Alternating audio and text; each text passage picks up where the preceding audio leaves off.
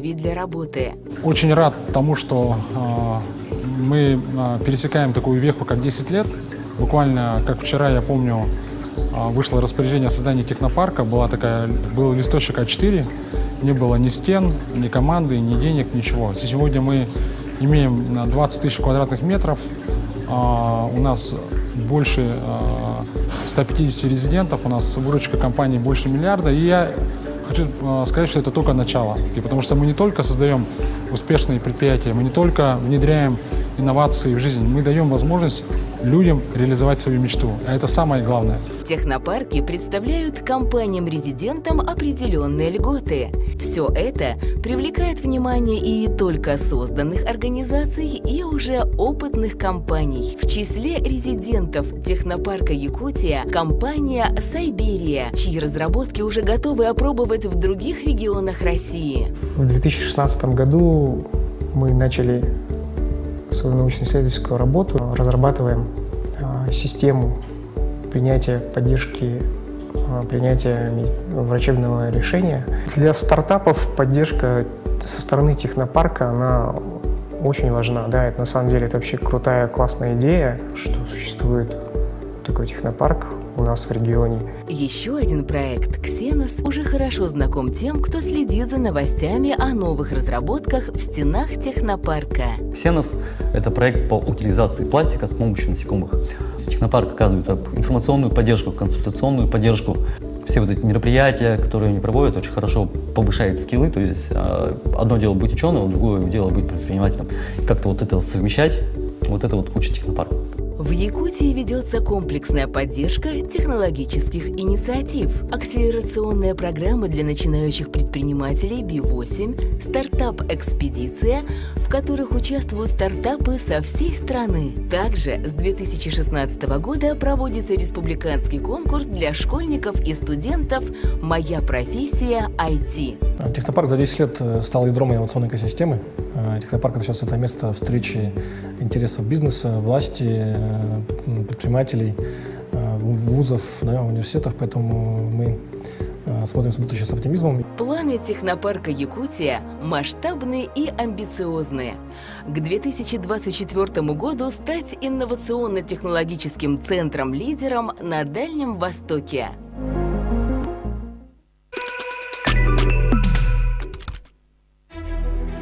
В Якутске стартовал Open Innovation Startup Tour «Цифровой регион». Мероприятие направлено на развитие технологического предпринимательства и выявление перспективных инновационных проектов. Якутск является 4-м городом на маршруте стартап-тура. На региональный конкурс поступило 188 заявок со всего Дальнего Востока. По итогам отбора в полуфинал вышли 30 стартапов, в том числе из других регионов. Мы сегодня уже IT-столица Дальнего Востока, и причем уже достаточно уверенно. В этом отношении никто уже с нами здесь практически не конкурирует. Наша задача стать одним из центров IT в нашей стране. Здесь есть то, что в центральной части еще не делается. В этом самая удивительная история. В Якутии, которая не обладает большими человеческими ресурсами, в пересчете на душу населения, наверное, самый высокий IT-показатель. В мероприятии приняли участие лучшие эксперты рынка, известные бизнесмены, менторы, представители венчурных фондов и ведущие технологические эксперты. Это образовательная программа, в рамках которой мы рассказываем начинающим технологическим предпринимателям, либо тем, кто только думает о том, чтобы заняться технологическим предпринимательством, об основных проблемах, которые перед ними возникают, и том, как их решать. По факту представительство Сколково в Якутии уже несколько лет действует, потому что наше тесное сотрудничество с командой технопарка. Это же не представительство ради представительства, это ради того, чтобы якутские компании получали доступ к тем возможностям, которые есть. Участники конкурса уверены, что такие инновационные стартапы дают возможность выйти на международный рынок. Вообще это классный шанс представить свой проект, свою идею и развиваться. Мероприятие очень высокого уровня, то есть как эксперты, так и проекты очень сильные. И это действительно на Дальнем Востоке очень высокое мероприятие. Также в рамках стартап-тура прошел отбор в акселерационную программу B8 Фонда развития инноваций Республики. Был отбор проектов на акселератор B8. 47 проектов участвовало. В финал вышло 12 компаний, которые пройдут интенсивную подготовку с менторами мирового масштаба. и получит финансирование 2 миллиона рублей. Сейчас проходит подписание соглашения о сотрудничестве с Дальневосточным фондом высоких технологий и Фондом развития инноваций Республики Саха-Якутия. Фонд развития инноваций Республики Саха-Якутия, он, согласно этому соглашению, будет поставлять пайплайн проектов для Фонда высоких технологий. Это якутские местные инновационные технологические компании, и когда они получают все знания, достаточный опыт, лучшие из них передаются нам в фонд с целью их финансирования, именно финансовой поддержки. А по итогам главный приз 300 тысяч рублей получил проект «Ведроид». Мы являемся клининговой компанией, которая убирает территорию, моет полы, но делает это помимо традиционного способа, еще и делает это с помощью инноваций. Двухдневная программа стартап-тура подошла к концу. Известны имена лучших проектов. Все победители регионального этапа получили приглашение на Startup Village, самую крупную в России СНГ стартап-конференцию, которая пройдет в конце мая в инновационном центре Сколково.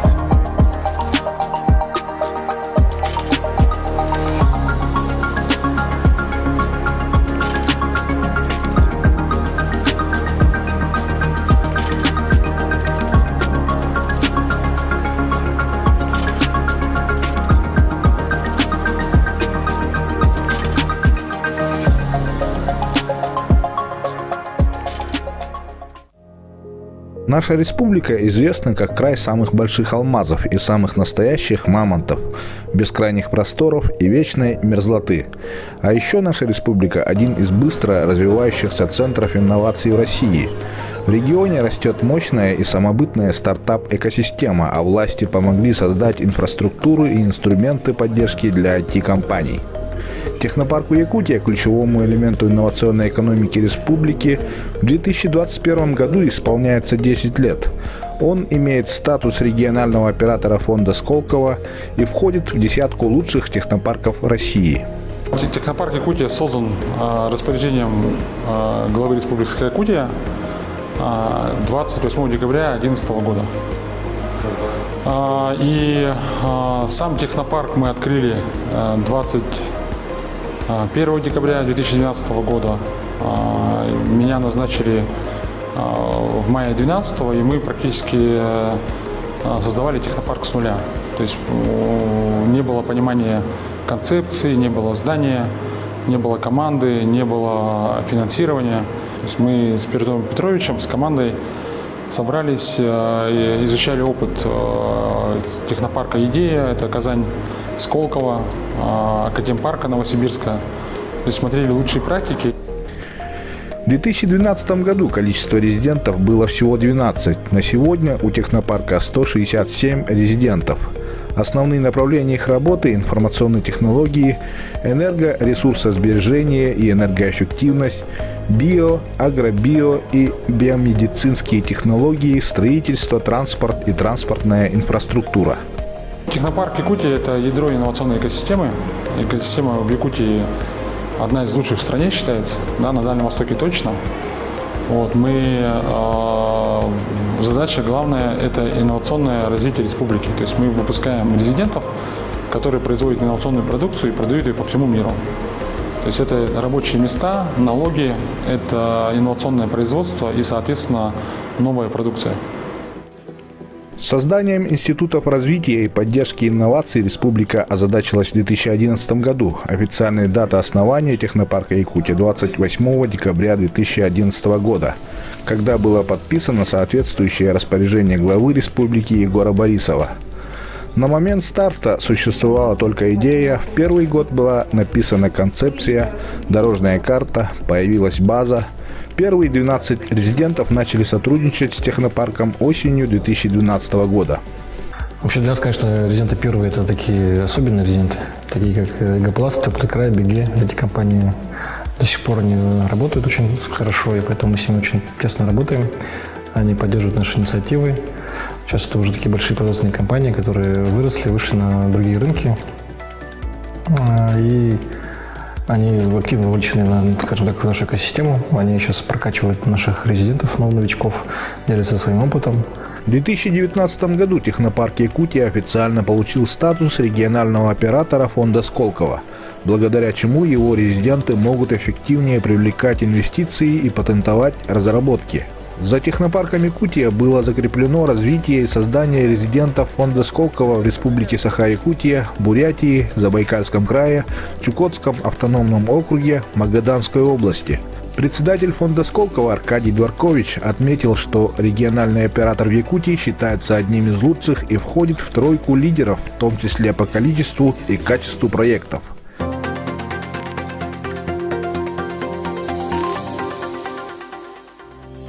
Одними из пионеров технопарка является компания «Беге». В 2012 году основатели компании пришли в технопарк Якутия с одной идеей – производить краски, которые бы не пропускали тепло, влагу, холод, защищали от плесени и микробов.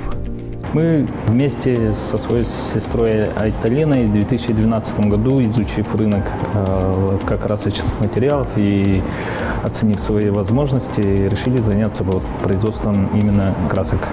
И с тех пор в 2012 году начали свой путь в бизнес с технопарком. Узнали осенью то, что открывается технопарк, и стали резидентами номер 1. И уже к Новому году открыли цех в стенах технопарка на Дзержинского, 76. Воплощать идеи в жизнь – такова концепция компании «Беге». 10 лет назад невозможно было представить, что в Якутии можно не только производить собственную краску в промышленных масштабах, но и выйти на внешний рынок. В самом начале у нас цех был с минимальной комплектацией, и уже став резидентом технопарка, мы получили инвестиции у венчурной компании и выехали в город Кёльн, в Германию, для усовершенствования нашей технологии совместно с немецкими специалистами. И закупили немецкое оборудование VMI, и у нас уже вся линейка лакокрасочных материалов с тех пор производится по немецкой технологии. Также мы начали научные разработки совместно с ФТПС, СФУ, РХТУ имени Менделеевой и другими научными институтами. Сейчас Биге является резидентом территории опережающего развития индустриальный парк Кангалассы. Преференции, предоставляемые резидентом ТОР, позволяют расширять производство. Мы стали далее резидентом ТОР Якутия, а там построили завод лакокрасочных материалов и поставили цель выйти на рынок России. И мы вышли на рынок России, открыли цех в Московской области. Уже имеем поставки от Крыма до Владивостока всей нашей продукции линейки «Арктик». Соучредитель и генеральный директор компании Андрей Неустроев говорит, что с первых дней они делали ставку на качество своей продукции. Название Биге переводится с якутского как «надежность». Технопарк именно начинающим предпринимателям, бизнесу самое главное дает возможность именно льготной аренды помещений и инфраструктура. И была огромная информационная, рекламная поддержка. Мы всегда чувствовали веру в нас.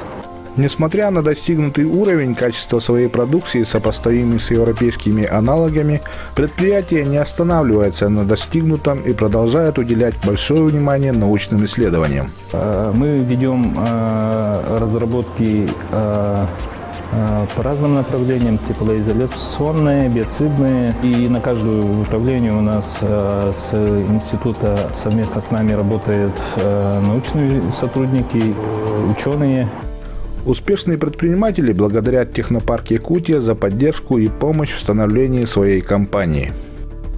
Мы хотели бы пожелать резидентам технопарка использовать все возможности технопарка Якутия, все услуги и ставить более высокие цели. Это выход на Россию и на весь мир.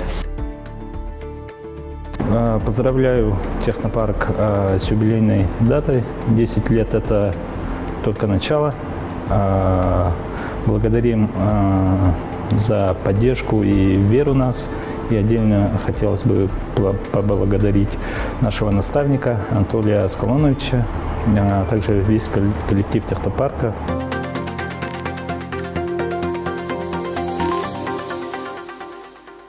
22 декабря 2012 года состоялось торжественное открытие ГАУ «Технопарк Якутия» в городе Якутске. На Дзержинского, 76 расположились первые резиденты технопарка – Саха-Интернет, Сулус-Геймс, ТБМ, механохимические биотехнологии, теплокомфорт, Данго, Биге, Амтек, Дримтех, Полар, Система Элемент, Туниди Интертеймент, Республика Игр, Саха-Нефтебиосорб, Новопила, графеновые нанотехнологии и Fivetronics. Технопарк как объект инновационной инфраструктуры призван обеспечивать территориальную концентрацию финансовых и интеллектуальных ресурсов для ускорения инновационного развития отрасли экономики. Но без оборудования не может быть и работы. Поэтому Технопарк в начале своей деятельности начинает закупать оборудование для различных работ. Мы понимали, что нашим резидентам нужно оборудование, нужны станки, чтобы они могли в технопарке делать какой-то прототип своего изделия, не выходя из стен технопарка. Был огромный запрос у компаний-производственников, поэтому мы в 2013 году задумались об открытии такого центра инжиниринга и в 2014 году подобрали оборудование. Я сам лично летал за этим станком в Санкт-Петербург на завод «Унимаш», отгружал его в Якутск. Конечно, это была такая ставка очень серьезная, станок был очень дорогой. Но, как показала практика, что он очень себя хорошо зарекомендовал, и резиденты очень им пользуются часто. В этом году Министерством инноваций, цифрового развития и инфокоммуникационных технологий учрежден ведомственный нагрудный знак «Отличник инноваций Республики Саха-Якутия». Первым отличникам знаки были вручены во время торжественного открытия выставки Saha Innovation Expo 2021, посвященной Году науки и технологий в России, десятилетию технопарка Якутия и венчурной компании «Якутия».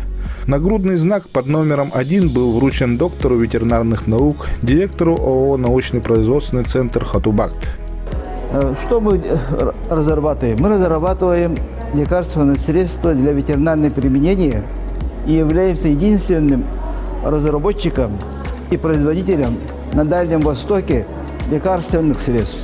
Республика занимает первое место по количеству табунных лошадей. Это 170-180 тысяч лошадей. Но есть болезни инфекционные. Это иринопневмония, это вирусная болезнь. Мы впервые в России, впервые в мире разработали вакцины против мыта лошадей, самолетного борта и пробиотик Сахабакту Субтил. Михаил Петрович отметил, что 42% кобыл в Якутии не дают приплода. По его словам, чаще всего это происходит из-за инфекционных болезней животных.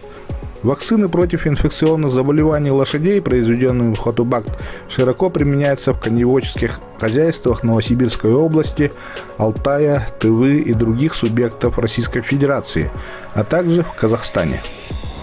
Мы эту продукцию производим в экспериментальном цехе своего института сельского хозяйства.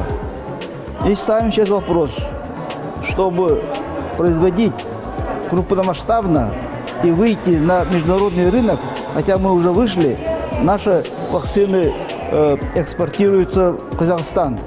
Мы сейчас договорились с Монголией. Монголия будет производить наши вакцины и препараты по нашей лицензии. Нашей разработкой интересуется Китай. Но в настоящее время я являюсь исполнителем гранта Китайской Народной Республики совместно биофармацевтической компании «Билань» Шандунской провинции. Вакцинация от этих инфекционных заболеваний способна значительно повысить рождаемость жеребят. Ущерб от недополучения приплода лошадей составляет значительную сумму. Михаил Петрович мечтает наладить производство препаратов в промышленных масштабах. Я являюсь резидентом технопарка с его создания. И до сих пор я являюсь резидентом технопарка. Я являюсь еще участником фонда Сколково. Одним из первых в Якутии я стал участником фонда Сколково. Сейчас я работаю со Сколково. Я к тому же еще являюсь единственный пока с Якутии и Дальнего Востока эксперт фонда Сколково. Я работал с первыми резидентами технопарка. Некоторые уже вышли из технопарка, уже занимаются производством только. Мы тоже хотим, чтобы наши разработки производились крупномасштабно в заводе. Это будет достижение нашего технопарка, достижение нашей науки и нашего производства в Якутии. Резиденты технопарка Якутия производят легкий в использовании мини-погрузчик для уборки снега, переноски и погрузки из песка и щебня. Создатель проекта Геннадий Бубенчиков является резидентом технопарка Якутия с 2018 года. Изначально он пришел туда за поддержкой проекта раздельного сбора мусора, а сегодня успешно осуществляет производство мини-погрузчиков «Батрак». Мини-погрузчик имеет сертификат соответствия, на данный момент его цена всего 270 тысяч рублей, тогда как американские аналоги стоят от 1,5 миллиона рублей. Весь 2021 год мы испытывали эту машину, там, ломали, рвали, там, испытывали, сертифицировали, там, полностью занимались и отрабатывали модель и регистрировали ее. То есть к концу этого года мы полностью отработали эту машину. Сейчас уже запустили серийное производство. Вот это уже серийная модель стоит. То есть она уже зарегистрирована, засертифицирована, у нее есть паспорт. То есть одну такую машину мы даже уже успели продать. Клиент очень доволен. На 2022 год мы планируем выйти на производственные мощности 3 единицы в месяц. То есть мы планируем произвести порядка около 40 машин за 2022 год. Погрузчик имеет мосты и коробки передач от автомобиля ВАЗ-2107, двигатель китайского производства, а корпус из профилированных труб. Она выполняет как уборку снега, она выполняет уборку там, песка, перемещение щебня. То есть на данном этапе это погрузчик. Он полноприводный, у него электростартер, он прост в эксплуатации, то есть какая-то специальная подготовка к нему не нужна.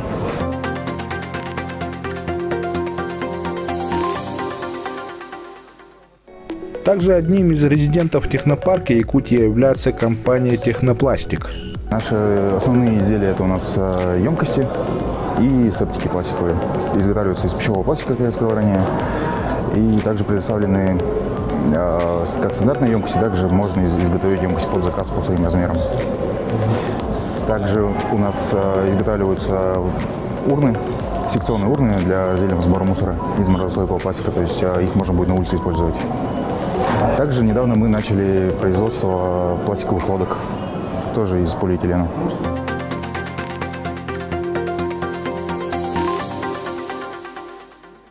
Компания «Уран Машинс» специализируется на производстве станков с числовым программным управлением, фрезерные, лазерные, для дерева и металлообработки. В условиях пандемии ребята из этой компании запустили новый проект «Airrec» и начали производить рециркуляторы. Нашей основной деятельностью является это производство и поставка станков с числовыми программными управлениями, а также налаживание производства, автоматизация производственного цикла для производственных предприятий. С начала пандемии в прошлом году мы наладили второй вид производства, вот именно производство в то время самого дефицитного товара облучателя рециркулятора воздуха «Airrec». Бизнес Иннокентия начался с кузнечного дела. Сначала он закупил ЧПУ станки, позже начал ремонтировать, консультировать и уже потом взялся их производить. Я начал свой бизнес в 2011. Сначала это был даже не бизнес, а скорее всего самозанятость. Я являюсь и до сих пор кузнецом. Я делаю хомусы, сувениры и тому подобное. Да? И с 2013 года я начал интересоваться ЧПУ станками, с помощью которого можно было бы очень качественные продукты в большом количестве и качественном виде сделать. Как и все резиденты Иннокентии, очень благодарен технопарку Якутия. Говорит, что резидентам оказывается большая поддержка. Я являюсь резидентом технопарка с 2017 года. Это дает огромную поддержку и именно в плане самопродвижения, продвижения продукта, продвижения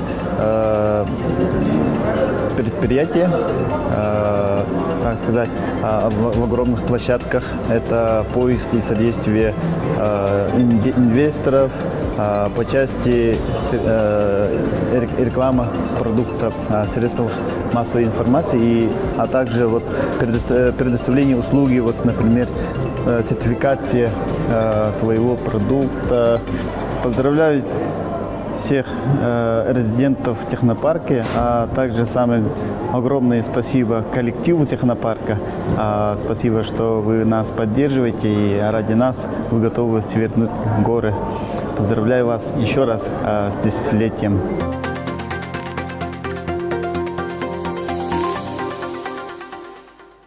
Компания Хатутент использует современные технологии, решающие многие проблемы северян. Она производит продукцию из специального нанокомпозитного материала, который надолго сохраняет тепло и идеально подходит для суровых климатических условий Якутии. Изделие справляется с морозом даже при минус 60 градусах. Изначально компания выпускала мобильные гаражи автоберлога, но со временем Хатутент расширил свой ассортимент продукции до мобильных гаражей для автомобилей и спецтехники, утепленных переносных палаток, спальных мешков, спецодежды и многое другое. У нас летом где-то 200 видов ассортимента, начиная от торговых палаток, заканчивая банкетными шатрами, а зимние в основном сейчас берут такие портативные гаражи, одежды. Сегодня продукция компании пользуется большим спросом среди охотников, рыбаков, сельхозпроизводителей, промышленных предприятий. Конечно, мы очень много работаем над материалами. Например, если у других аналогов там наружный материал простой плащевка, у нас парусный Оксфорд.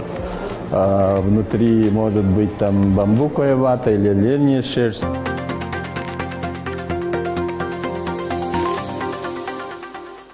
Компания «Терях» с 2006 года занимается переработкой дикорастущих ягод и древесных лесных ресурсов, из которых производит варенье, сиропы и морсы. Сегодня компания выпускает более 20 наименований продукции высокого уровня качества с повышенной биологической ценностью и оригинальными органолептическими показателями. Наш проект заключается в создании витаминизированного напитка, функционального напитка для жителей севера. Это из сосны и хвои.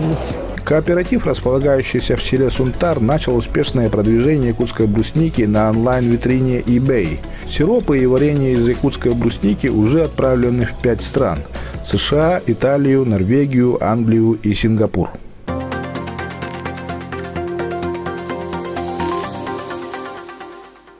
Летом этого года в рамках Дней Якутии в Татарстане состоялось открытие выставки инновационных проектов Саха Innovation, на которой была представлена инновационная экосистема республики. Выставку Саха Innovation посетил президент Республики Татарстан Рустам Минниханов.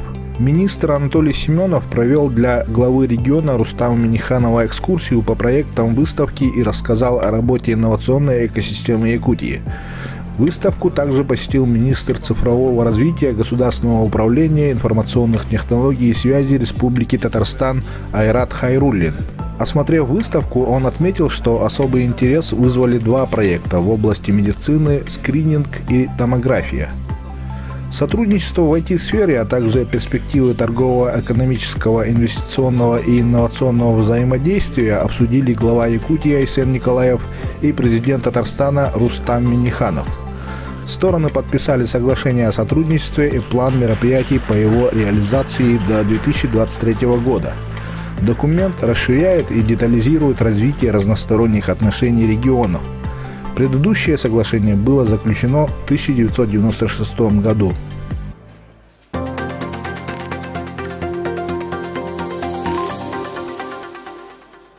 В 2019 году якутская компания «Сайберия», резидент IT-парка Якутска, разработала методы анализа медицинских изображений с использованием технологий компьютерного зрения и искусственного интеллекта, которые дают возможность более точной и быстрой постановки диагноза.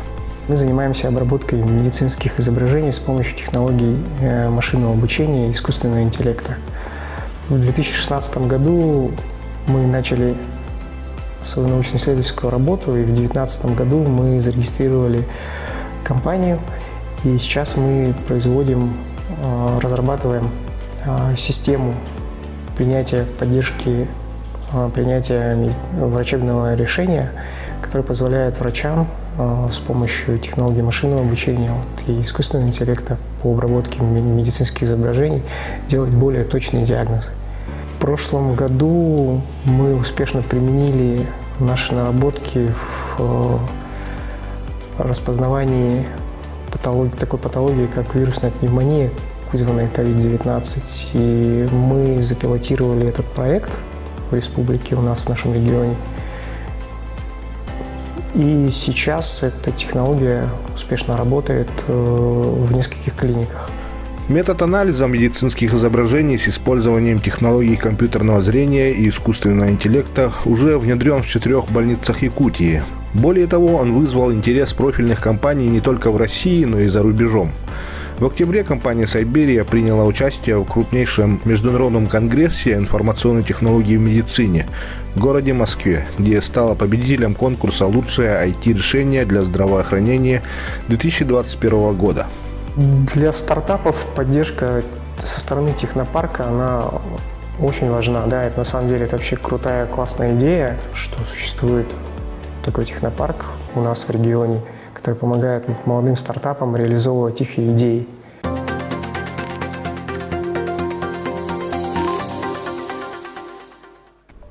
Компания «Ранга» – резидент технопарка Якутия. Приложение компании Run with Zippy – беговой трекер с интерактивным питомцем, который работает по принципу тамагочи, где физическая активность пользователя является энергией для кота. Приложение Run with Zippy якутской компании «Ранга» вошло в десятку лучших проектов всероссийского конкурса «Ты в игре», главная цель которого – поиск и поддержка креативных бизнес-идей, направленных на популяризацию физической активности и здорового образа жизни. Run with Zippy – это беговой трекер, который использует когнитивно-поведенческой психологии, чтобы сформировать у вас привычку заниматься спортом. Крайне коротко, вот так вот. И надеюсь, скоро вы все будете пользоваться нашими приложениями, нашими продуктами и получите, как говорится, максимальный заряд бодрости, силы и в то же время станете максимально спортивны, как наш кот Zippy получается.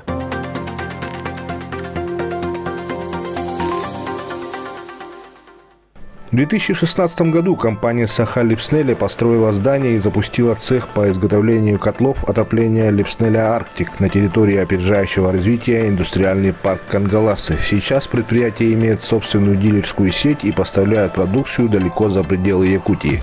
Наши котлы запатентованные, уникальные котлы, которые производятся у нас. Технология используется верхнего длительного горения, и за счет этого у нас достигается продолжительность горения до 3 суток на одной закладке угля.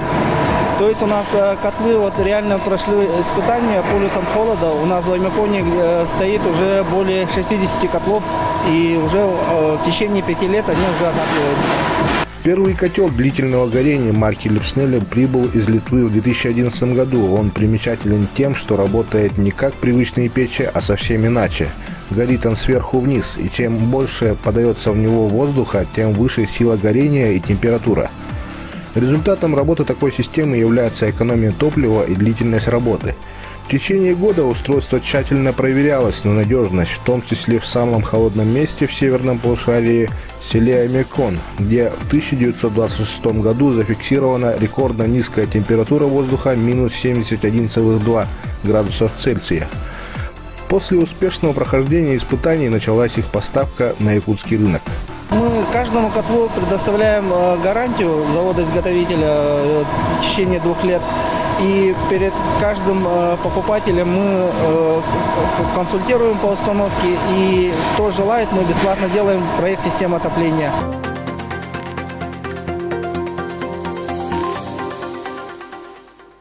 Команда биотехнологов «Ксенос» из технопарка Якутия изучает жуков зафабас, которые поедают пластиковые отходы. Исследователи создали портативные мини-станции для утилизации пластика в домашних условиях или офисах. Одна станция рассчитана на 900 насекомых, их достаточно для переработки пластикового мусора в семье из 3-4 человек. Для примера мы изготавливаем вот такие вот ксенобоксы. Это боксы, в которых у нас обитают 2 вида жуков. Это большой мучной хрущак, который разрушает полистирольные отходы, и зафобос морио, достаточно крупные личинки, которые также разрушают полистирольные отходы. То есть они не просто его едят, не измельчают, они его химически биоразлагают на неопасные соединения, которые, в принципе, не подвергают природу вот этому пластиковому прессу. Глобальная цель проекта – создать раствор, расщепляющий пластик, чтобы не использовать насекомых.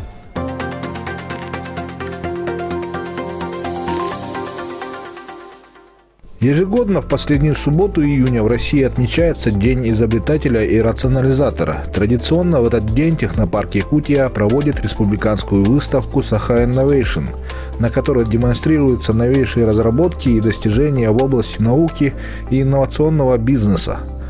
В этом году выставка прошла с 24 по 26 июня. Мероприятие проходило в онлайн-формате и включало в себя не только виртуальную выставку на официальном сайте мероприятия, но и обширную деловую программу с мастер-классами и лекциями, конкурсом битвы стартапов и так далее. На выставке свои разработки представили 37 участников, от небольших стартапов до крупных IT-компаний. Также впервые приняли участие районные IT-центры. Саха Innovation 2021 посетили более 15 тысяч человек.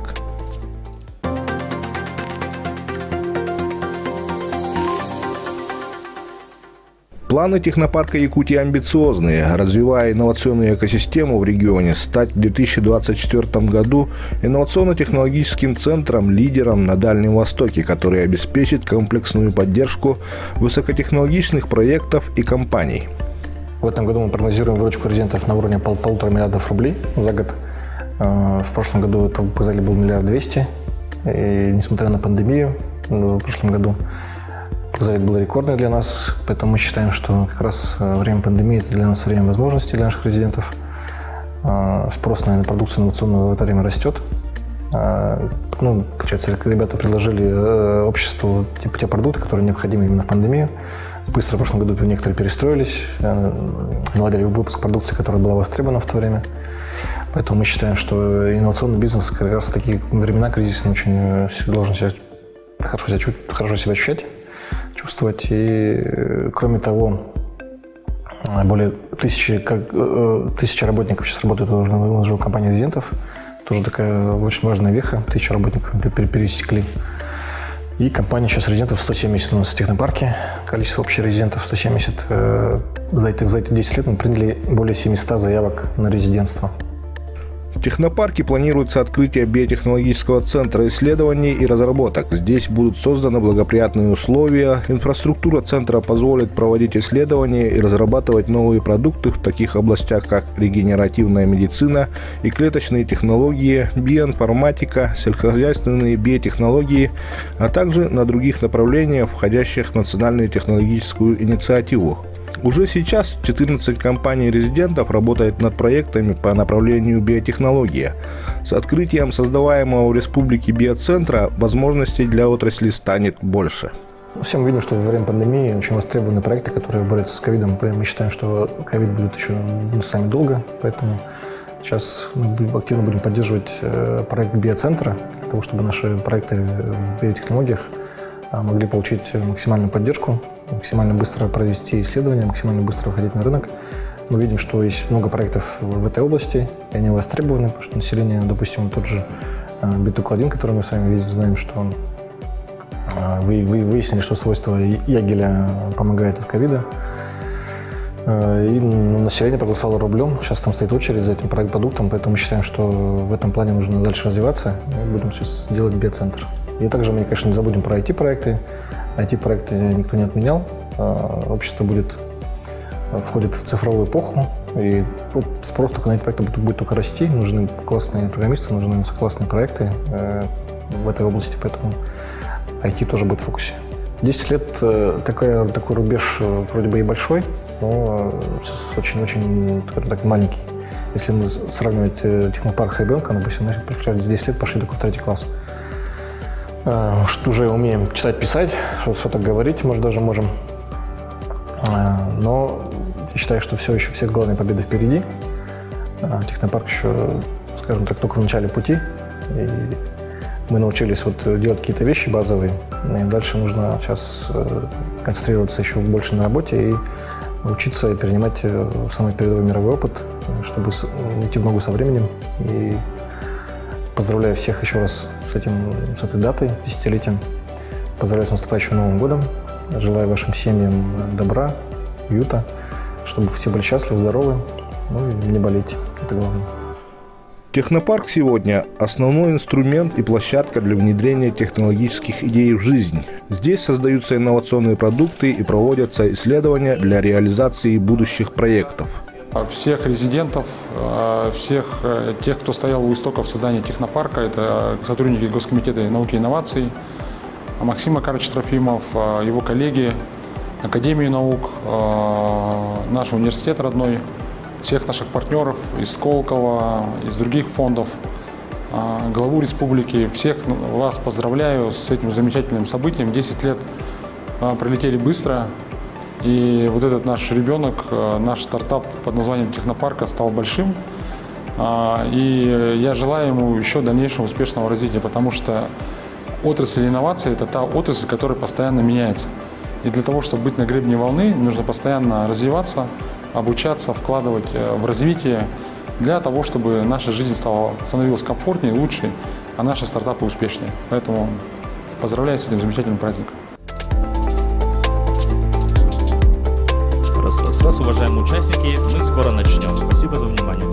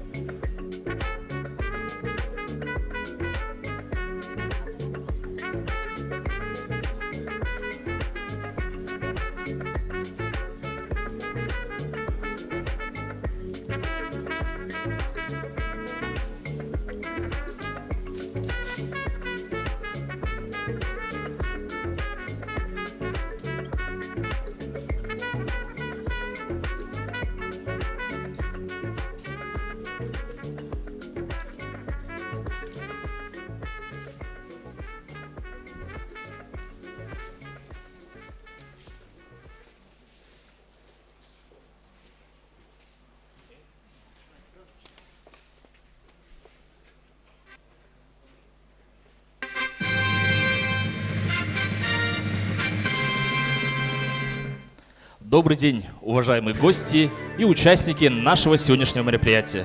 Мы рады приветствовать всех вас здесь, в IT-парке Якутск, на открытии регионального этапа Open Innovation Startup Tour в городе Якутске. Аплодисменты.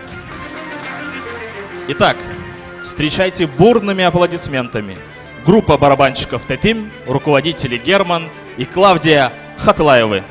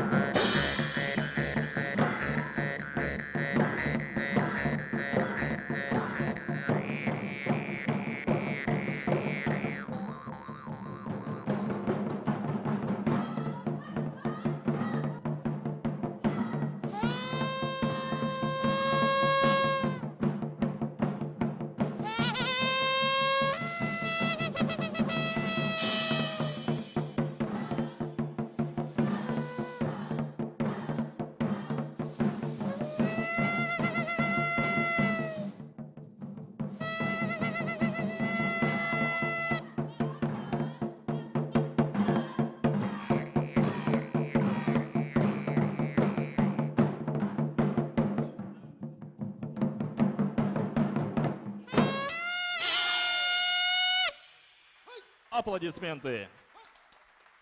Группа барабанщиков Т-Тим.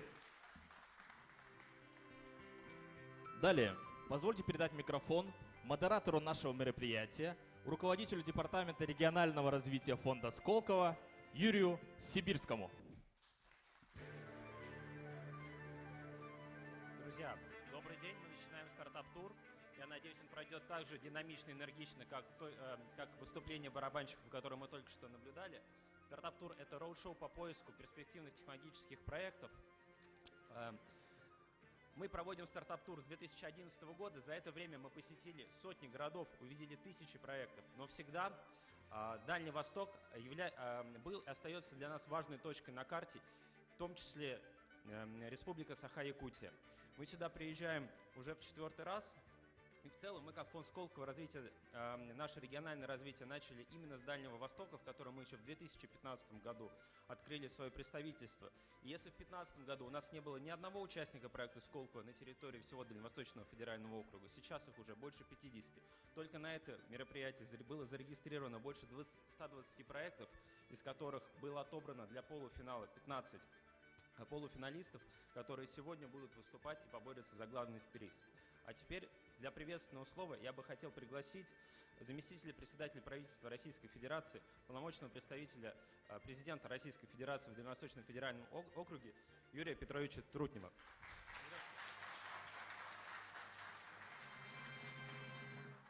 Добрый день, уважаемые участники стартап-тура. Так, хорошо. Рад вас приветствовать в Якутии. Место сегодняшнего мероприятия выбрано не случайно. Якутия уверенно занимает первую строчку позиций по инновациям в Дальневосточном федеральном округе, продуцируя 85% экспорта IT-услуг.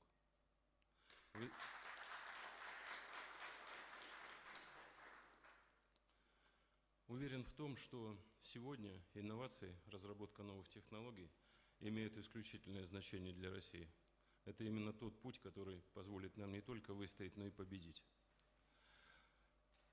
Сегодня по поручению президента Российской Федерации Владимира Владимировича Путина для IT-отрасли подготовлен целый комплекс мер поддержки. Это и льготные кредиты под 3%, это и обнуление налога на прибыль, мораторий на проверки, практически все проверки.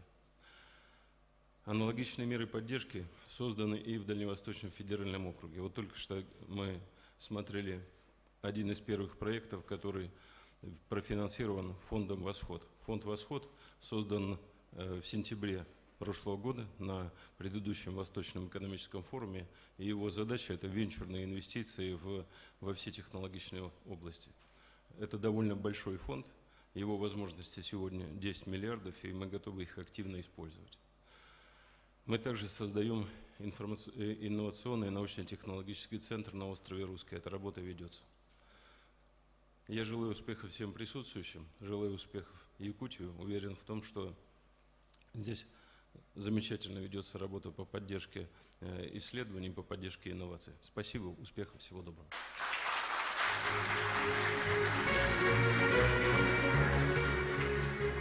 Спасибо, Юрий Петрович. И я, конечно же, не могу отметить долгое сотрудничество, которое складывается вместе с Республикой Саха-Якутия. Наше первое соглашение о сотрудничестве мы подписали еще в 2012 году с сроком на 10 лет. За это время десятки компаний получили статус участника проекта «Сколково», пользуются нашими мерами поддержки.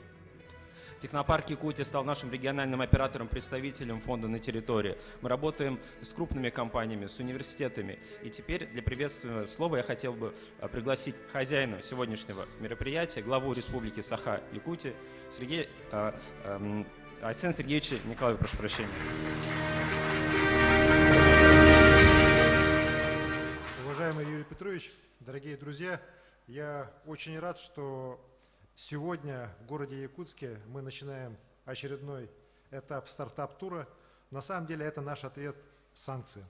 Нас пугают, что все айтишники из Якутии то ли уже убежали, то ли собираются убегать. В России уже айтишников мало что осталось. Это на самом деле абсолютная ложь. В Якутии сегодня работает в IT-отрасли 3800 человек. Совсем недавно, в 2018 году, когда мы с вами начинали бурное развитие IT-отрасли, работало 1200. И я уверен, что наши темпы сейчас не только не замедлятся, они еще ускорятся. Потому что проекты, которые у нас появляются, они сегодня могут получить очень серьезную государственную поддержку. Благодаря президенту, благодаря правительству страны сегодня огромная работа проводится. И мы на региональном уровне тоже сейчас, выполняя поручение президента, приняли ряд решений. Вы знаете, что 300 миллионов рублей мы сейчас выделяем через венчурную компанию на поддержку именно конкретно наших малых стартап-компаний, IT-компаний. Мы обнулили полностью налоги точнее не налоги, а обнулили аренду по всем резидентам IT-парка до конца года. Уверен, что будем принимать и другие решения, которые позволят здесь, в Якутии у нас, да и в целом на Дальнем Востоке, развивать IT-отрасль. Уверен, все получится. Сегодняшние проекты, которые вот свыше 100 поступило, вот 15 осталось, я так краем глаза посмотрел, очень интересные проекты. И они не только связаны там именно с IT-отраслью, они уже имеют конкретный прикладной смысл, прикладной характер, начиная от сельского хозяйства, заканчивая медициной. Поэтому всем успехов, всем развития, всем побед и только вперед. Спасибо.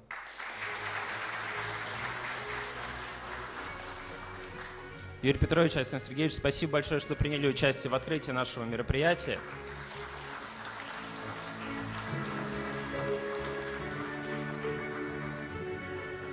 Сегодня нас ждет насыщенный день. После открытия здесь будет пленарная сессия, посвященная актуальным вопросам импортозамещения. В 12 часов дня на втором этаже начнется менторская сессия, где каждый желающий сможет в режиме открытого микрофона презентовать свой проект, получить обратную связь по проекту. В 13:30 здесь будет визионерская сессия от представителей фонда Сколково в Китайской Народной Республике Евгения Косолапова, который расскажет об актуальных условиях взаимодействия с Китаем. С 15 часов здесь начнутся конкурсы по трекам информационные технологии, биомедицинские технологии и передовые промышленные технологии. И финал состоится в 18:20. Ну и перед тем, как начать нашу пленарную сессию, я хотел бы пригласить для приветственного слова от лица фонда Сколково Константина Евгеньевича Паршина, вице-президента фонда Сколково, руководителя кластера информационных технологий. Все, ребят, видите, камеры ушли, можно вздохнуть спокойно. Да, можно маски приспустить, да, галстуки чуть-чуть можно тоже распустить. Все-таки мероприятие «Стартап-тур», оно не для газеты, не для прессы, оно для вас, вот для тех молодых лиц, которые здесь сидят в зале, которые, может быть, нас увидят, услышат. Я, конечно, продолжу тон, который задали наши уважаемые руководители, Юрий Петрович, Александр Сергеевич, потому что действительно время уникальное, оно стрессовое, оно тяжелое, мы наверняка переживаем, мы думаем о том, что будет завтра, как будут расти наши с вами дети.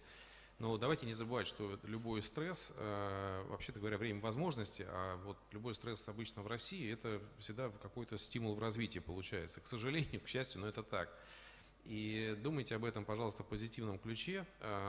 И действительно, те меры поддержки, которые сейчас происходят вокруг нас с вами, это абсолютно беспрецедентная ситуация. Такого не было никогда.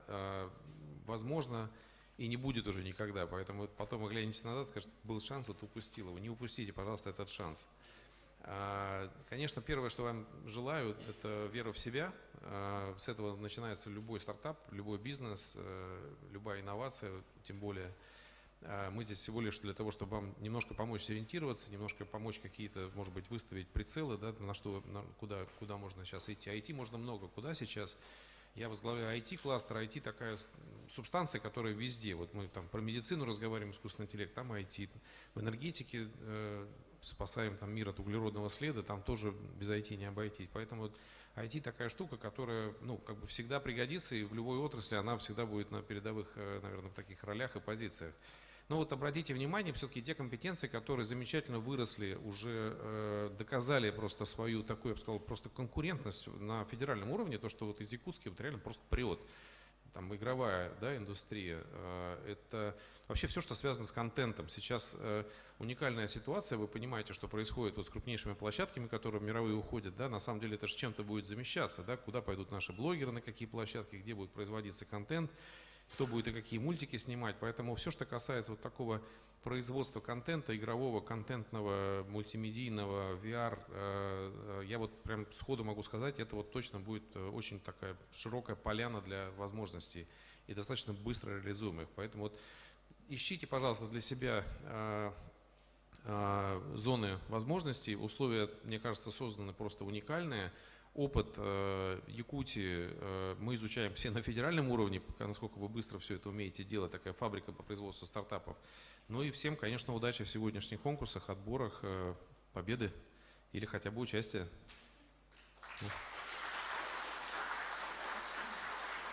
Константин, спасибо за добрые напутственные слова. И перед началом пленарной сессии я бы хотел дать слово для приветствия хозяину площадки Петру Петровичу Габушеву, директору технопарка Якутия. Дорогие друзья, всех доброе утро. Рад приветствовать вас в IT-парке Якутск.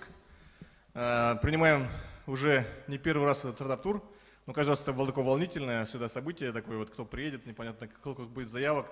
Вот я скажу такой секрет небольшой, мы за 2 дня до конца приема заявок было 15 проектов у нас было всего.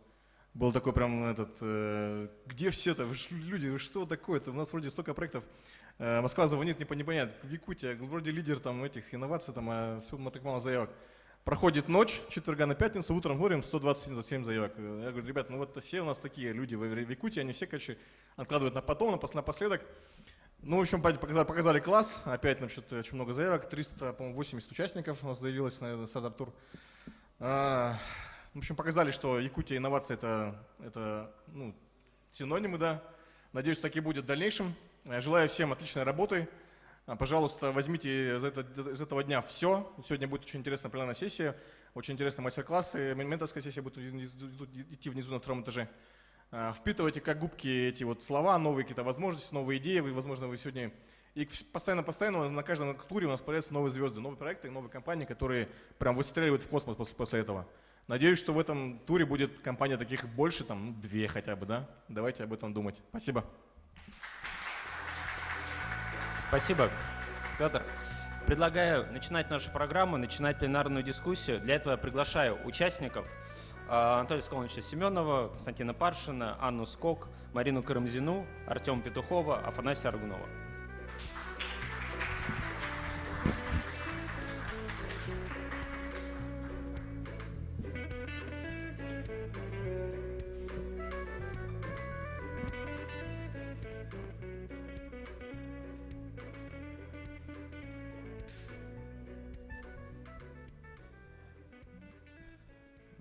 Друзья, ну, наши руководители сегодня задали там общий тон. Наверное, он очевиден для всех. То, что нас сейчас волнует в плане экономики. И сейчас мы хотим в рамках панельной дискуссии поговорить об актуальных задачах импортозамещения технологиях в условиях той экономической реальности, в которой мы находимся. Безусловно, смена экономической реальности демонстрирует преимущество гибкого адаптивного подхода в управлении, который позволяет компаниям не только выжить, а преуспеть в текущем турбулентном мире. Сегодняшнее время – это время новых героев, технологических предпринимателей, талантов, создающих инновационные продукты, IT-сервисы. Те компании, которые решают актуальные задачи по импортозамещению, встраиванию в текущую экономическую реальность, у них сегодня есть безусловное преимущество. Сегодня они составляют особенно ценный актив любого региона, гарантируя его вовлечение в федеральную повестку реализации стратегии технологического развития и импортозамещения. Новая ситуация ставит не только новые вызовы, но открывает новые возможности. Извиняюсь за достаточно банальную вещь, но сегодня мы про это, думаю, будет не лишний раз акцентировать на это внимание. Но здесь, соответственно, возникают вопросы, то, что говорил Арсений Сергеевич в своем выступлении, про молодых талантов, как их сохранить, удержать, и вообще, есть ли такая сейчас проблема, как компаниям развиваться в IT-сфере, как инновационная экосистема должна адаптироваться к текущим реалиям, какие меры поддержки нужны и достаточны ли, и как крупный бизнес и стартапы видят текущую ситуацию, как они решают те задачи по импортозамещению, технологическому развитию, которые сейчас стоят. Я представлю наших спикеров, кто сегодня будет выступать. Анатолий Аскалович Семенов, министр инноваций и цифрового развития Республики Саха-Якутия. Константин Паршин, вице-президент, исполнительный директор кластера информационных технологий фонда Сколково. Анна Скок, заместитель министра цифрового развития и связи Амурской области. Марина Карамзина, руководитель регионального отдела обслуживания Алроса IT. Артем Петухов, коммерческий директор Smart Unit. И Афанасий, я прошу прощения, если неправильно поставлю ударение, Аргунов, технический директор Саберия. И первым я бы хотел передать слово хозяину нашего сегодняшнего мероприятия, человеку, который стоял у истоков в целом развития той инновационной системы Якутии, про которую уже многие говорят и говорят вполне справедливо, и мы являемся среди такого рода спикеров, которые приводят Якутию в пример, в том числе для других регионов. И, Анатолий Сколович, вот если начать разговор с любым предпринимателем, в в текущей ситуации, 2 месяца назад, вот мы такие опросы среди технологических компаний регулярно осуществляем и спросить, а какие основные проблемы, с какими основными проблемами вы сталкиваетесь? Люди называют обычно 2 вещи, меняются они местами, где-то в каких случаях в одних опросах одно на первом месте, во-вторых, одно на втором, но вот топ-2 он везде неизменен. Они говорят, это деньги, вполне ожидаемо, всем денег не хватает. И самое важное – кадры, человеческий потенциал, люди, кто будет работать, кто будет создавать те технологические инновационные решения, которые мы помогаем реализовывать. Это проблема не только Дальнего Востока, но в том числе Дальнего Востока. Вы обладаете уникальным сочетанием опыта, имеете опыт работы и по ветке молодежи, стояли у истоков создания инновационной экосистемы Якутии. Сейчас в должности министра в том числе занимаетесь такого рода задачами. Я бы хотел вас спросить, Айсен Сергеевич сейчас четко дал поднять, что в Якутии той проблемы, про которую многие говорят, связанной с оттоком кадров, нет. Но все-таки, может быть, те или иные вещи вы делаете в упреждающем характере, в упреждении, какие сейчас существуют меры поддержки и как вы видите задачу руководства региона для того, чтобы создавать максимально благоприятные условия для талантливых, креативных ребят, создавать технологические решения, очень остро, в которых нуждается и регион, и страна в целом здесь. И какая нужна поддержка от институтов развития, от федерального центра? Спасибо, Юрий. Добрый день, уважаемые друзья. На самом деле я очень рад, что мы хотя бы пережили пандемию для начала. Да? Возвращаемся в обычное русло, уже без зума встречаемся. Коллеги к нам приехали в Якутск, 3 года уже не были, мы очень рады. Коллеги из Амурской области приехали, из Сколково, и мы очень рады, что мы так тесно можем, глядя друг другу в глаза, общаться, потому что все-таки я считаю, живое общение ничто не заменит. И дай бог, чтобы так дальше продолжалось, и все мероприятия столетия республики, которые мы запланировали, это и СЭХ, Тоймада, и другие мероприятия, они пройдут, и мы на самом деле вернемся к нормальной жизни с точки зрения общения и нормальной работы, потому что все-таки, если говорить про IT-отрасль, очень важна среда, да? То, о чем постоянно мы говорили всегда, что живое общение, именно общение разных людей между собой рождает новые идеи. Я просто немножко хотел бы отпрыгнуть на 10 лет назад. Коллеги здесь многие помнят это время. Сегодня говорят люди, допустим, 10 лет назад основная проблема. Поднимите руку, кто, айтишники 10 лет назад какую проблему ставили? Кто помнит? 10 лет назад. Кто-то так тихо сказал, громче скажите. Нет, в то время было не уехать на Запад, проблем такой не было вообще, то есть можно было купить билет и уехать. Да, безопасно. И все правильно, Петр Петрович говорит, мы вообще ассоциация развития IT-отрасли, она объединялась вокруг каких-то задач, которые проблемы ставят. Первая задача у нас, вы помните, что 21 декабря 2012 года пришло в Якутск оптоволокно. В Трюмфе было большое мероприятие, приезжал министр связи Никифоров, тогда еще Александр Ильич Борисов был министр связи. И это был такой праздник для нас, потому что в 2011 году, когда мы создали ассоциацию, вы помним, какой у нас был интернет и сколько он стоил. Да? И чтобы что-то создавать, нужен был быстрый интернет, который, в принципе, пришел. И сегодня по республике мы закрыли 362 населенных пункта, которые имеют ВОЛС. Да? То есть, и сегодня ребята из самых отдаленных деревень могут сидеть и спокойно работать в интернете. Почему я про это говорил? Потому что, по сути, мы всегда говорили, что Бог сделал страны и регионы разными, а интернет уравнял наши шансы. Просто для Якутии интернет имеет значение гораздо важнее, может быть, чем деньги и какие-то другие ресурсы. То есть сейчас продолжу свою мысль. Просто во время пандемии это было четко видно, как допустим, компания Fantastic, у нас же начали ограничительные меры. Ну и они сейчас сделали игру, которая Prop Night называется, и они ее делали, где-то около 70 ребят сидели из районов республики. То есть удаленно в районе Вьетнамском районе, в Усалданском районе. Ребята сидели, работают на Unreal Engine, кто знает этот движок. То есть ребята сидят из деревни, у них быстрый интернет, есть среда разработки, тем более Unreal он бесплатный, да, есть компьютер, есть быстрый интернет. То есть по сути все, что нужно было для того, чтобы создавать продукты, это знания и доступ в интернет. И это дало возможность, и, кстати, две технологические вещи, я почему про это рассказываю, это очень важно, потому что все что-то вот в парадигме какого-то информационного стресса начинают забывать простые вещи. Вот, допустим, развился же за эти 10 лет мобильный интернет, 4G. Все мы помним, сейчас вот мы, сидя в смартфоне, смотрим различные там видео, пользуемся эпами, там, допустим, там, InDriver там, или другие там приложения, да, различные. То есть это же тоже пришло в течение последних 10 лет. Это дало возможность развить мобильные приложения.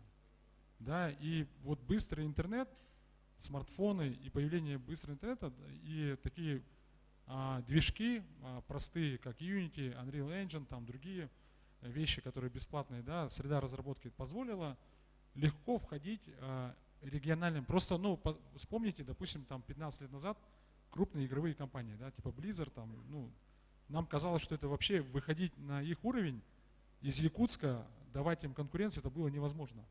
Просто невозможно. Это все равно, что вот сейчас наши кинематограф говорит, мы будем там снимать там блокбастеры, да, и тоже оказалось, что это нереально. Но вот сейчас компания Fantastic там в декабре выпустила игру Prop Night, она как раз для PC, да, продается через Steam. Сейчас, конечно, проблемы со Steam, но это отдельная тема, мы об этом тоже поговорим, я думаю. Но и смысл в том, что ребята получают зарплату, сидя не только в Якутске, но в других городах. Дальше, да, нехватка кадров, да, но для IT-бизнеса мы знаем, что Майтона, как она развивалась. То есть здесь в Якутске 650 сотрудников, есть сотрудники в Новой Зеландии, есть в Иваново, есть в Владивостоке, ты прекрасно помнишь, открыли офис в Санкт-Петербурге и прочее, прочее. То есть когда компания растет быстро, они быстро подбирают кадры по всему миру. То есть это глобальные компании, которые очень быстро закрывают свои потребности. И это тоже дает возможность, то есть, ну, вот у нас, если, допустим, был бы какой-то завод, ну, не знаю, там, фармакологический завод, нужен был какой-то главный инженер, ну вот в Якутске его нет, да, то есть, а надо ему находиться в Якутске. Вот IT-бизнес, он очень гибкий для этого, то есть он передвигается очень быстро растет. И это позволило, еще раз говорю, это важные моменты, которые позволили, то есть вот эти платформы позволили развиться якутскому бизнесу, IT-бизнесу. Дальше, если мы посмотрим, да, вторая задача, это, конечно, то, что ты сказал, кадры. Кадры проблема не только в Якутии или в Российской Федерации, это во всем мире. То есть, в принципе, если вы там приедете там, в Силиконовую долину, там тоже не хватает разработчиков. Да? Ты приедете там в Южную Корею, к нам приезжала компания южнокорейская, хотела набрать здесь 1000 разработчиков. Да? Говорит, нам нужно 1000 разработчиков.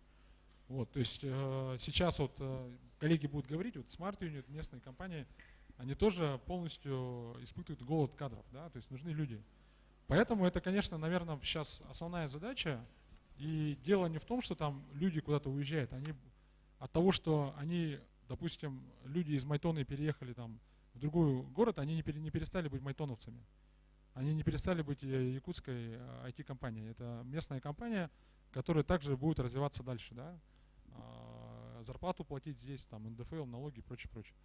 Поэтому мы проводим конкурсы. Конкурс «Моя профессия ID» мы 2016 года проводим. В прошлом году участвовал 1500 человек. Я хочу сказать, вот техникум связи, все же знаете, да, техникум связи. 10 человек на место конкурс. 10 человек. Мне бы расскажите там лет 15 назад, что в техникум связи 10 человек на одно место, а в прошлом году было 11 человек. Это же великий спрос. Просто проблема в том, что наши учебные заведения, в том числе и федеральный университет, мы с этим много разговаривали, с Верой Ильиничной тогда, Институт математики и информатики. Давайте открывать дополнительные группы, да? Давайте увеличивать заказ на программистов, потому что эти ребята, которые, вот представьте, допустим, 50 частных IT-школ в Якутске, 50 частных, примерно 3500 детей, в том числе мой сын, обучается в IT-школах. Да, там, в принципе, моему сыну сейчас 15 лет, у них есть свой стартап, они пробуют, делают там свои там, игры, конечно, у них ничего не получается, но им 15 лет. Да, и понятно, что ребята сегодня, мы видим школьные стартапы, там 11-классники, первокурсники приходят. У нас есть примеры, когда здесь есть компания, Петр Петрович, как называется компания, которая в Китае сейчас игру продает? Да, ИП Гуляев, как у них называется? Да, да, то есть там никто про них не знает, у них какая выручка? Да.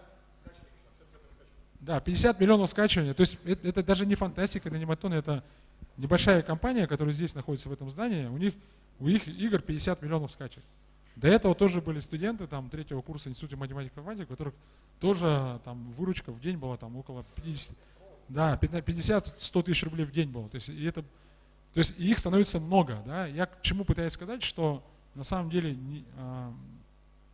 задача сейчас перестроить, то есть нужны краткосрочные курсы. Мы сейчас запускаем в наших IT-центрах улусных вместе с Сенат-Спарк. Арсен Григорьевич Томский поддержал эту идею. То есть мы будем делать краткосрочные курсы переподготовки кадров, 3-месячные для взрослых людей. То есть они будут осваивать навыки там Java, не знаю, там вот те же Unreal Engine, там Blender. То есть они будут осваивать какие-то навыки, проходить стажировку в фантастике или в Майтоне и, соответственно, работать удаленно из района или оставаться работать. То есть нужны краткосрочные курсы 3-месячные.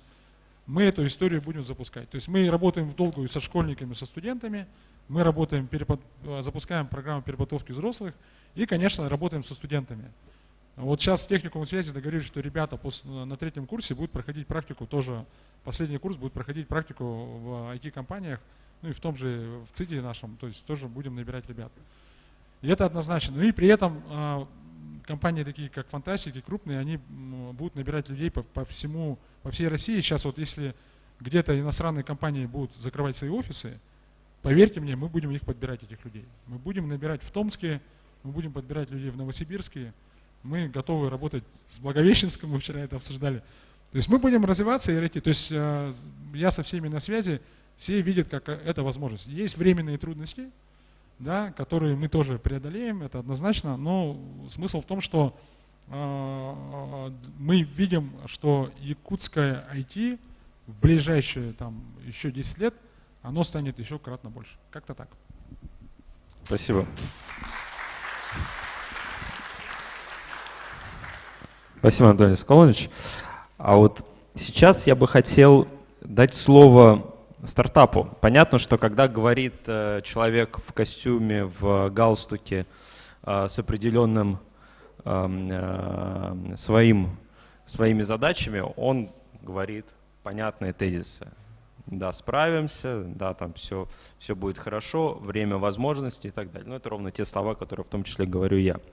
Но я бы хотел спросить непосредственно у коммерческой компании, а как вы видите, как вы смотрите на текущую ситуацию? Извиняюсь за клише, но вот этот тезис про то, что не убивает, делает нас сильнее, он справедлив в текущий момент времени или нет? С какими проблемами сейчас сталкиваетесь, возможности, которые видите, и что нужно от нас, от чиновников, от институтов развития в своем развитии? Я бы хотел дать слово Артему Петухову, Smart Unit.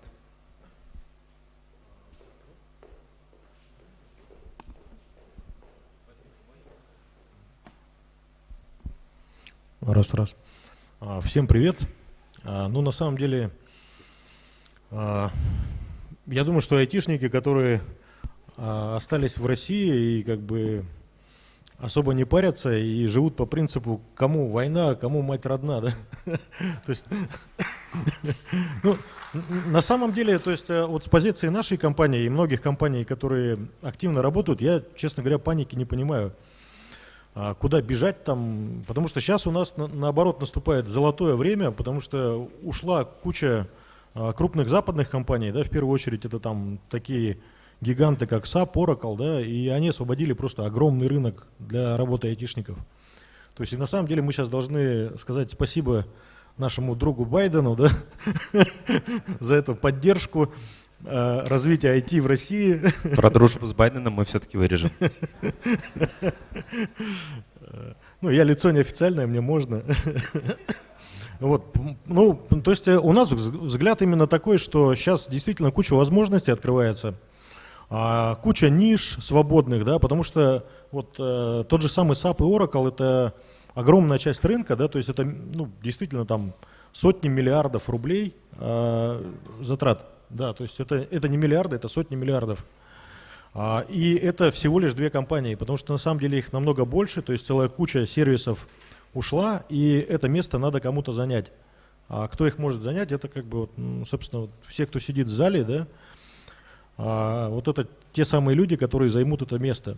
Так, теперь по поводу мер поддержки, да, которые нужны для того, чтобы это сделать. Да? Я, собственно, про это неоднократно уже говорил, да, то есть на самом деле IT строится из нескольких вещей, то есть это кадры, понятно, да, это деньги и это технологии. Собственно, с кадрами, да, действительно проблема есть, но я бы не сказал, что она особо серьезная в сфере IT, потому что, ну вот как Анатолий говорил, в IT-шной компании может работать, ну, как бы не обязательно в своем городе. То есть вот у нас, например, в компании работают и там ребята с Приморья в том числе, есть с Казани, есть с Москвы. То есть, ну, это все наши сотрудники, они штатные люди, то есть получают зарплату, мы платим НДФЛ на территории Якутии. Как бы то время, которое было до пандемии, да, на самом деле пандемия тоже определенные плюсы принесла, в том плане, что люди научились работать удаленно.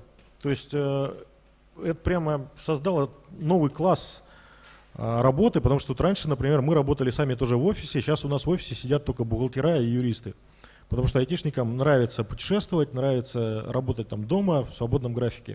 То есть вот у нас буквально несколько недель назад у нас есть общий чат, и дизайнеры между собой разговаривают там кто где, и там один на Алтае, второй на Камчатке, то есть они тусуются всяко разное. Я смотрю, мне завидно, если честно. Я тоже так хочу туда-сюда мотаться, но, к сожалению, мне приходится, кому-то приходится сидеть на месте.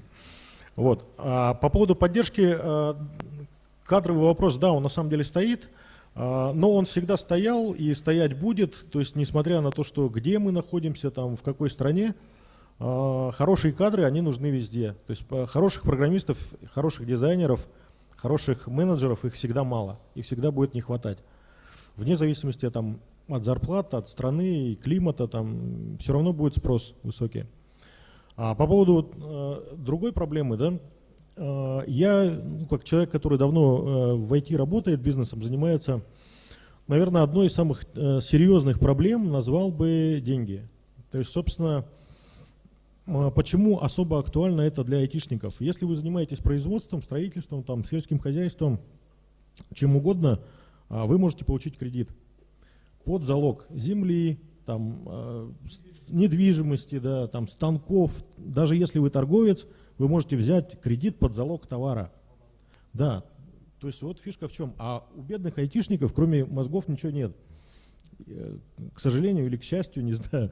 Вот, и получается в том, что, ну, главная проблема в том, что у нас нет залога, у нас есть хорошие обороты, у нас хорошие темпы роста, то есть у нас все хорошо в плане бизнес-модели, но нам не дают кредиты, потому что у нас нет недвижимости. Недвижимость для айтишников — это пассив, она не нужна вообще. То есть, ну, вот как я говорил, что нам не нужен даже офис, а покупать недвижимость специально для того, чтобы взять потом кредит под эту недвижимость, я считаю, ну, дичью полной. И вот это одна из самых серьезных проблем, как бы, которую неоднократно уже обсуждали мы на разных совещаниях. И я надеюсь, что в ближайшее время вопрос этот решится. То есть, во-первых, ну, какие могут быть варианты решения проблемы? Во-первых, это создание каких-то финансовых инструментов от государства в части обеспечения залога или гарантии. Ну и еще важный момент по срокам кредитования. То есть сроки кредитования традиционно в России это, ну, до 2 лет. То есть 1 год или 2 года. На самом деле, чтобы вернуть кредит, ну, грубо говоря, там, на 100 миллионов за год, я не представляю, что надо сделать. Наверное, там, в Колумбию мотнуться и вернуться с чемоданом. Вот. То есть, ну, срок производства хорошего качественного продукта IT, он не год и, может быть, даже не 2. То есть в начале там всякие каздевы, запуски, там, тестовые запуски, улучшения, и потом только тираж. То есть если мы говорим вот про там, успешные западные и восточные, кстати, страны, которые работают в сфере IT, у них у всех очень долгие кредиты. То есть там можно получить кредит на 5, там, на 10 лет. И, собственно, это касается не только IT даже, а любого бизнеса. Я считаю, что вот, ну, основная беда российского бизнеса – это именно в кредитах. То есть у нас очень сложная кредитная система. А если вот это получится изменить, я думаю, что ситуация сильно поменяется, потому что, ну, я вот уверен, что в России живут очень талантливые, трудолюбивые люди. Мы умеем работать в авралах. По поводу кризиса, я помню, в начале мероприятия говорили, что наступил кризис, там шоковая ситуация. Так мы на самом деле всю жизнь, по крайней мере, я вот, сколько себя помню, у нас все время какая-то шоковая ситуация. То перестройка, то какая-то еще там беда случилась. И, по-моему, как бы, ну, не нам бояться этого всего. Если сейчас что-то изменится в плане там, поддержки бизнеса, это круто. Я надеюсь, что мы вырастем от этого. Артем, спасибо. Я бы сейчас хотел коснуться следующей темы. Несмотря на то, что стартап-тур — это мероприятие для стартапов, и сегодня будет проходить пич-сессия, менторская сессия. В целом мы в Сколково изначально, с самого начала позиционировали себя как построение не просто там инструментов поддержки для технологических стартапов, а полноценная экосистема, где есть технологические компании, где есть крупный бизнес, инвесторы, наука. И сейчас я бы как раз-таки хотел коснуться вопроса работы с крупным бизнесом в рамках вот этой вот экосистемы открытых инноваций. На чем с учетом текущих условий стоит концентрироваться при работе с крупным бизнесом, как эта работа выстроена у нас и какие советы можно дать коллегам из Якутии. Я бы попросил своего коллегу Константина Паршина ответить на эти вопросы. Константин. Раз. Да, спасибо. Ну вот я смотрю на экран, там написано слово импортозамещение. Все научились его выговаривать практически без запинки. Я всегда призываю, давайте мы от этого слова будем как-то немножко отходить. Оно такое, ну, вот defensive, то, что по-английски называется, я защищаюсь от кого-то. На самом деле ситуация ровно обратная. Вот можно там применять слово, например, импортонезависимость, ну, с учетом того, что вот мы там национальные интересы свои хотим защитить, и рынок свой защитить и поднять. Но не в том смысле, что забором от всех вот отгородиться и вот внутри там навоз месить. Мы на самом деле хотим построить инновационную и очень конкурентоспособную экономику. Поэтому импортонезависимость за счет конкурентоспособности. И вот почему я сейчас с этого тезиса начинаю свое маленькое такое выступление, потому что для бизнеса важно понять, где деньги. Вот основные деньги, так устроена там экономика. Кстати говоря, во всем мире сейчас она устроена так. Очень высокая степень ее вертикализации, централизация. Да, то есть есть, как правило, два типа очень успешной компании. Это компании, которые раскатывают там миллионы, да, пользователей на B2C сегменте, или это очень такие дорогие, продвинутые решения для корпоративных клиентов. Да. То есть вот в серединке обычно болтаться немножко опасно и не нужно. Да. Нужно там думать, вот куда ты дальше пойдешь со своим. Поскольку вопрос был про корпорации, я вот сейчас вам такой вопрос задам. Вы можете представить себе цифру бюджетов, ну, скажем так, топ-50 российских корпораций, которые вот заложен в их бюджет на цифровизацию, называется цифровая трансформация, такое словосочетание, слышали, наверное, на ближайшие 3 года, до 2024 года. Ну вот любую цифру назовите кто-нибудь. Так, 600 миллиардов, кто больше? В общем, ребят, на самом деле эту цифру я могу сказать только экспертно, она приближается к 10 триллионам рублей. Ну вот где-то вот в этом районе. Понятно, там, конечно, закупки оборудования, там, наверное, какие-то разные инфраструктурные проекты, но вы просто вдумайтесь в цифру. А еще одно предположение можно сделать, сколько в этой цифре занимала традиционно программное обеспечение, которое не было российским и уходило куда-то вне периметра страны. Ну, точно больше половины, ребят, точно. То есть вот этот рынок, который сейчас открывается, вот если вдуматься в эти цифры, можно сказать, что Россия, конечно, там 2% мирового ВВП, и надо делать международные компании, вот ни разу с этим не спорю, но смотрите, какая штука есть, вот такой рецепт. Вот окно возможностей, которое открывается сейчас, и я думаю, что оно не будет открыто все время, оно открыто вот на какой-то период. Вот я очень хочу, чтобы вы вот меня по-настоящему услышали и поняли.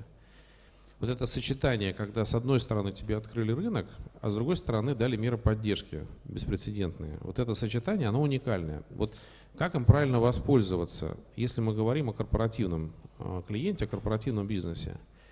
Попробуйте поймать свою птицу удачи, там, жар-птицу, синюю птицу, не просто поймав за хвост какого-то крупного жирного заказчика, который вот в моменте там какой-то вам заказ разместит на какую-то кастомную разработку. Подумайте о продукте. То есть когда те компетенции, которые у вас есть и которые вы можете нарастить дополнительно с вашими корпоративными заказчиками, вы превращаете в продукт, то есть в тиражируемую какую-то сущность. На самом деле все пресловутые бренды, которые же упоминались, там и SAP, и Oracle, и Microsoft, они все рождались через, ну, как правило, создание сначала одного продукта, а потом M&A, да, покупали там, продуктовые компании. У нас, я могу сказать, что в России, не могу ничего сказать вот про отдельно там взятый регион, но я говорю в целом по России, у нас, несмотря на то, что очень высокий уровень специалистов IT, у нас очень низкий уровень продуктовой разработки. То есть у нас очень немного компаний становятся по-настоящему вендорами, которые вкладываются в маркетинг, которые вкладываются в упаковку этого продукта, в его поддержку, потому что как бы тиражировать продукт без поддержки сложно. Но я понимаю, что это определенный там дополнительный барьер, то есть сделать из своей разработки именно продукт, но как бы возврат на такого рода инвестиции, он может быть кратно больше, чем просто вот освоить там текущий какой-то бюджет корпоративный. И вот здесь как раз вам помогут меры поддержки. Вот меры поддержки, которые сейчас запускаются Минцифрой, мы участники по направлению поддержки пилотных внедрений AirFreed, фонд Бортника. Информации масса уже в открытом доступе, но вот я вам, поскольку я сижу внутри вот, там, различных экспертных групп, грантовых комитетов, я эти заявки сам смотрю, я вижу, в какую сторону сейчас склоняются обычно там, чаши весов, когда выбор происходит в пользу того или другого проекта. Вот продуктивизация – это то, что сейчас всем нужно. Хорошо, вы не сделаете наш Oracle, да? Вы, может быть, сделаете какой-то кусочек этого Oracle. Все понимают, что так не получится сразу сделать замену там SAP. Но какой-то кусочек SAP в виде продукта точно нужен. Вот я вам приведу простой пример. Вот мы буквально позавчера сидели в Минтруде, ну просто вот пример, потому что позавчера, можно там любое другое отраслевое там, министерство вспомнить или заказчика. Ребята, вот какая проблема? Говорят, слушай, у нас регуляторика поменялась колоссальным образом. Мы идем там в риск-ориентированный подход сейчас. У нас нет нормального продукта, который называется рабочее место специалиста по охране труда. Ну, то есть есть какие-то там кусочки поднаписанные там внутри 1С, но они, во-первых, устарели, потому что регуляторика недавно поменялась, да, во-вторых, они, ну, такие факультативные, они-то не про автоматизацию, там просто такая учетная больше функция выполняется. Мы стали считать, посчитали, что на самом деле порядка 500 тысяч лицензий можно продавать в России. Вот, ну, просто знают, да? 10 тысяч рублей, 5 миллиардов рублей рынок.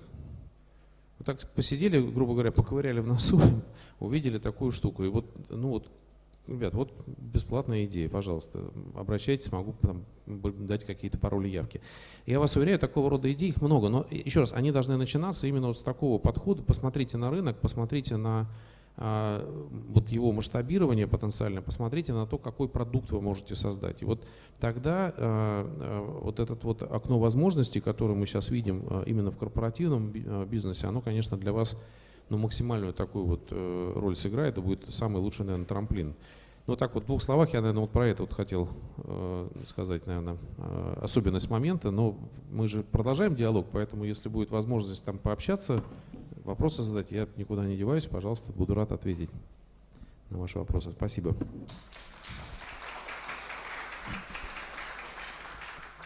Константин, спасибо. Про особенность момента даже я себе отметил эту мысль.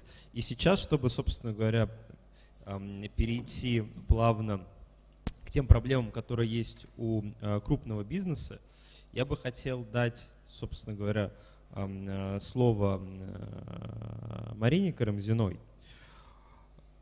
И, собственно говоря, спросить, с какими вы, как крупный бизнес, сейчас сталкиваетесь с проблемами, запросами, в том числе связанными с импортозамещением, либо, как Константин сказал, импортонезависимостью. Вот. И как вы видите во всем этом процессе роль технологических компаний, технологических стартапов, якутских технологических стартапов? Марина. Да, спасибо, коллеги. Всем добрый день. Парадигма изменилась, да. Если раньше импортозамещение это было такое обязательное, конечно, мероприятие, то, на которое мы держали фокус, но все-таки могли в какой-то момент сказать: нет, мы все оценили, все риски оценили все продукты на рынке и не можем отказаться там от какого-то конкретного продукта, так как от этого у нас зависит полностью цепочка производства, экономическая эффективность, это как бы во главе угла, да, то сегодня мы, так сказать, практически уже больше не можем. И целевой показатель вырос до 90% бюджета. Это вот к слову о бюджете. Бюджет наш я, конечно, сказать не могу, но цифры примерно того порядка. И 90% нашего бюджета должен уходить внутрь страны. Да? И если раньше мы там не дотягивали до 50, ну вот с учетом даже цен там 1С, да, и, ну, и вот масштабов проектов, внедряемых там с отечественными разработчиками крупными, то теперь мы, ну вот уже месяц повернули голову, как бы, скажем так, на восток, условно, если от Москвы смотреть, да, в сторону Якутска в том числе. И, ну, лично мы, как и региональное отделение, заново уже по 4-му кругу посмотрели все продукты резидентов, все предложения, которые нам поступали. И это как вот один из механизмов, как мы можем найти, да, то, что нам нужно. Потому что уже выбора такого нет, что мы можем вот взять и работать с теми, с кем мы работали раньше. И здесь возникают такие проблемы, что у нас как раз нет проблем там условно в деньгах, как у стартапов, да, вот как раз есть деньги, но, допустим, нет предложения того уровня, к которому корпорации привыкли. То есть мы очень ценим время наших сотрудников, которые работают в производстве. И если у нас там инженер сидит и 1000 тонн у него проходят руды, и ему нужно там в этом процессе быть, а мы его отвлекаем и говорим: а теперь объясни, пожалуйста, стартапу там, или айтишнику, как ты в этом процессе видишь автоматизацию, цифровизацию, где там можно поставить камеру, как она тебе поможет, то те продукты, которые требуют такого сильного вовлечения со стороны бизнеса, всегда проигрывали, потому что это большие трудозатраты, это большая такая временная шкала получалась для того, чтобы понять, а что нужно, и разработать это с нуля. Все проекты у нас порядка там 96 проектов сейчас активных идет, ежегодно порядка там миллиарда рублей только на проекты, не считая операционную деятельность, а это такие точечные внедрения каких-то отдельных систем. 90% этих проектов сталкиваются с проблемами, если это внедрение, если это разработка с нуля. И поэтому разработку с нуля мы как бы всегда с неохотой шли в такое мероприятие, потому что это уточнение ТЗ, это вовлечение бизнеса больше, чем нужно, это работа с командой, которая может в итоге все равно не так понять и на выходе сделать что-то не то, что мы хотели изначально, или, может быть, это в принципе будет хуже, чем что-то готовое на рынке. Поэтому всегда обычно корпораты идут во внедрение готового продукта и потом кастомную какую-то доработку на месте. И это была проблема, и она остается проблемой, и проблема она с двух сторон. То есть и внутри корпорации мы не можем сформулировать, да, у нас нет там какого-то фокуса на этом, на том, что нужно выделять ресурсы внутри, нужно отвлекать их от бизнес-процессов, нужно садить их рядом с командой разработчиков. И также со стороны разработчиков нет достаточной самостоятельности, как, например, у крупных вендоров, да, нет достаточной там зрелости, нет такой обширной команды, типа 20, 30, 40 человек в команду под один проект, там, да, под большие суммы, а, как правило, это там стартап или команда 5-10 человек, которые и жнец, и гнец, и на дуде, и грец, и они вот все вместе дружно там решают какие-то такие проблемы, с которыми сталкиваются впервые. И вот тут нам нужно, наверное, вот помощь институтов развития в реализации каких-то программ также для корпоратов, научить корпоратов общаться, да, со стартапами, формулировать ТЗ, быть готовыми к каким-то доработкам, потому что вот я изнутри из IT-парка вижу, что мы со стартапами, особенно с молодыми, не то что нянчимся, но их мы реально взращиваем там с минус какого-то уровня, да, когда они еще только с идеей пришли, и мы их взращиваем, и они привыкают к такому отношению, и когда приходят к корпоратам, они думают, что их также будут учить, давать свою экспертизу и так далее, а корпораты так не привыкли, они привыкли покупать за любую сумму, внедрять и получать мгновенный эффект практически. Вот этот вот диссонанс культур, там, взаимопонимания сохраняется, и сейчас нам нужно как-то очень быстро перестроиться на другие форматы взаимодействия.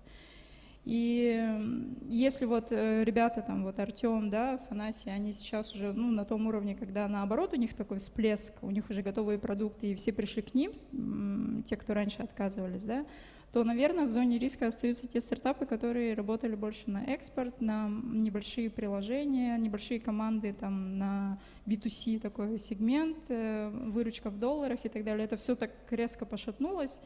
Вот для таких команд и для таких ребят у нас внутри корпорации должен вырасти какой-то такой заказ, да, потому что на сегодня очень много каких-то вещей не реализовано просто в принципе в отечественном рынке. Допустим, там Google опросник, да? То есть если бы год назад, да, какой-нибудь стартап пришел на питч и тут бы защищал, я такую придумал веб-сервис, где ты там отвечаешь на вопросы, а потом статистика выдается. Ему бы сказать, ты Google форму придумал, иди ты как бы думай дальше.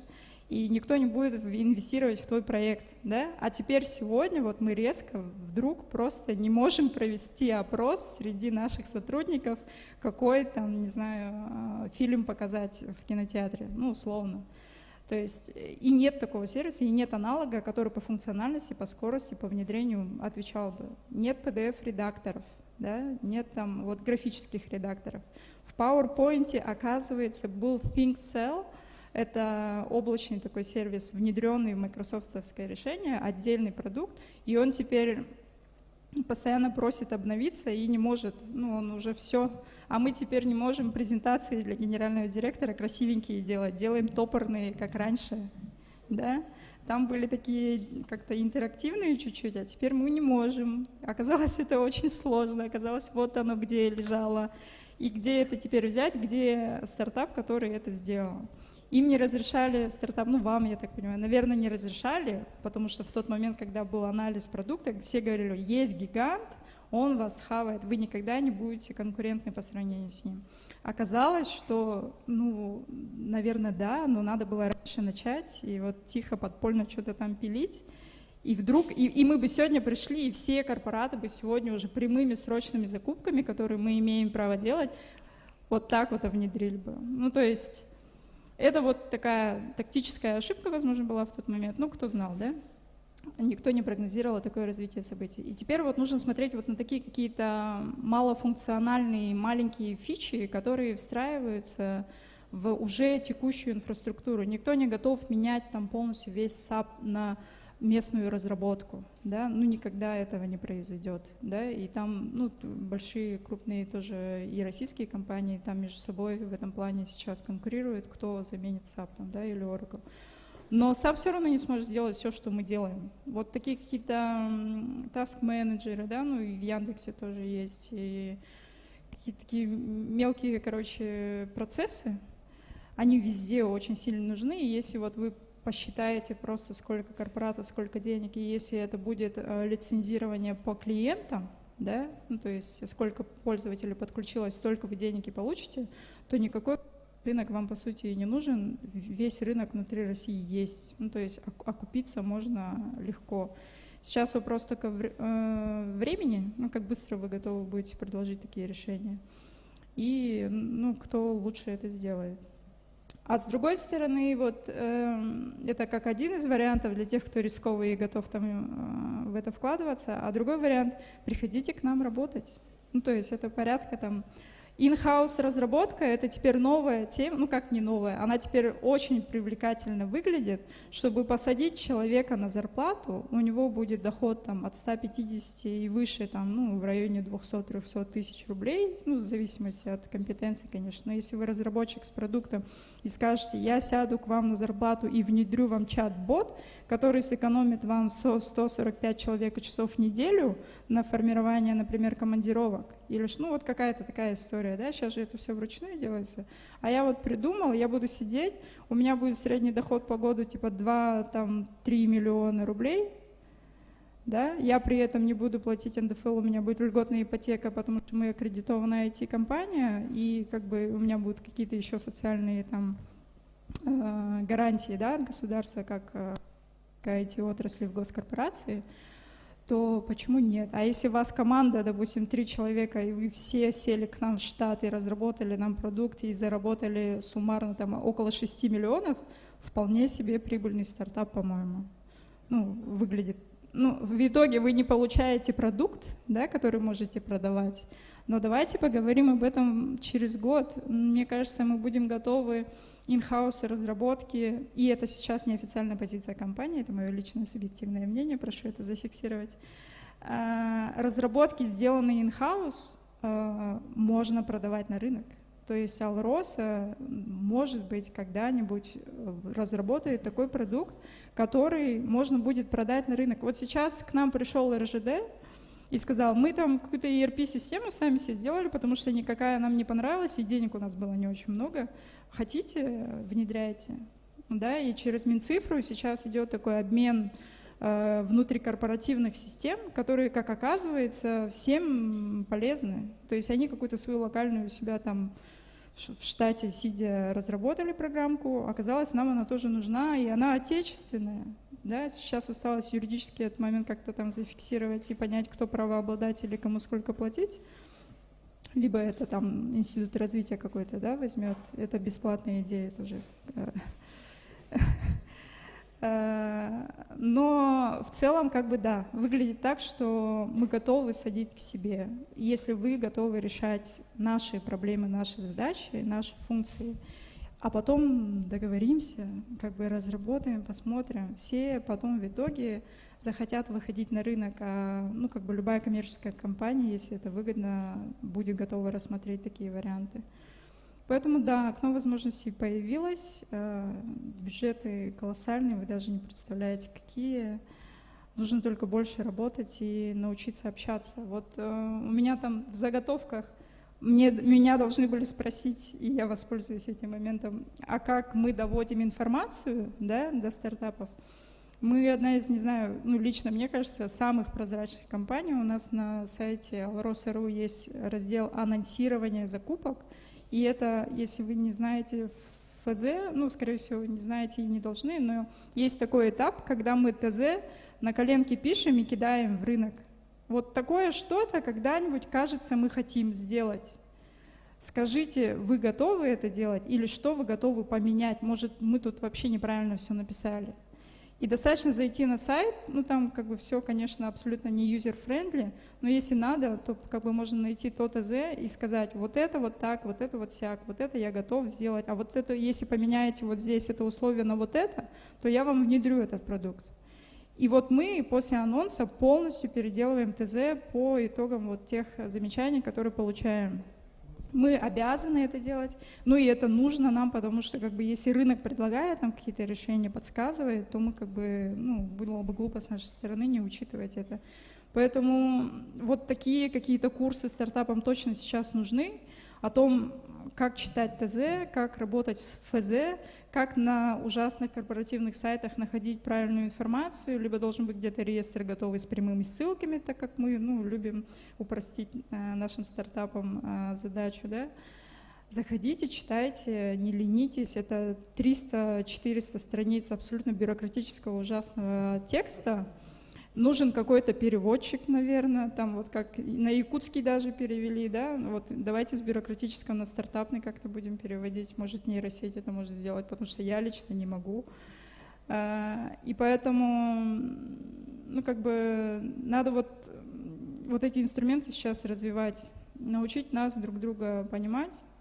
Вот мы здесь, благодаря тому, что Алроса в Якутии, Якутия — это родной регион, мы здесь, мы в IT-парке, мы резиденты, мы общаемся, вот только что договорились на презентацию геосистемы для нас, да, так как, возможно, у нас там будут проблемы с поставщиками. И это только в Якутии мы так работаем, потому что это наш родной регион, и потому что у нас здесь развитая инфраструктура. Но во всех офисах, регионах, где у нас есть офисы, мы готовы тоже так работать, с Новосибирским, допустим, технопарком, да, как-то выйти на какой-то формат общения, Казань и так далее. И для вас это будет минус, потому что сейчас мы общаемся только активно, очень сильно с якутскими стартапами, а буквально через пару месяцев, 3 месяца мы будем общаться со всеми российскими стартапами, и тут конкуренция у вас, конечно, возрастет. Вот. Спасибо. Марина, большое спасибо за такое содержательное сообщение, наполненное многими тезисами, многие из которых отозвались и у меня, когда вы говорили, в том числе про Новосибирск и Казань, как человек, который курирует региональное развитие фонда Сколково, имею определенные вещи, что сказать. Подозреваю, Константин может дополнить, особенно те вещи, связанные с переводом с бюрократического на стартаперский и обратно. Константин? Я хотел, во-первых, пригласить перед нашим сообществом выступить обязательно. Можно все это в онлайне сейчас сделать, да, но просто мне кажется, то, что вы сказали, это прям в десятку. И сближение позиций, действительно, стартапы традиционно очень плохо в корпоративной культуре себя чувствуют.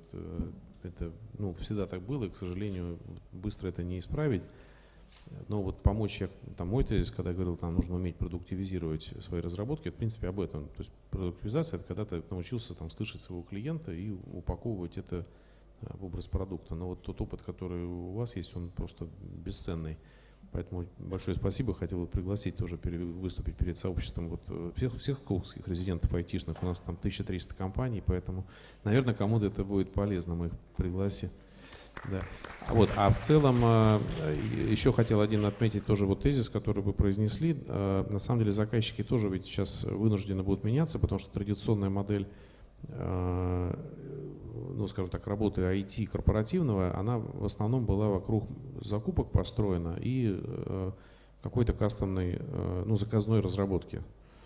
А сейчас ваша оценка прозвучала, я так понимаю, что 90% приходится делать самим, или большой процент приходится дорабатывать. То есть фактически действительно сейчас заказчики сами становятся разработчиками. И эта функция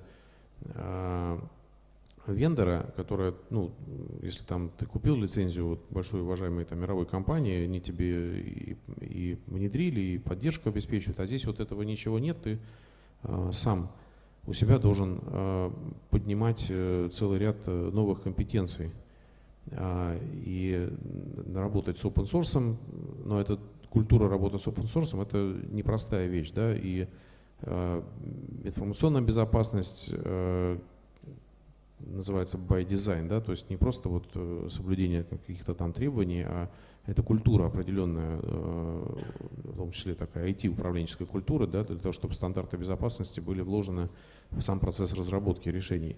И у нас одна сейчас из идей, таких приземленных вполне, создается такой центр компетенций именно для заказчиков, для того, чтобы можно было увидеть основную методологию миграции с традиционных таких платформенных, прежде всего зарубежных решений в другое совершенно качественное состояние, когда вы отчасти становитесь компанией-разработчиком. И это такое, ну, другое состояние, там нужны другие, в том числе навыки у людей, то есть мы помогаем, например, нам провести тестирование, выявить, там, построить целевые модели компетенции и так далее, и так далее. То есть это для заказчиков это вообще отдельная история, вот как превратиться вот из потребителя, ну, условно, лицензии в компанию, которая во многом становится сама разработчиком.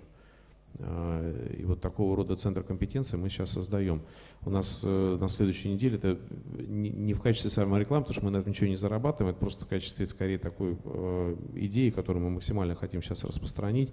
Мы запускаем marketplace консультантов, там уже десятки, я думаю, ближе будет там к сотне человек, которых мы специально разбили вот по различным компетенциям, связанным как раз-таки вот с импортозамещением, да, вот кто там работает с каким-то стеком open source умеет, кто умеет внедрять какие-то конкретные продукты, кто там специалист по информационной безопасности, кто там занимается архитектурным проектированием и так далее, и так далее. Вот такого рода ресурсы сейчас мы стараемся там для заказчиков запускать. Но и, наверное, крайняя мысль, которую вы произнесли, тоже вот очень не хватает сейчас некой биржи запросов. То есть действительно надо подумать, вот как научиться лазить по корпоративным сайтам, вот эти планы закупок считывать и как-то их переводить в человеческий язык.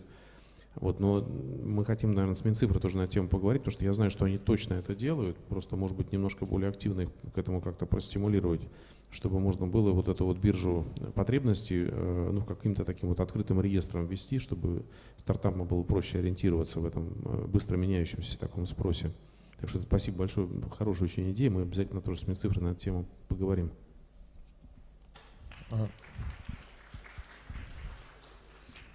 Я хотел бы небольшую реплику, да, как раз по поводу выступления вот Константина и Марины, по поводу того, что крупным корпам нужны готовые продукты. Константин говорил про продуктовую тему, что она, ну, наиболее маржинально, выгодна с точки зрения производства IT. А я как раз хотел вот добавить насчет того, что я говорил, что кредитные долгие деньги, они как раз нужны для создания этих продуктов. То есть сейчас получается, что ситуация такая, что крупным корпам нужен готовый софт, а айтишники готовый софт сделать не могут, потому что нет ресурсов его сделать. Ну, то есть вот говоря про нашу компанию, например, нам пришлось почти 7 лет заниматься кастомной разработкой, чтобы скопить купышку денег, которую мы пустили на разработку продуктового. И то есть, собственно, вот как раз эта история про долгие кредиты, про инвестиции и прочее. Прощения, не хочу монополизировать тему, но просто очень созвучно буквально вот то, что прямо сейчас мы делаем.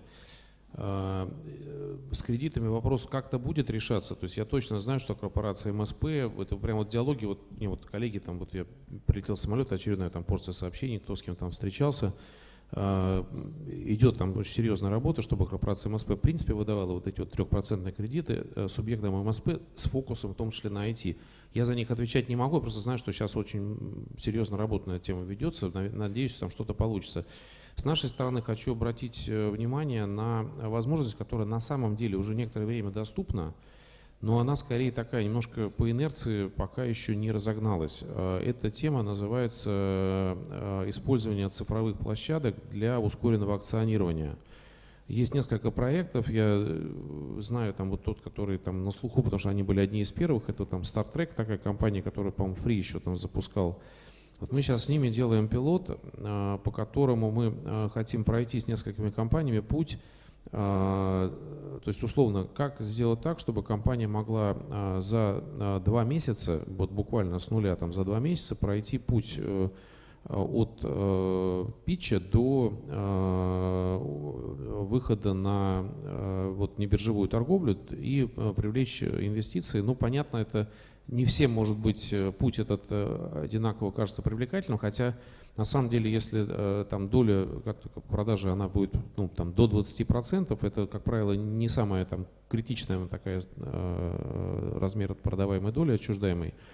Но это деньги, которые гораздо проще привлекать, в том числе со стороны корпоративных заказчиков. То есть вот мы здесь 2 вещи хотим попробовать. У нас есть вот эта мера поддержки бизнес-ангелов, когда мы компенсируем половину инвестиций для бизнес-ангелов. Это в данном случае один источник денег долгосрочных, безусловно.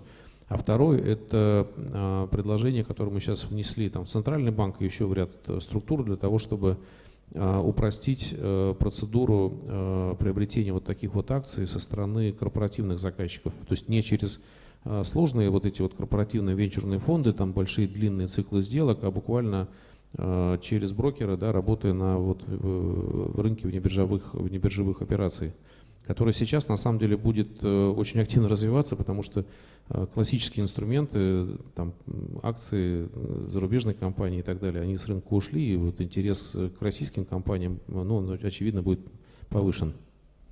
Я просто буквально, Юрий, извини, я просто хочу сказать, что ну, вот коллеги как раз из Сколково здесь присутствуют, я хочу сказать, что из всех венчурных инвестиций в России до Дальнего Востока, всего Дальнего Востока, у нас 11 субъектов, доходит только 2%. Ну, это по факту, да. И именно поэтому республика создала свои инструменты. У нас есть венчурная компания Якутии и фонд развития инноваций. Вот фонд развития инноваций организован в 2019 году из денег РИК Плюс, да, и это субординированный займ в Алмаз-Регенбанк. Из прибыли этого займа мы вкладываем в инвестиции на предпосевной стадии. Мы вложили уже в 43 проекта по там, сумме 1 650 000 рублей, да, то есть и это позволило нам, вот, чтобы появлялись такие проекты. Сейчас мы с 4 апреля, вот сегодня Арсений Сергеевич сказал, 300 миллионов рублей выделили, будем вкладывать уже от 5 до 10 миллионов рублей, и эта процедура, она другая немножко, то, о чем коллега говорит, у нас опционная, то есть мы не входим в долю, мы покупаем право выкупа доли, оценивая там в 5% в течение 3 лет. Вот, допустим, компания JobJob, мы ее проинвестировали, ее выкупил Виндрайвер у нас потом, да, это право выкупа доли, то есть, и, в принципе, мы сделали уже первый экзит, и я к тому, что такая процедура с 4 апреля мы по 5-10 миллионов местным компаниям будем давать. Просто проблема в том, что многие венчурные компании, бизнес-ангелы, они находятся на западе России, да, и они хотят видеть глаза человека, с которым они хотят делать сделки. И для дальневосточной компании это очень сложно на самом деле. А вторая, вот я просто, Артем-то про другое говорит, он говорит, просто есть компании, которые не хотят бизнес-ангелам давать долю, да, ну то есть что такое бизнес-ангел? Это будущий хозяин компании, да, соответственно, они хотят просто брать кредиты доступные, быстрые под сделки. Вот здесь у нас есть инструмент, вот, Марина, нам надо поговорить об этом, то есть я сейчас тебя услышал, у нас венчурная компания готова давать льготные займы под контракты. То есть есть какое-то время, надо набрать разработчиков, есть уже продукт, который надо, ну, конечно, понятно, в более высокой стадии готовности, но мы понимаем, что будет вот такой контракт там, на какую-то определенную сумму, мы готовы под эту историю, под эти контракты давать займы. Не под обеспечение квартиры, как ты говорил, да, а вот именно под контракты. Это тоже, мне кажется, новая такая история может получиться. И у нас есть такая возможность. Мы можем быстро якутским компаниям давать там 15 миллионов, 20 миллионов рублей, 30 миллионов рублей в разработку, то есть под дешевый процент, но нужно понимать, что будет вот четкий конкретный сбыт. Вот как бы так. Спасибо, Анатолий Скалонович. Но в целом, как сейчас было сказано, есть ряд инструментов специфичных именно для Якутии. В целом инновационная экосистема Якутии – это такой же знаковый и случившийся факт, про который можно говорить. И мы про него, например, про него говорим. И я здесь хотел бы передать слово нашей гости из Амурской области. Собственно говоря, что из опыта Якутии могло бы быть востребовано у вас, и как вы занимаетесь работой с IT-компаниями, с технологическими компаниями? Я передаю слово Анне Скок. Добрый день. Слышно? Спасибо, Юрий. Всем добрый день. Если коротко, что взять у Якутии, то все, да, абсолютно. Все не отдадут, я пробовал. Нет, я имела в виду в плане идей для начала. А вообще сначала расскажу, да, про Амурскую область. Наверное, интересно, чем же живем мы. Я не думаю, что мы настолько популярны, как ваши якутские разработчики. У нас, конечно, беспрецедентные меры. Наверное, несколько лет назад, скажи, никогда бы не поверили. Вот я скажу по себе, когда анонс вышел о мерах, Я думаю, да нет, ну не может быть, чтобы все полным пакетом. Ну так случилось, да. И это здорово, и я вижу отклик у наших IT-компаний, но остался все равно запрос к региональным мерам поддержки. Вот как бы то ни было, все равно вот нужно то, что именно вот нашего уровня. Но никогда мы вот в регионе не потянем проекты 300 миллионов с софинансированием на таком уровне. Даже у нас даже 20 миллионов своих средств вложить – это много. Поэтому и запрос к регионам, чтобы сделали аналогию, но только на более мелком уровне. И у нас есть IT-сообщество, так мы называем, открытое к диалогу, с кем мы непосредственно общаемся, да, и мы знаем их боли, потребности, не скажу, что все легко решаем, да, наверное, нужно говорить о проблемах, не стесняться, да, но чтобы потом их можно было решить. И есть у нас IT-сообщество, которое, я так понимаю, называют in-home, да. Те, кто наши звездочки, разработчики, кто у нас творит проекты, порой мы сами удивляемся, что у нас они есть, но их надо уметь вытащить, да.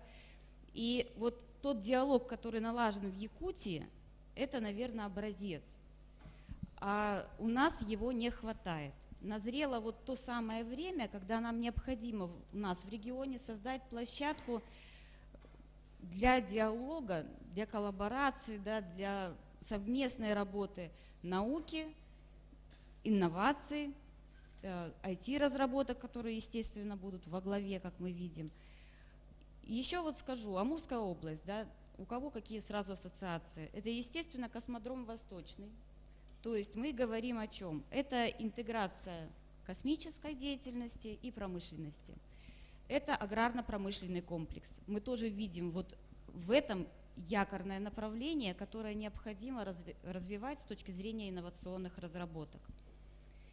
Мы начали потихонечку в этом году. Почему потихоньку? Ну, тяжело идет. Все равно это нужно менять. Менять нам всех. Менять у нас в органе власти, менять в бизнесе. Вот это понимание. Мы начали с платформы, мы называем его банк инновационных разработок. Пока эта платформа в разработке, но уже на финальном этапе мы планируем собрать и вытащить все инновационные разработки, которые у нас есть, начиная от школьников, заканчивая от крупных компаний. И это либо идея, либо это частично проработанная, либо это уже вот необходимо только финансирование, либо внедрение. То есть мы хотим понять, что у нас в регионе сейчас есть. В последующем, к осени, завершить это выставкой из самых интересных, значимых проектов. Но нам необходима помощь, поэтому мы и приехали. Приехали в Якутию, я была здесь в 2019 году, и скажу по себе, что впечатлена до сих пор, всегда всем рассказываю, ставлю в пример. И мы приехали вчера, вот у нас была встреча с представителями Министерства инноваций, руководителями парка, и вечером буквально пришла в номер и накидала свои ассоциации, да, со встречей вообще еще раз. Это колоссально и уникально, потому что это уникально, да, для регионального уровня. Это действительно, вот я считаю, это образец, на который нужно равняться. Мы сейчас, наверное, в самом начале, как вы 10 лет назад. Хотелось бы встретиться через 10 лет, чтобы мы были на таком уровне, как вы сейчас. Ну а тогда я даже не представляю, у вас тут, наверное, будет уже город-сад в IT-сфере. С таким примером можно встретиться не через 10, а через 5 хотя бы. Я даже не сомневаюсь. И самое главное, знаете, во вчерашнем диалоге, что меня поразило, так сказать, это очень просто, но этого не хватает. Это веры. Веры в свои проекты местные, в своих разработчиков. Ведь к нам приходят и говорят: скажите, что вам нужно, вам, органам власти, вам, бизнесу, мы вам сделаем. Мы говорим: а что вы можете? И нам говорят: а вот мы не можем так запросто взять, поверить, да, дать средства и работаете. У вас это легко, и вы верите, и у вас получается. Вот этому нужно учиться. И вот сейчас говорят: стрессовое время, да, трудно, не начинайте новых проектов, давайте мы завершим то, что сейчас идет. Но я думаю, что вот сейчас как раз, когда мы приходим, мне понравилось слово сказанное, к импортонезависимости, Мы как раз должны повернуться к нашим стартапам, к нашим разработкам. Вы доказали, что они вполне конкурентоспособны и могут даже перебить западные разработки. Значит, нужно начинать, и мы надеемся на взаимоотношения, взаимоподдержку, новаторство с вашей стороны. Коллеги, мы открыты для диалога.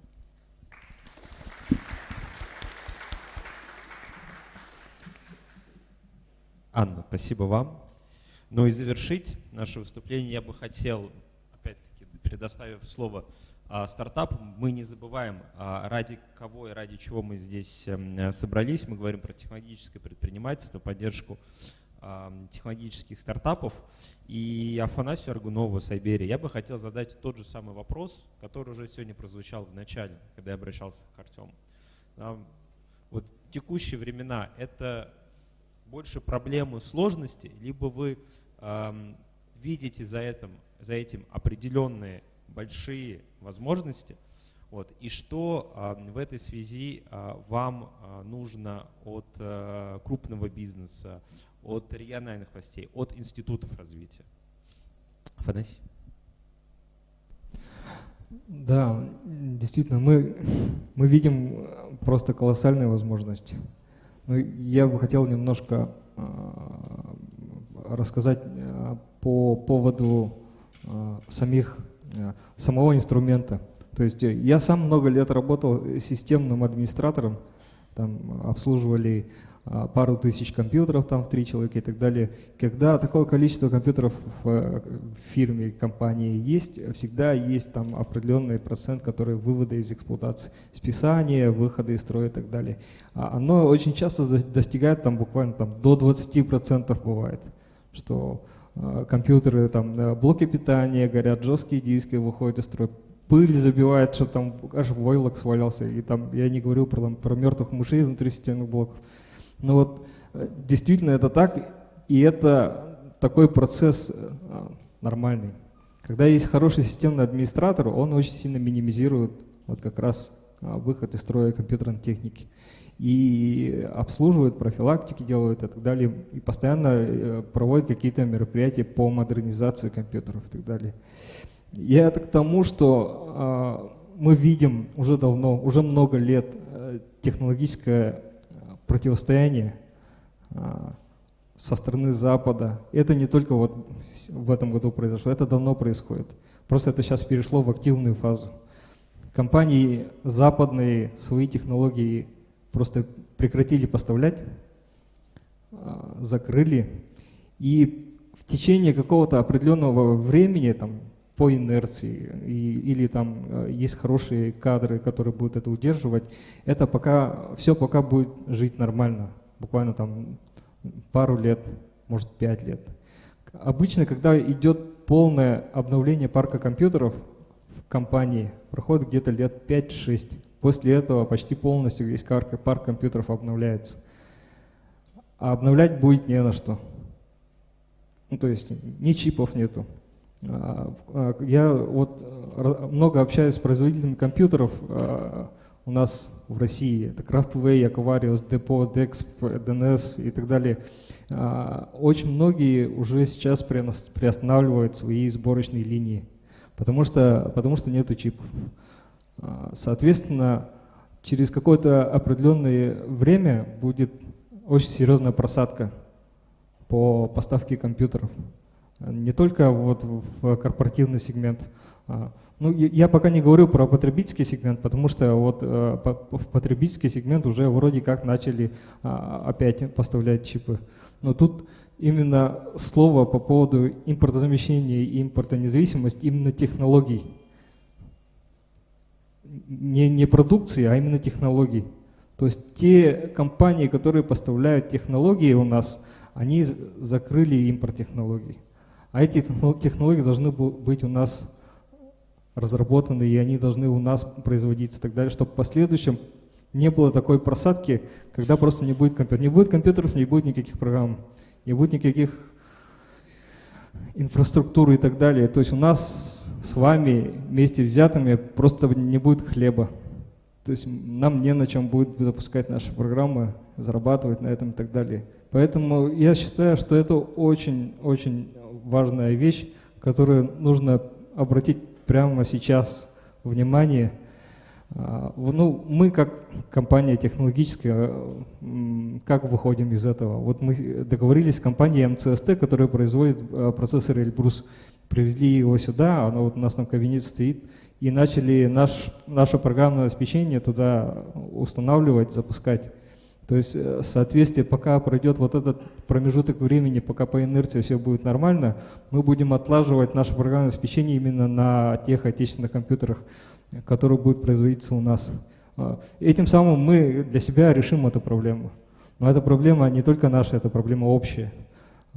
И не только в специализированном программном обеспечении, но и вообще общего использования.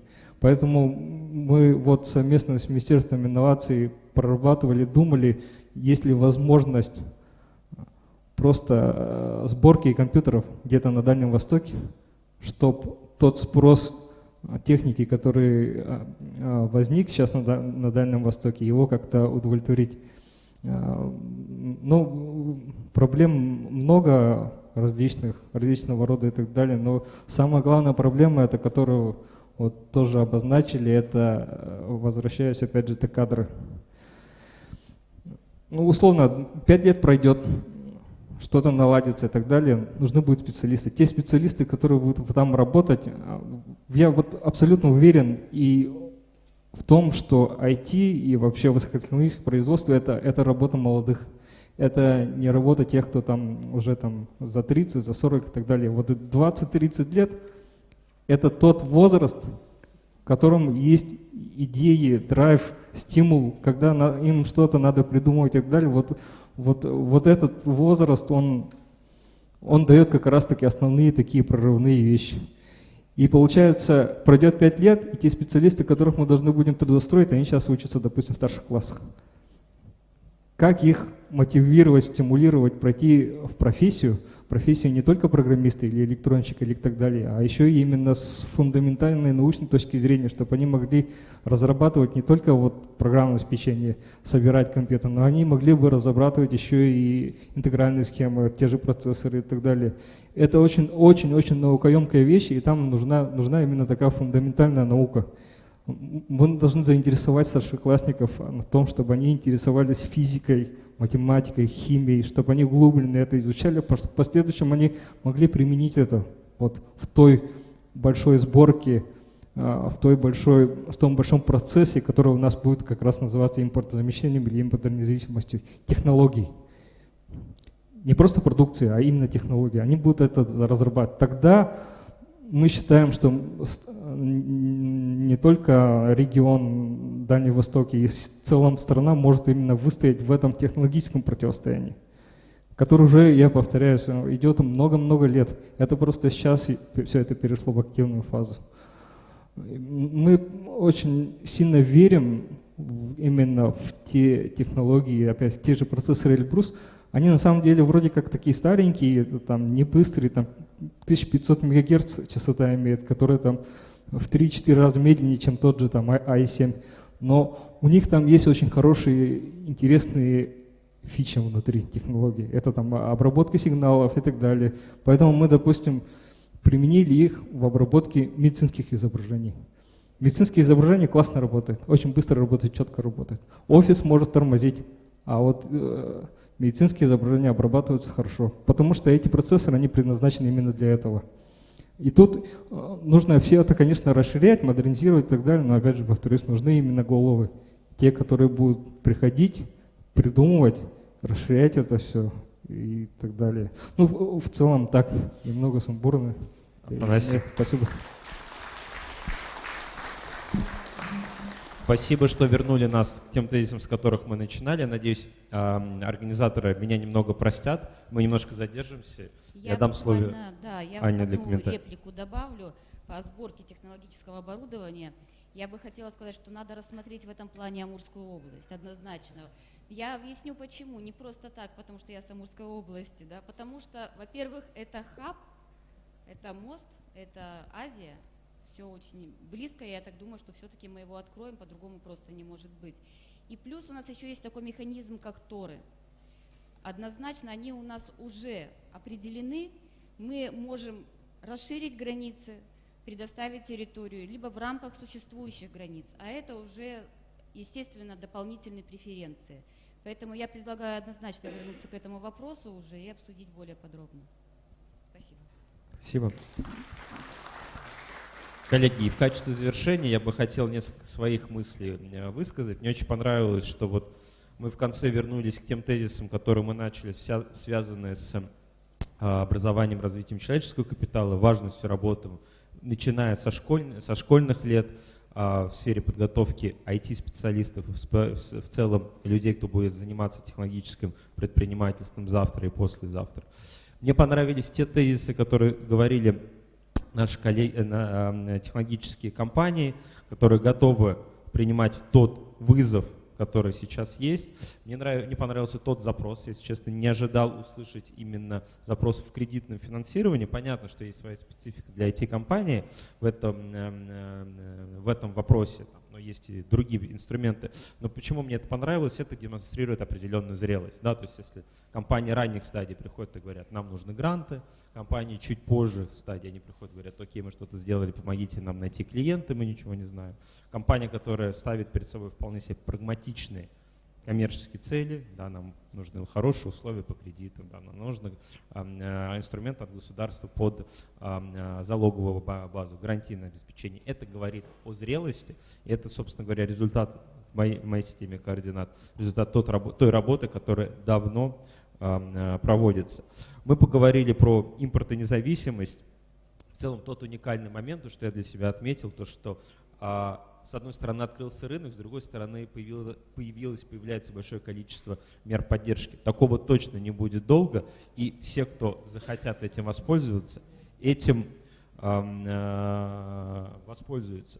Точно должен быть переводчик с инноваторского на корпоративный, на бюрократический и обратно, на то, про что говорила Марина и я. И в моей системе координат такого рода переводчиком должна быть та инновационная инфраструктура, которая действует. Это мы, как фонд Сколково, это технопарк Якутия, это наши региональные операторы, которые в том числе работают и в Новосибирске, и в Татарстане, упомянутых здесь. Ну и главный тезис, который я для себя подчеркнул, что текущее время, как бы это цинично не звучало, это время возможностей, и если мы им сможем воспользоваться, то это будет для нас не то, мы сможем, как сегодня было сказано, не только выстоять, но и победить. Коллеги, большое всем спасибо. Объявляется перерыв.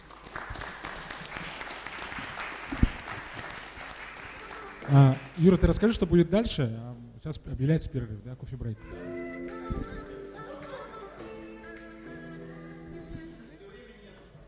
Ну, задайте, пожалуйста. А мы поймем, есть время или нет. Хорошо. Все зависит от вопроса. Ага, добрый день, меня зовут Владимир, я вот консультант по химической зависимости, наркология, да, и еще учусь в ЕГУ, в специальность туризм, да, мне вот вопрос, к Анатолию Скалановичу, да, и Константину по поводу вот, я так понял, что вот тоже понравилось мне слово, да, импортонезависимость, да, то есть это вот, у меня ассоциация идет сразу же, это такая именно... Это безопасность, да, это защита какая-то, то есть именно вот в рамках государства, да, вот как вам представитель, какую вот именно безопасность предлагает вот государство в рамках идеологию? Потому что, вот, допустим, западные, они предлагают идеологию, то есть защитить именно от молодых специалистов, да, ну, может быть, не очень молодых специалистов, от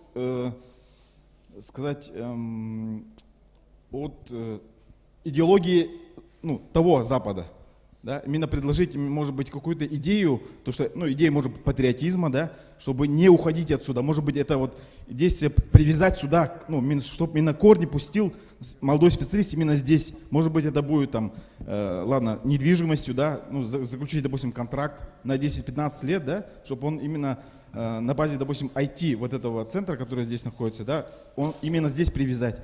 И плюс еще решить, если насчет длинных кредитов, да, может быть, здесь и на базе этого создать здесь, допустим, и давать кредиты, ну, создать, может, банк здесь, да, и потому что в IT-сфере же много денег крутится, может быть, именно в IT-сфере создать банк, да, ну, именно обезопасить, дать, предложить не только деньги, да, там, какие-то вот именно материальные блага, а предложить, может быть, молодому специалисту идею, чтобы он, потому что идея же вдохновляет, словом можно убить, словом можно вдохновить, словом можно, ну, хоть что сделать, может быть, именно вот не хватает, может быть, идеи молодому специалисту, зачем он здесь должен оставаться?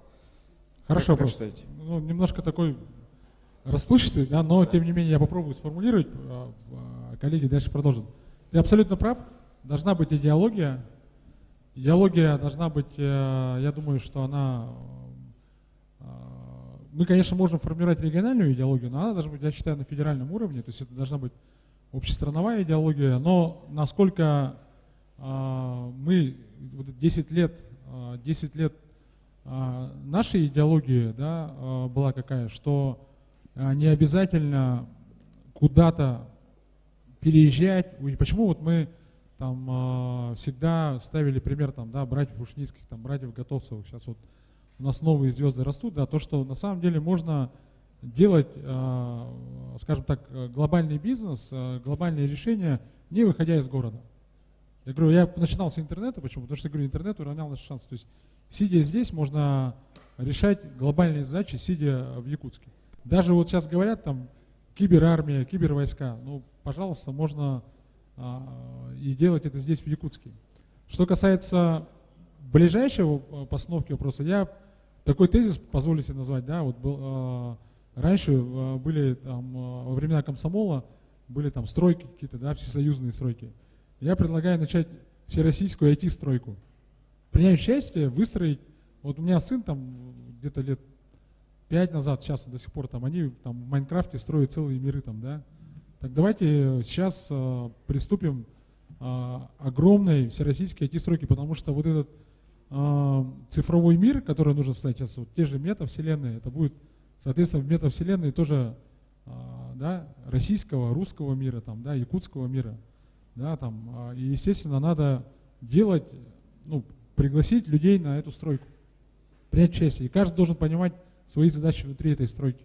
А те инструменты, вот банк, который ты говоришь, они уже есть. Есть наши инструменты, вот, венчурной компании, есть Алмаз-Эргенбанк, который сейчас получает 2 миллиарда рублей, да, и который тоже вот находится рядом, кольцо. Они говорят, мы тоже готовы сопровождать там, это не только там зарплатные истории, это в том числе инструмент, допустим, ввода валютных операций, да, ввода валюты и превращения их в рубли. Да, не только доллар-рубль, а там юань-рубль, да, потому что Майтона продает свою продукцию по всему миру, а зарплату платят в Якутске, да, и это нужно тоже инструменты. В Алмаз-Эргенбанке этот инструмент придуман. Дальше больше, то есть там, что касается ипотечного кредитования, строительство жилья, однозначно это надо делать. И это должно быть не 20%, как сейчас нам предлагают, но я думаю, там 5%, да, ну, такое что-то понятное. И, конечно, здесь тоже нужно создавать условия. Вообще мы считаем, вот последнее хочу сказать, вот Петр Петрович здесь вышел, да, вот он озвучил идею город-технопарк. На самом деле нормально. Вот нам нужно, чтобы город был без пыли, да, нам нужно, чтобы здесь были там, ну, то есть спортивные залы, там, кинозалы, то есть, чтобы здесь было хорошо жить на самом деле, да, чтобы здесь было безопасно. И нельзя сделать что-то одно, один сервис.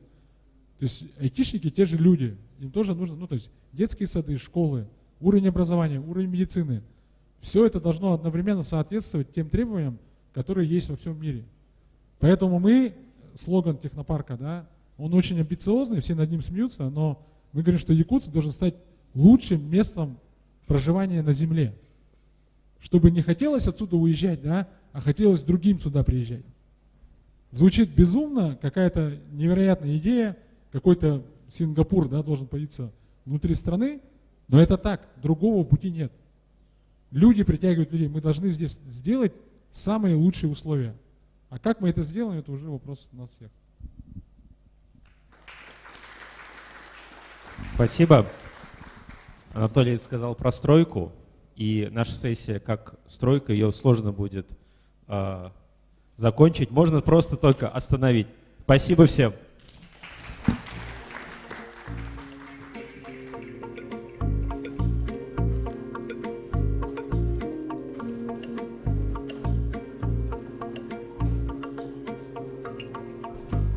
Раз. Дорогие друзья, у нас объявляется кофе-брейк ровно на 10 минут, после чего мы с вами встречаемся на этом же месте, чтобы послушать и посмотреть презентацию сервисов Сколково и, собственно, с мерами поддержки проектов, которые нам расскажет Екатерина Демидова.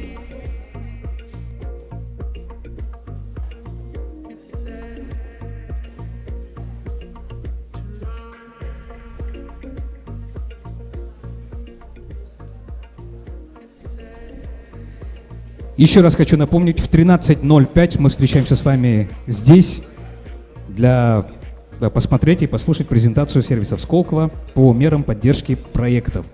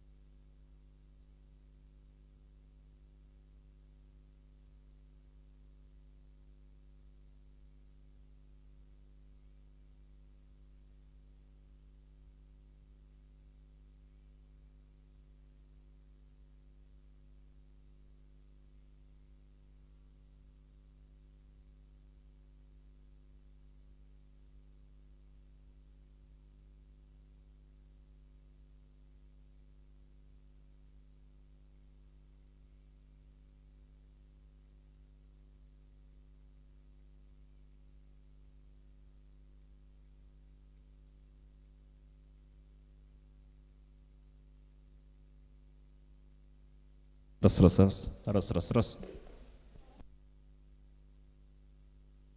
Раз, раз, раз. Раз, раз, раз.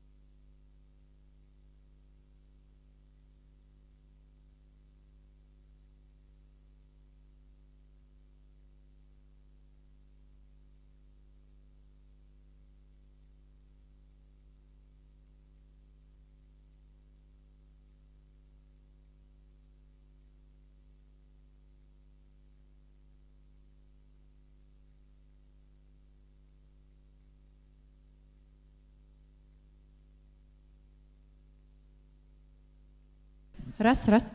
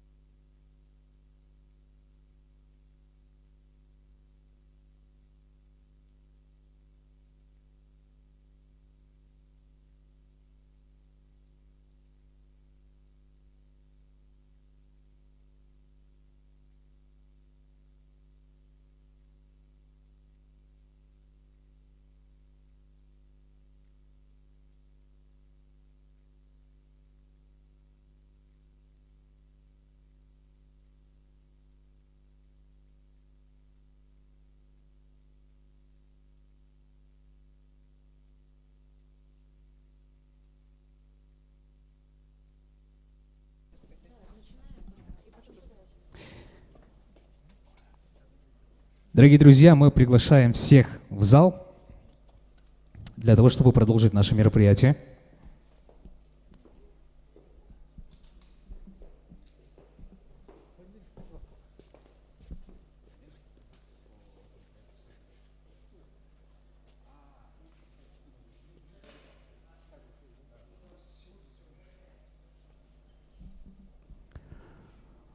Уважаемые гости, участники нашего мероприятия, да, приглашаем всех в зал.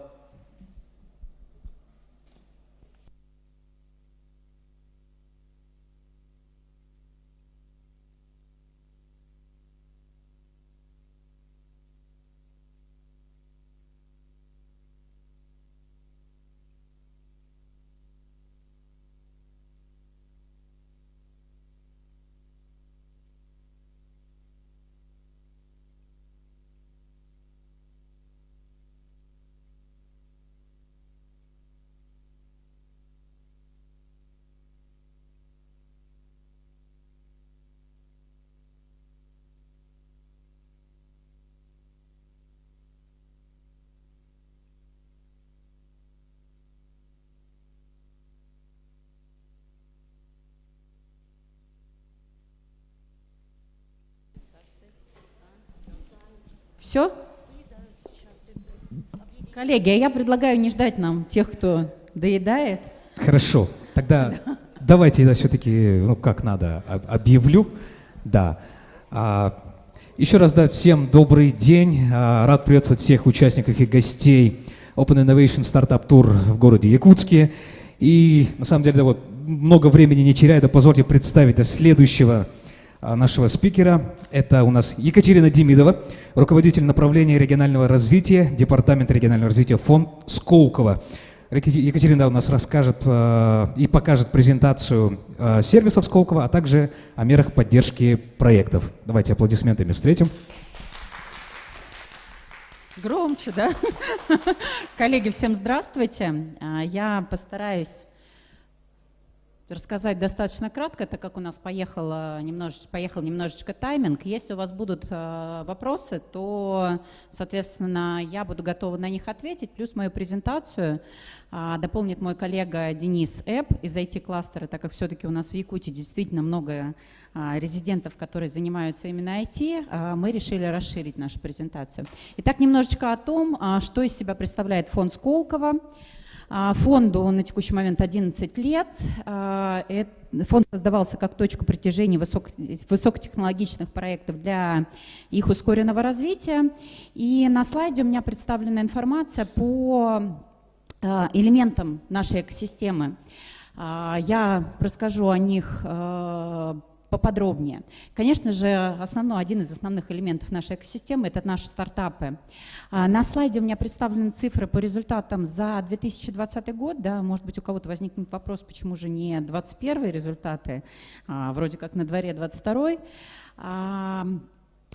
У наших резидентов есть обязательство раз в год сдавать отчетность по результатам их деятельности. И эту отчетность они сдают после финансовой отчетности, которая у нас сдается, как мы знаем, в первом квартале года, следующего за отчетным. Поэтому на слайде у меня цифры по результатам 2020 года.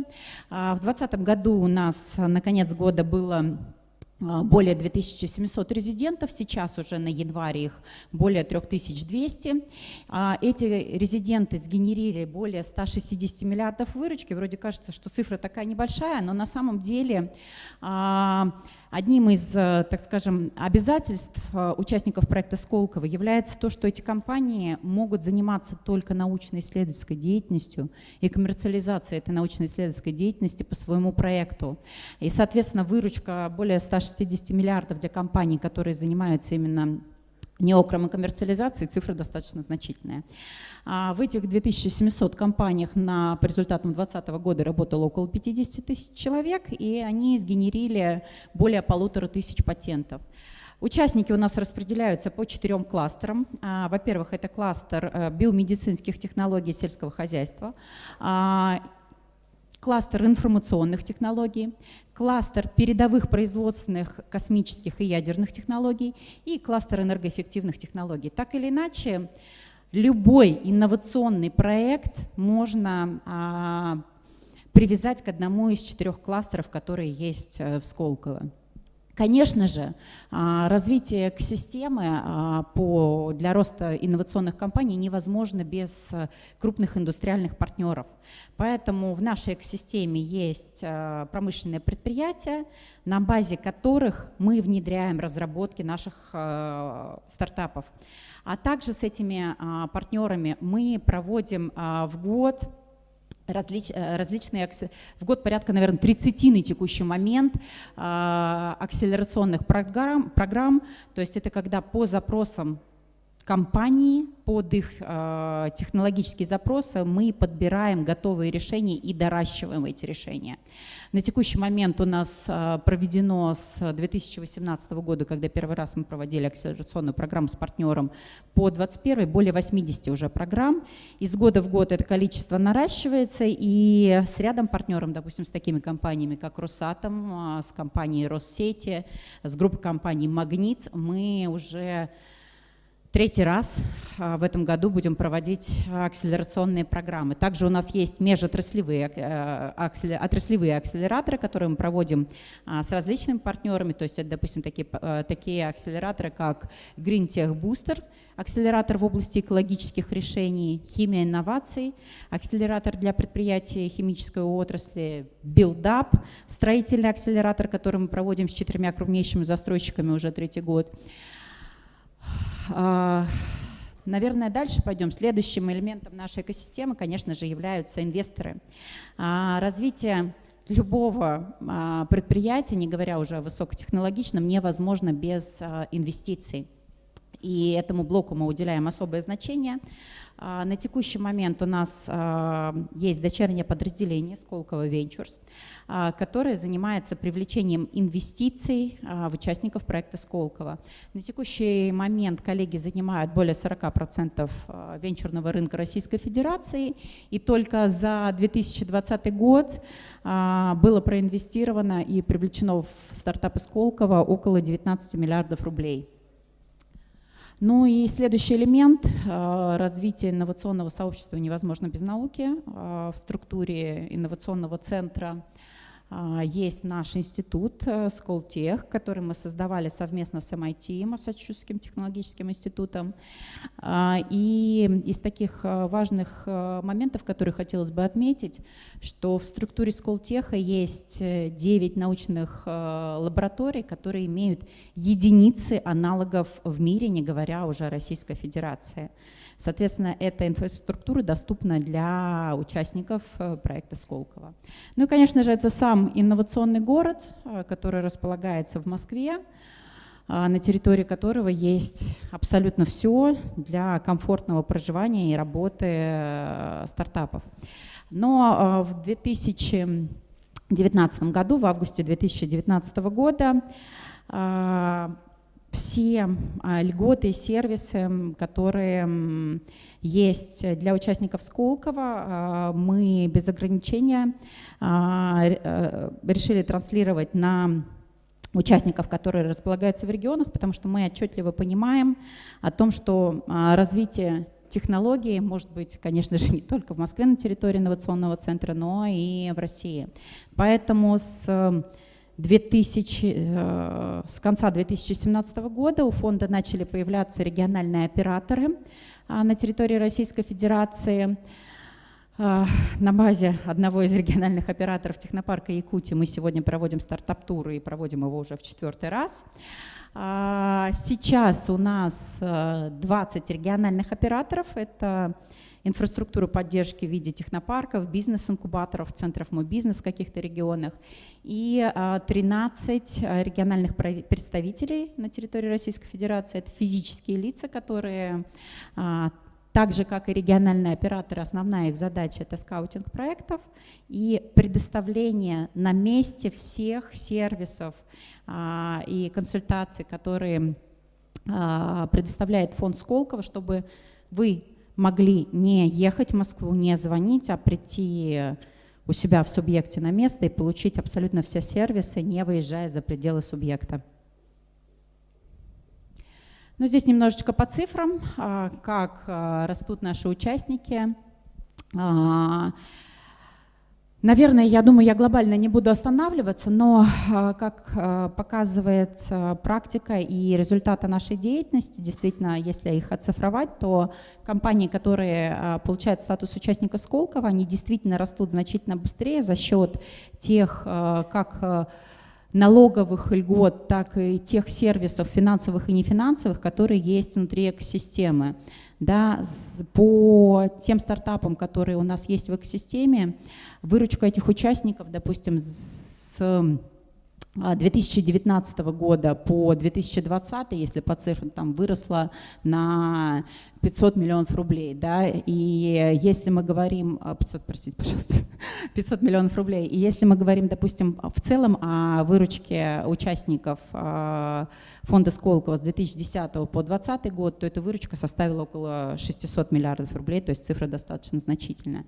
Теперь немножечко о распределении участников внутри кластеров. Как коллеги сегодня уже говорили, самый многочисленный кластер среди наших участников — это порядка 1300 участников, если не ошибаюсь, это IT-кластер, действительно, то, так скажем, такая же пропорция, как и в Якутии. В Якутии тоже количество участников, которые так или иначе относятся к информационным технологиям, значительно превалирует над другими участниками. Здесь на слайде у меня представлена информация о том, как разбиваются участники более, так скажем, узкоспециализированно по количеству. Как я уже сказала, на текущий момент у нас их уже более 3200, и еженедельно фонд прирастает участниками, ежемесячно, простите, где-то порядка 50-70 участников у нас прирастает ежемесячно по количеству участников. Теперь немножечко, наверное, о том, для чего же все-таки, да, заходить и получить статус участника Сколково.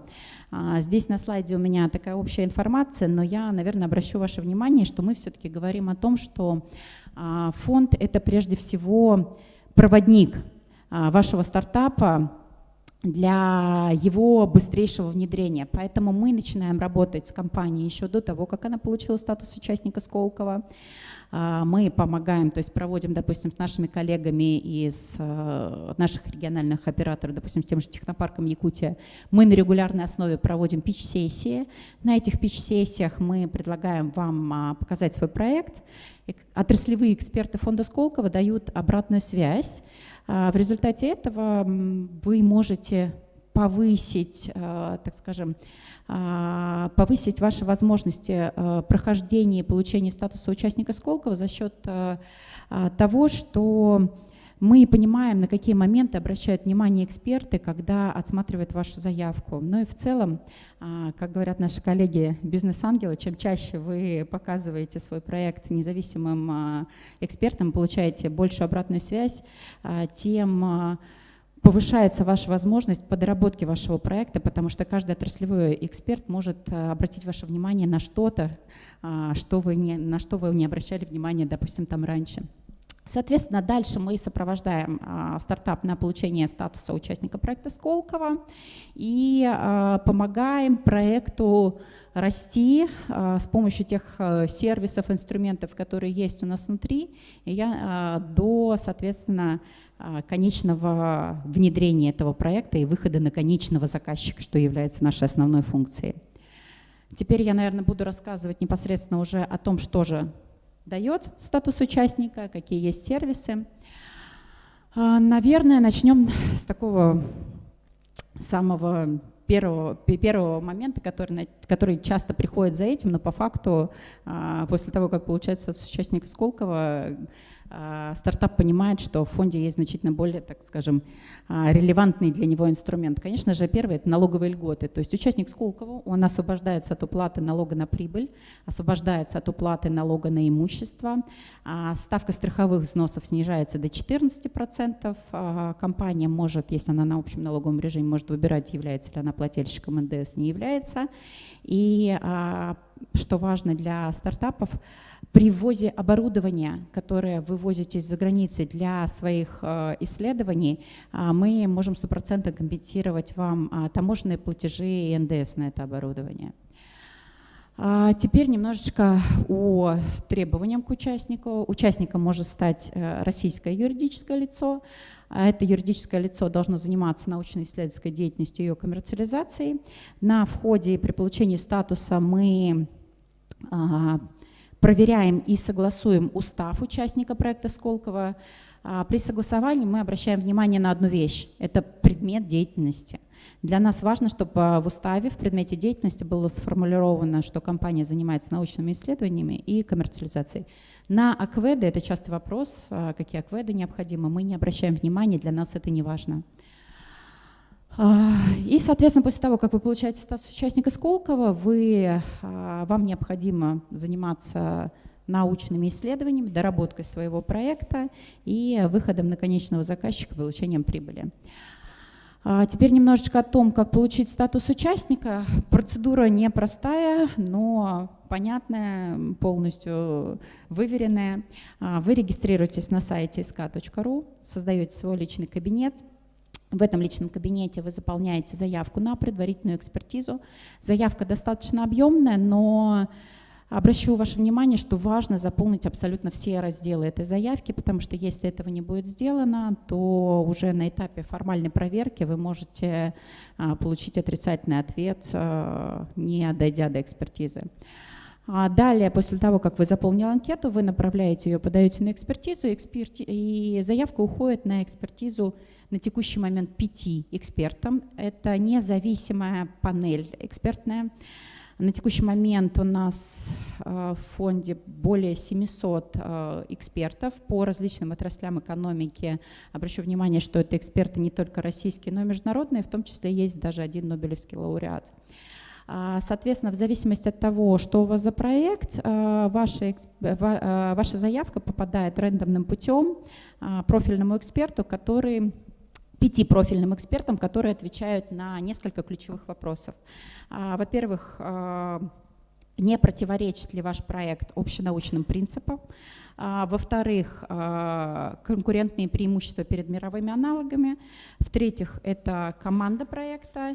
И в-четвертых, возможности коммерциализации. То есть для нас важно, чтобы ваш проект был не просто про науку, а чтобы вы и мы видели, что данный проект может зарабатывать деньги. Соответственно, если более 50% экспертов отвечают на все вопросы «да», ваш проект признается получившим положительную экспертизу, и дальше вы уходите на подачу заявки на статус. Если менее 50% экспертов проголосовали положительно, ваш проект получает отрицательную экспертизу, но есть еще такой вариант, очень частый, когда эксперты пишут о том, что им не хватило информации, недостаточно информации. Это когда эксперты видят о том, что проект действительно нам релевантен, он интересен, но информации в анкете недостаточно. Это приравнивается к отрицательному результату, и вам необходимо будет заново дополнить анкету и заново подать на экспертизу. Комментарии экспертов, обращу ваше внимание на важный такой момент. Комментарии экспертов вы всегда можете получить через нашего регионального оператора. Это очень важно, потому что вы увидите узкие места в вашем проекте, которые не позволили получить положительную экспертизу. Если вы получили положительный ответ, положительную экспертизу, дальше вы подаете заявку на статус. Для этого необходимо согласовать устав юридического лица с нашим департаментом контроля, который проверяет потом деятельность участников, согласовать по почте. После этого ввести через личный кабинет, подать заявку непосредственно уже на статус участника. После того, как она пройдет проверку, вам необходимо будет направить по почте оригинал документов. Как только мы их получаем, вы получаете статус участника Сколково и начинаете пользоваться всеми благами, которые у нас есть. Теперь немножечко о благах. Одна из самых востребованных программ, которая у нас есть, это программа по микрогрантам. На текущий момент у нас 6 направлений, по которым мы даем эти деньги. Это такие операционные вещи, да, такие как, допустим, создание прототипов, проведение испытаний, маркетинговые исследования, участие в выставках, конференциях. То есть такие вещи, которые происходят у вас достаточно регулярно, и На эти направления мы можем давать грантовую поддержку единоразово по одной заявке, сумма до 1,5 миллиона рублей, в год на один стартап до 4 миллионов рублей. Даем мы деньги как авансированием, то есть когда вы не выдергиваете деньги у себя, а сразу получаете деньги напрямую от фонда, так и компенсируем уже понесенные затраты за последние 6 месяцев, то есть можно подать заявку. Из важного: подается заявка через личный кабинет, и в течение 20 рабочих дней, это максимальный срок, обычно происходит все значительно более быстро, вы получаете деньги без какой-либо очной защиты. 1,5 миллиона за раз, до 4 миллионов в год на стартап. Теперь про программу «Бизнес-ангелов». Эта программа у нас работает уже 4-й год. В рамках этой программы мы компенсируем до 50% инвестиций частному инвестору, бизнес-ангелу. Отмечу несколько таких ключевых важных моментов. Бизнес-ангел не должен годом ранее владеть более 15% доли в стартапе, в который он инвестирует. У бизнес-ангела не должно быть негативной информации в открытых источниках. И у бизнес-ангела мы компенсируем его инвестиции в рамках 3-летнего НДФЛ. То есть бизнес-ангел должен быть плательщиком НДФЛ на территории Российской Федерации. Если там математически условно, то, допустим, вы нашли частного инвестора, который хочет инвестировать в ваш стартап, допустим, 2 миллиона рублей, он инвестирует, получает, там, допустим, долю в вашем стартапе на эти 2 миллиона рублей, 1 миллион рублей мы ему возвращаем на расчетный счет в рамках 3-летнего, если НДФЛ за последние 3 года его составил 1 миллион рублей, в рамках этого 3-летнего НДФЛ мы ему возвращаем обратно. Это такой хороший инструмент, который позволяет привлекать вам оперативные частные инвестиции в стартапы. Также сейчас с апреля месяца мы возобновляем нашу программу по мини-грантам, которую все ждали. Это программа по доращиванию технологий. Здесь уже важно, чтобы у вас был готовый продукт. В апреле будут анонсированы все условия. Здесь пока у меня так все-таки больше тезисно. В рамках этой программы мы даем деньги до 7 миллионов рублей на стартап, но здесь уже требуется софинансирование. Сейчас предварительно это будет от 1 до 25% в зависимости от того, что это за деньги будут, чьи это будут деньги. Но с более подробными условиями, я думаю, в начале апреля вас ознакомит наш региональный оператор, либо вы все можете отслеживать на нашем сайте. Так, и большая наша грантовая программа, даже более правильно сказать, не наша, а фонд Сколково является оператором по работе с 2 постановлениями. Это постановление 555 «Цифровые технологии» и 767 «Искусственный интеллект». В рамках этих 2 программ мы отбираем проекты по, соответственно, как понятно из названия, которые так или иначе касаются цифровых технологий, искусственного интеллекта. И деньги мы здесь даем заказчику, то есть той структуре компании, которая разворачивает у себя ваше решение. Здесь деньги даются на условиях софинансирования. В зависимости от программы максимальная сумма это до 120 миллионов рублей, от 20 миллионов рублей. То есть, допустим, там, если математически вы, допустим, договорились с Аллой Росайти, которая у нас сегодня говорила о том, что, коллеги, мы ищем решение. Им понравился ваш стартап, они готовы его покупать, и стоимость внедрения этого решения, допустим, стоит 40 миллионов рублей. При прохождении заявки по одному из этих конкурсов Алроса заплатит 20 сама, 20 дадим мы. Это если, кратко по условиям. Так, и следующий наш сервис. Конечно же, развитие высокотехнологичного предпринимательства, оно невозможно без защиты интеллектуальной собственности.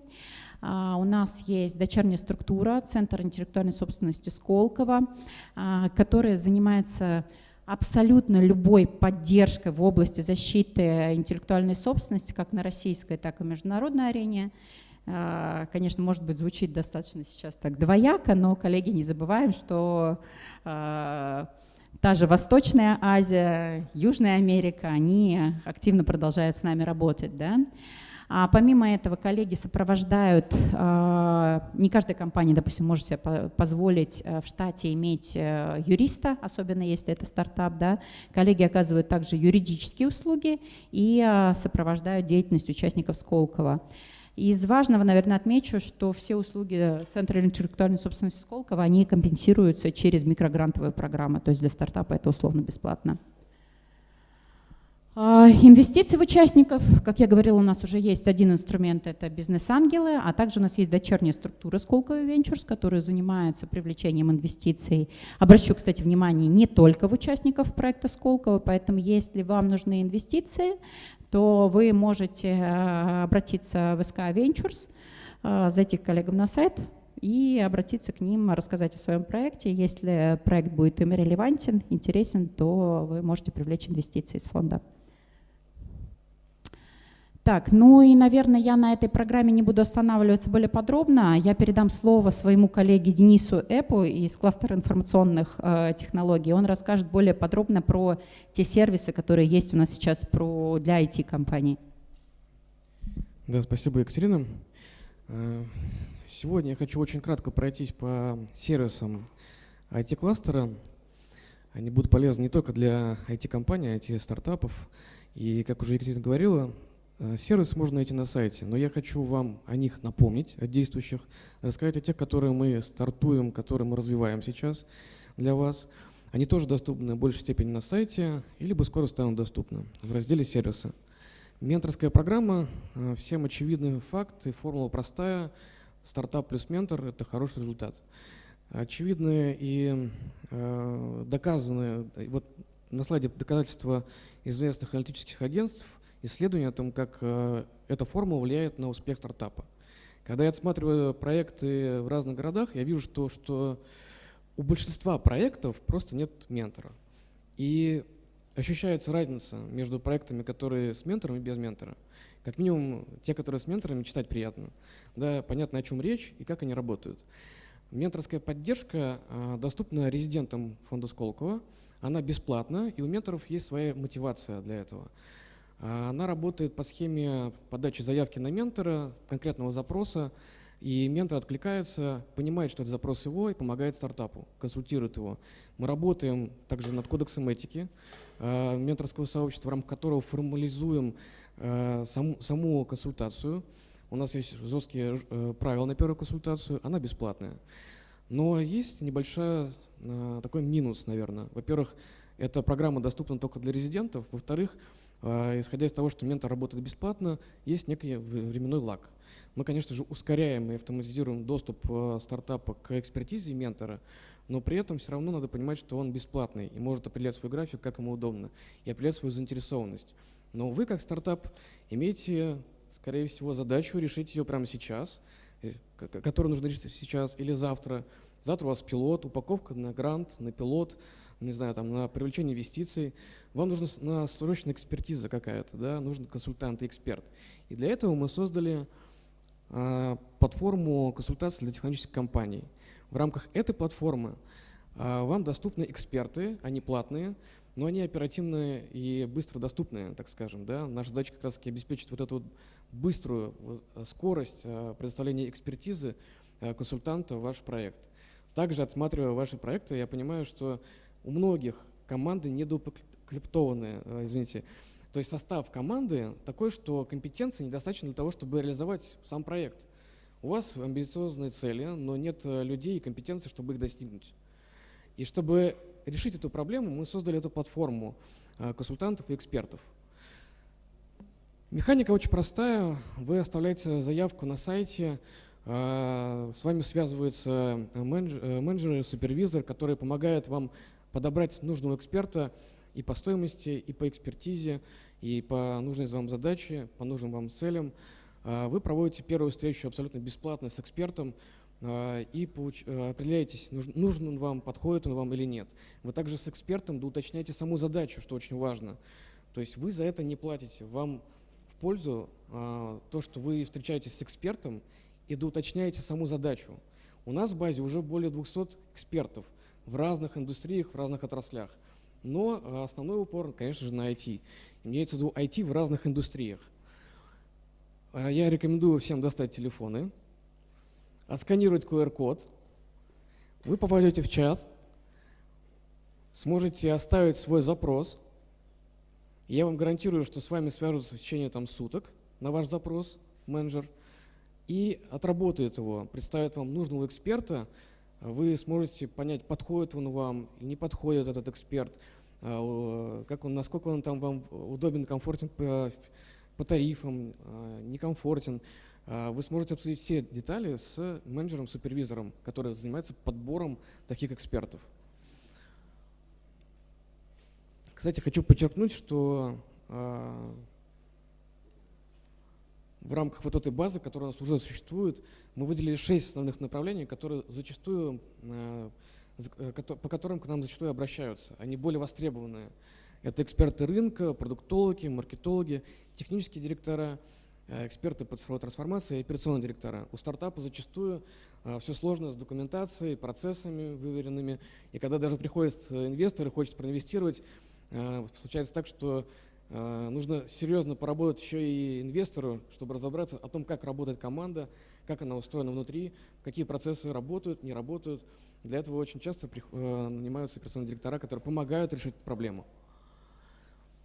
Еще одно очень важное направление, которое хочу подсветить вам, это киберкластер, кибербезопасность. Это такая специфичная область, специфичное направление. У нас огромное количество специалистов в стране, да, но чтобы сделать продукт, это нужно очень хорошо постараться. Маленькому стартапу, у которого есть идея, очень сложно определиться, как действовать, по какому трекшену идти, чтобы создать продукт в кибербезе. Представьте себе, ведь у нас жесткое законодательство, нет полигонов, где можно провести пилоты, протестироваться. А как выйти на заказчика? У нас есть все инструменты для того, чтобы реализовать весь трекшн в рамках кибербеза. Этот трек только зарождается, создается, но мы уже реализуем сервисы.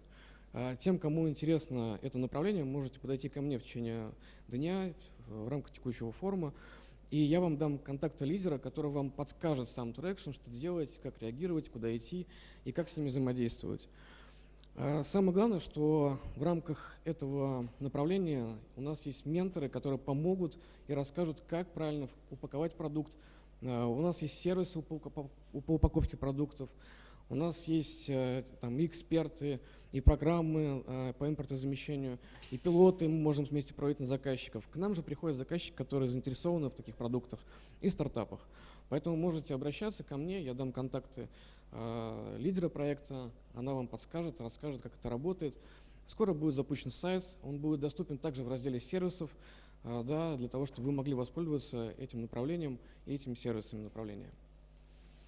Еще одно очень важное направление, оно прям, наверное, занимает в стартап-туре, как я это наблюдаю сейчас, такую большую долю вот всех стартапов, из объема стартапов, которые подаются в заявках, да, большая доля – это тех стартапов.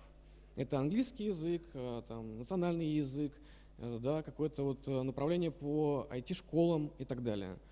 Я рекомендую всем, опять-таки, достать телефоны, те, кто занимается IT-техом и этим направлением, отсканировать QR-код, зайти на сайт edtech.sk.ru, ну, по этому QR-коду. Успели отсканировать? И посмотреть сервисы, которые там уже представлены для стартапов, для бизнеса. Мы помогаем также упаковывать и продукты, и там тоже есть свой трекшн. У нас есть эксперт Наталья Царевская. Вы сможете оставить консультацию и получить ее бесплатно прямо на сайте. Самое главное, что у нас уже выверенное направление и те сервисы, которые можно предоставлять в рамках тех-кластера. Огромная работа проведена в рамках его создания. И, наверное, самое главное внутри этого кластера – это сообщество и экспертиза, которой мы обладаем. Вы можете познакомиться с такими проектами, как там, которые у нас уже находятся в резидентах, да, там те же самые Я-класс, Учи.ру, которые достигли больших высот, успехов. Вы можете получить и менторскую поддержку, вы можете получить понимание, как выйти на рынок, получить клиента и так далее. Ну и, конечно же, наша любимая линейка фаст-трека. Екатерина хорошо рассказывала о том, как подавать по стандартной схеме заявку на статус резидента. Ну, у нас есть отличный сервис, всеми любимый и известный, Fast Track. Хочу вам о нем напомнить немного. Вы можете оставить заявку и получить статус резидента гораздо быстрее, чем по стандартной процедуре. Сервис платный, но не настолько дорогой. Да, вы можете сэкономить время. И самое главное, вы можете получить обратную связь по своему проекту. С вас не возьмут деньги до тех пор, пока вы не пройдете скоринг тот же самый, да, и пока вам не дадут рекомендацию, идти на программу или нет. В рамках программы есть 7 этапов, в том числе обследование вашего проекта, изучение его, некий скоринг, да, встреча с менторами, формирование презентации, есть также боевое такое вот репетиция вашего выступления перед экспертами. За счет этой программы вы получаете ускоренный доступ к защите своего проекта перед экспертами, теми самыми, о которых говорила Екатерина в рамках последнего этапа. Ну и последнее, что я хочу напомнить вам, в рамках текущей ситуации, да, у нас очень важным вопросом стоит импортозамещение, и как раз-таки ЦИС Сколково совместно с Сколково фондом Сколково помогает стартапам попасть в реестр отечественного ПО. Для этого вам достаточно зайти на сайт в раздел «Сервисы», найти сервис FastTrack в реестр ПО, заполнить заявку. Мы помогаем как с экспертизой, да, документов осмотреть и сформировать саму заявку в реестр, так и коммуникации по самой заявке для попадания в этот реестр. Причем мы это делаем очень быстро. У нас есть рекорды за несколько недель, за 14-18 дней попасть в реестр ПО достаточно быстро. Рекомендую пробовать и пользоваться. У меня на этом все. Если есть вопросы, обращайтесь. Я здесь. Спасибо большое за внимание. Спасибо большое, Екатерина, да, и Денис. Ну а прямо сейчас я хочу представить нашего следующего спикера, который к нам подключился онлайн через Zoom. Это у нас Евгений Косолапов, советник по развитию деятельности фонда Сколково в Китайской Народной Республике. Так, Евгений, добрый день. Добрый день. Вы нас слышите, отлично. Да, прежде чем мы начнем, я сразу хочу сказать о том, что если что, да, вот по завершению лекции можно будет задать интересующие вас вопросы. Евгений, я думаю, что с удовольствием на них ответит. Евгений, пожалуйста, вам слово.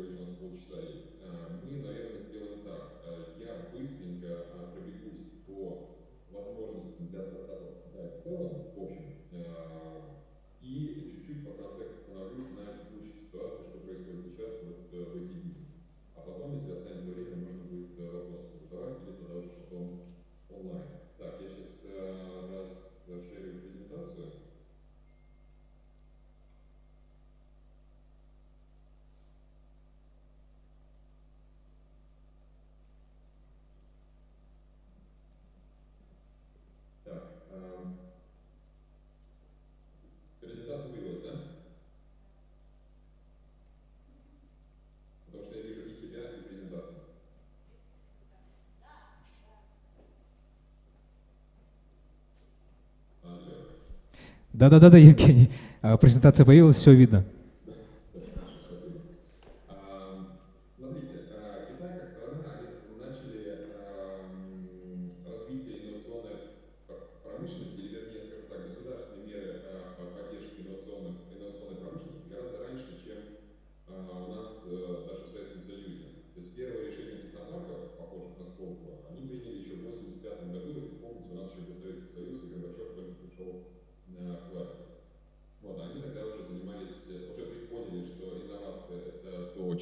заниматься серьезно с государственной точки зрения.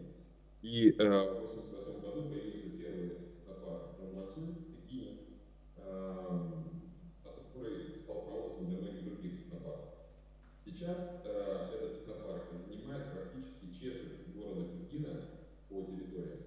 И компании, которые находятся в этом технопарке, генерят до 35-40%, так сказать, валового продукта города Пекина. То есть это, в принципе, как бы валовой продукт Пекина, он сравним со многими странами мира, даже европейскими.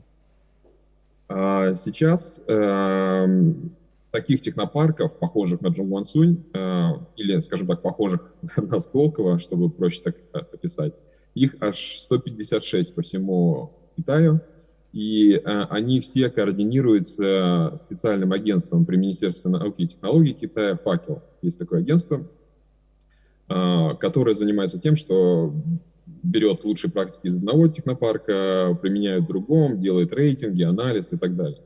И вот это агентство и само Министерство науки и технологий являются нашими основными партнерами в Китае, то есть через них мы имеем выход на любой из этих технопарков, на инкубаторы внутри них и на компании, которые там расположены. Вот если посмотреть на карту Китая, то можно увидеть вот эти вот маленькие факелы, которые вот горят в тех или иных провинциях, они покрывают всю страну, вплоть до Синьцзянь-Уйгурского автономного округа. Единственное, где нету таких вот научно-технических городков, это Тибет. Да и то, наверное, пока. Скорее всего, будет скоро. Если взять и структурировать китайскую систему поддержки или, скажем так, структуру инновационной экономики, то ее можно разделить на несколько этажей, скажем так, или вложенных матрешек.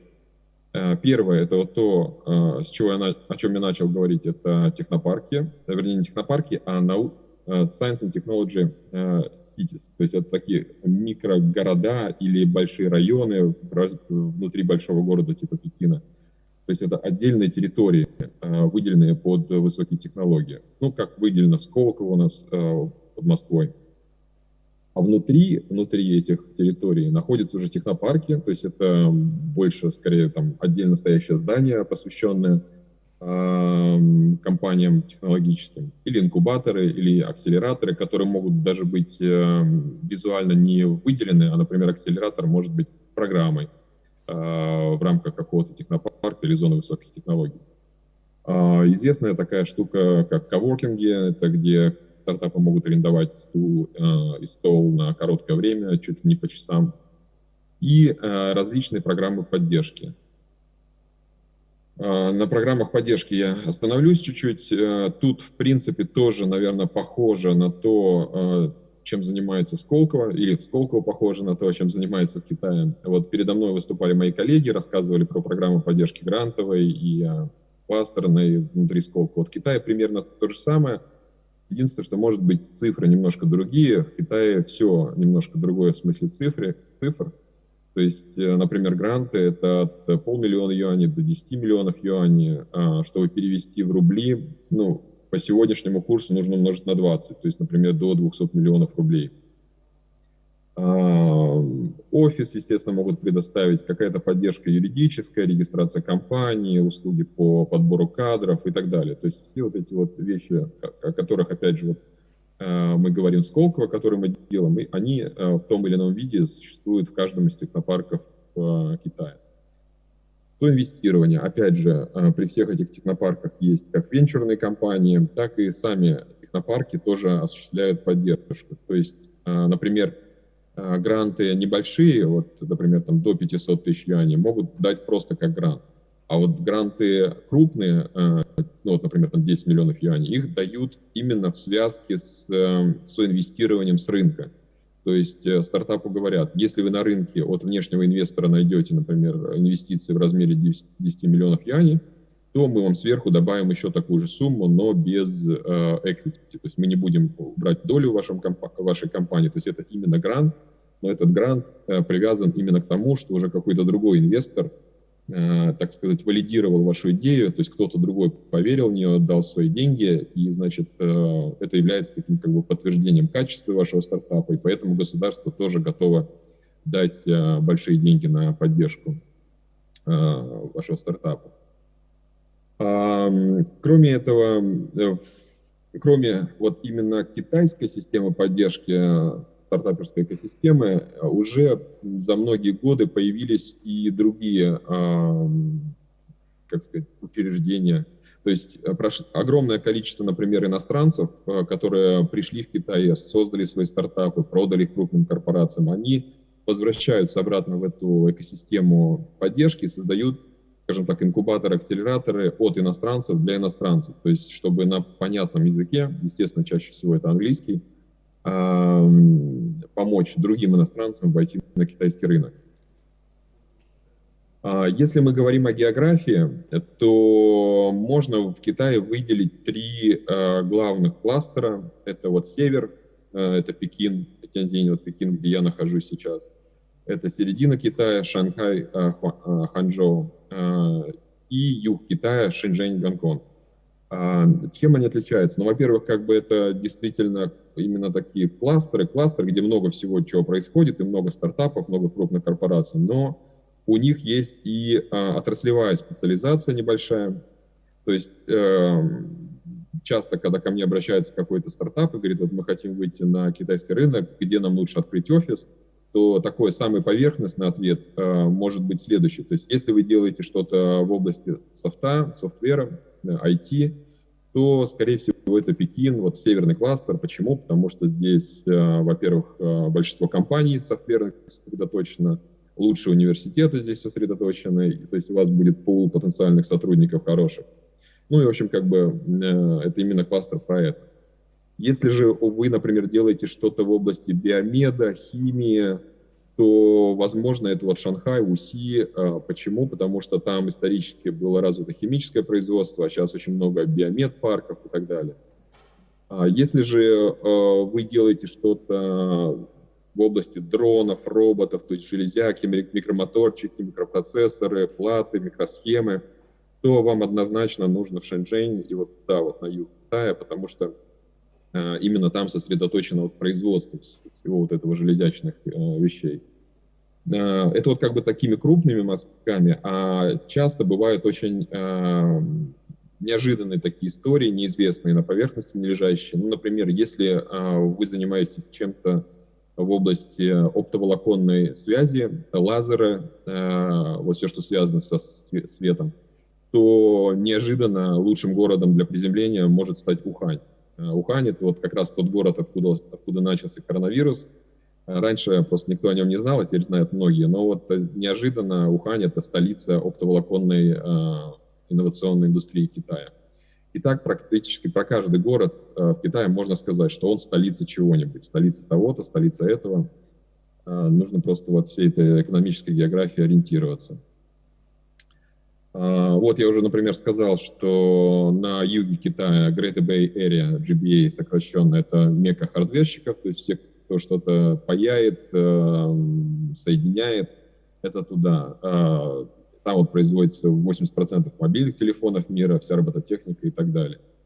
И там именно сконцентрирована и венчурная индустрия тех инвесторов, которые понимают, как инвестировать в хардвер. Говоря про инвестиции в целом, тоже в Китае чеки совершенно другие, не такие, как в России, они похожи больше на американские, а в некоторых случаях даже больше американских, то есть на раунде A могут быть чеки там, 10 миллионов, 100 миллионов юаней, или на раунде BC это до 100 миллионов долларов, даже до полумиллиардные есть раунды. Вот, то есть просто инвесторы понимают, что если стартап вышел на китайский рынок и успел закрепиться, то перед ним лежит большое поле возможностей на самом китайском рынке, но и на международных рынках тоже. Как можно выходить в Китай? Можно приземляться вот в эти вот технопарки, инкубаторы, акселераторы, про которые я выше сказал, а можно принимать участие. В Китае проходят различные мероприятия, похожие на наши в Сколково, такие как стартап Village, или как открытые инновации, или же вот стартап-тур, на котором вы находитесь сейчас. То есть в Китае таких мероприятий тоже огромное количество, на самые разные вкусы, темы, с самыми разными разными конкурсами, призами и так далее. То есть нужно просто брать и участвовать со всех этих мероприятиях.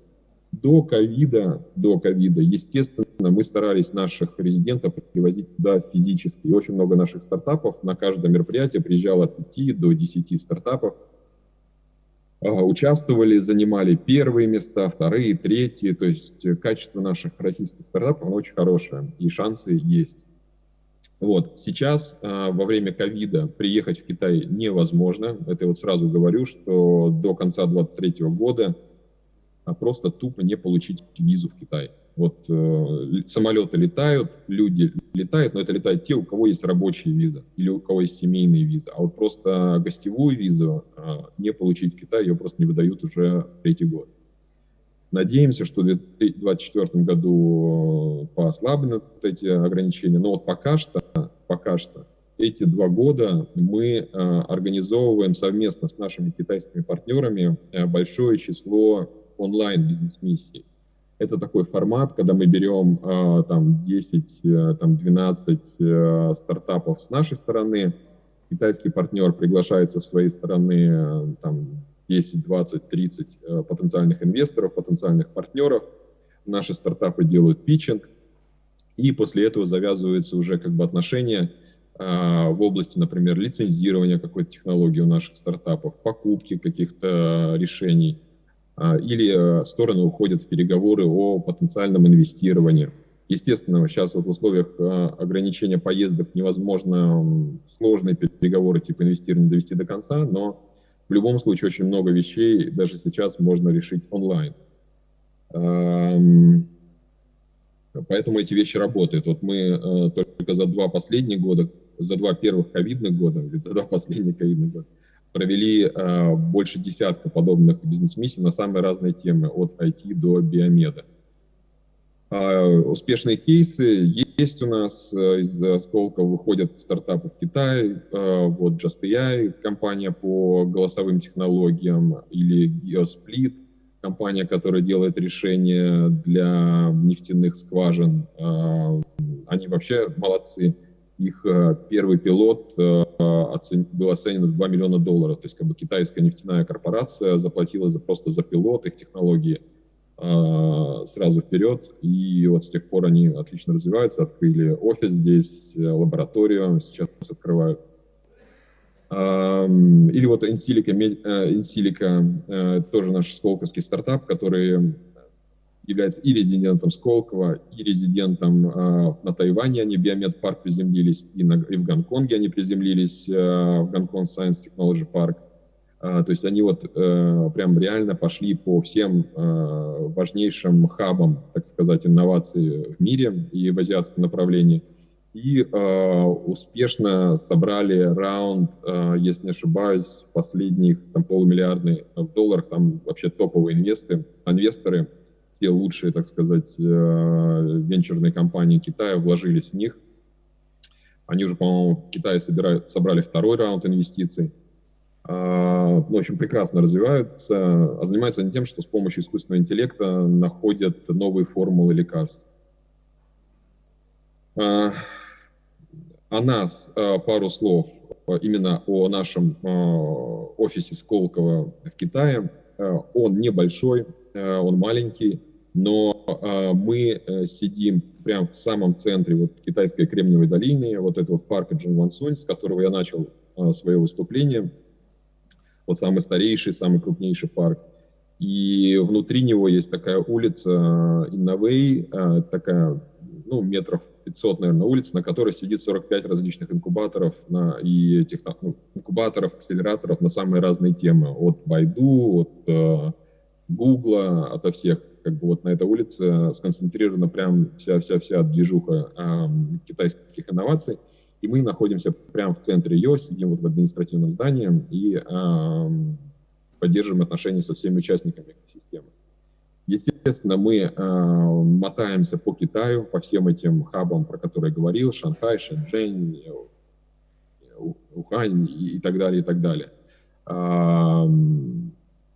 До ковида привозили наши стартапы и тоже как бы проводили за ручку от технопарка к технопарку, от конкурса к конкурсу, от партнера к партнеру. И сейчас этим занимаемся практически тем же самым, но онлайн. Вот, это то, чем мы занимались, и то, чем Сколково помогает резидентам Сколково выходить на зарубежные рынки в конкретном случае в Китае. Возвращаясь к сегодняшней ситуации, к текущему, так сказать, политическому моменту, естественно, мы получаем огромное количество запросов от наших резидентов и от партнеров фонда Сколково о замещении тех технологий, тех комплектующих, которые раньше покупались где-то в западных странах, в Европе, в Америке, на китайские аналоги. Что тут можно сказать? Ну, дело в том, что очень многие даже те вещи и продукты, которые покупались раньше в Европе, они все равно делались в Китае. Но просто европейские партнеры, они своим брендом, своим как бы и своей историей гарантировали качество этих комплектующих или там реагентов. Но дело в том, что в Китае есть практически все то же самое, с тем же самым качеством, просто нужно разбираться.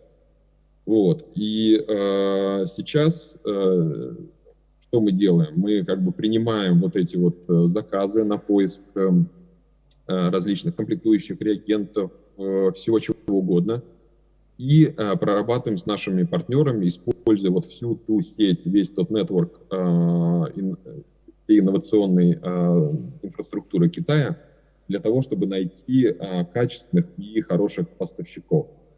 Параллельно мы прорабатываем логистические цепочки, в том числе и с нашими коллегами в Сколково, с таможенной компанией в Сколково, если вы слышали, есть специальная таможенная компания, которая помогает ввести в Россию различные инновационные вещи. У них есть свои логистические партнеры.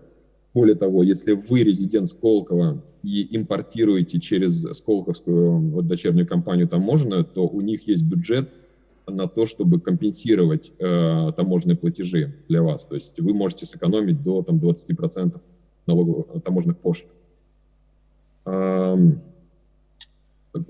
Также, в принципе, мы помогаем и проверить поставщиков. То есть некоторые резиденты говорят нам, ну, мы уже знаем, у кого нужно купить, вернее, что нам нужно купить в Китае, мы нашли того или иного поставщика, но мы не можем проверить качество этого поставщика, там, не фирма или однодневка это, а то мы и деньги заплатим, а ничего не получим.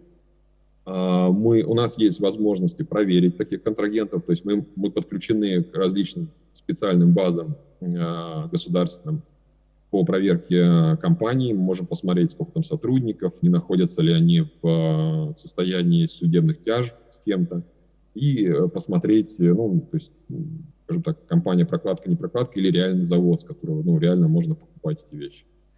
Вот, то есть таким образом мы сейчас помогаем нашим резидентам и партнерам, скажем так, спасти те цепочки поставок, которые у них были раньше. Вот, то есть это, ну, не совсем импортозамещение, потому что это замещение одного импорта на другой импорт, но так как бизнес у резидентов, у партнеров, он не может останавливаться, он не стоит на месте, его нельзя просто взять и подождать 2-3 года, пока мы совсем импортозаместимся в России. Поэтому сейчас, как временное решение, или, может быть, для некоторых постоянное, потому что некоторые вещи просто технологически, может быть, невозможно в силу каких-то там сырьевых причин произвести нигде, кроме Китая. Вот, то есть мы помогаем вот эти вещи все сейчас компенсировать так, чтобы работа наших резидентов и инновации наших резидентов не останавливались и продолжали развиваться. Вот, вот так вот кратко по Китаю, галопом по Китаю. Готов ответить на вопросы сейчас, если модератор озвучит мне из аудитории, или, естественно... Я передам сразу микрофон. Да, вот тем нашим на гостям, которые экране вы присутствуют, можете если есть видеть мой вопросы. e-mail и телефон, и на этом телефоне все мои мессенджеры. Telegram удобнее, конечно. Я думаю, да, наверное, будет сначала, да, вот дать время сфотографировать. И теперь непосредственно поднимать, давайте, да, просто, да, вот поднимаем руку, если у кого есть вопрос, пожалуйста. Компания, которая зарегистрирована в Гонконге, через нее уже можно вести какую-то операционную стартап деятельность? Или обязательно только на материковом Китае? Смотрите, с точки зрения китайского рынка, внутри китайского рынка, компания в Гонконге является полностью заграничной компанией. С любой точки зрения, с банковской, с таможенной точки зрения, с любой. То есть к ней будет отношение всех китайских контрагентов и государства как иностранной компании. То есть, грубо говоря, зарегистрирована ли у вас дочка или там филиал в Гонконге или условно в Люксембурге, абсолютно без разницы с точки зрения материка. А вот если вы хотите именно заниматься внутри материка китайским бизнесом со всеми там китайскими плюшками, то компания все-таки нужна внутри материка. А форма собственности какая самая лучшая для стартапа? ООО, ну, да? Аналог нашего ООО, ООшки, то есть да? Limited. Да, да. И последний вопрос.